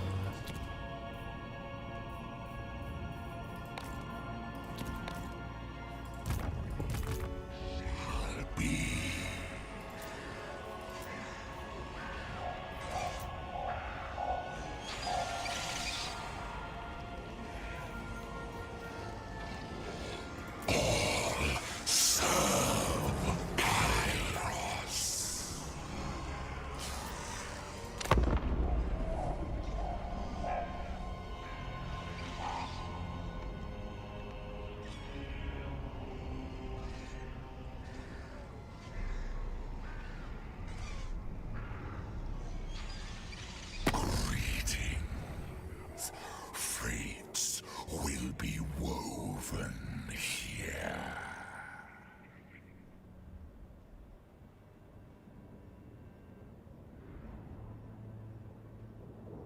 This faction has declared war on you. Oh, great. Okay, so I Who'd guess you we're not upset? The Slanish folks my next door neighbors are Slanish, and now they're attacking me. That bitch. Your war efforts would be strengthened by the raising of a new army. Appoint another command, and you can open a second front against your foes.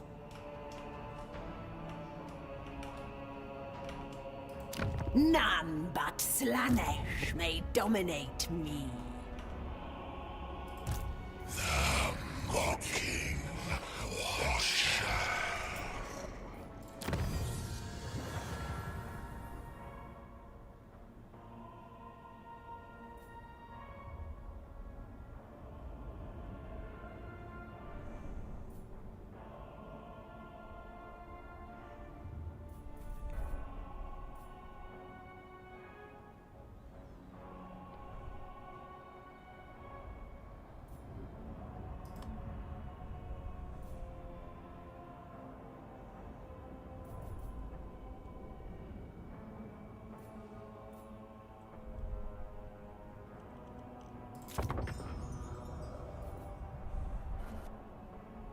Oh man.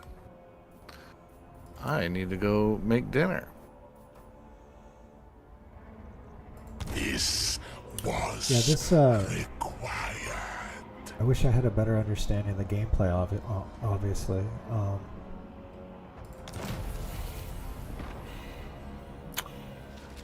Sounds like a grand strategy game to me. Certainly.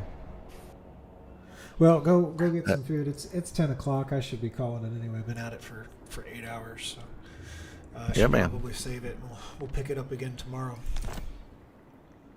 Well, I hope you have a great rest of your evening. Sleep well, sir. That's why I'm gonna go cook and eat dinner real quick, so I'm not up late while my food's digesting. So. I gotcha. All right, man. Well, you have a good night. Thanks for hanging out. I appreciate you hanging out in the live stream and everything. And I'll talk to you tomorrow. Yeah, have a great one. Take her easy, everybody. Take it easy, guys. Peace.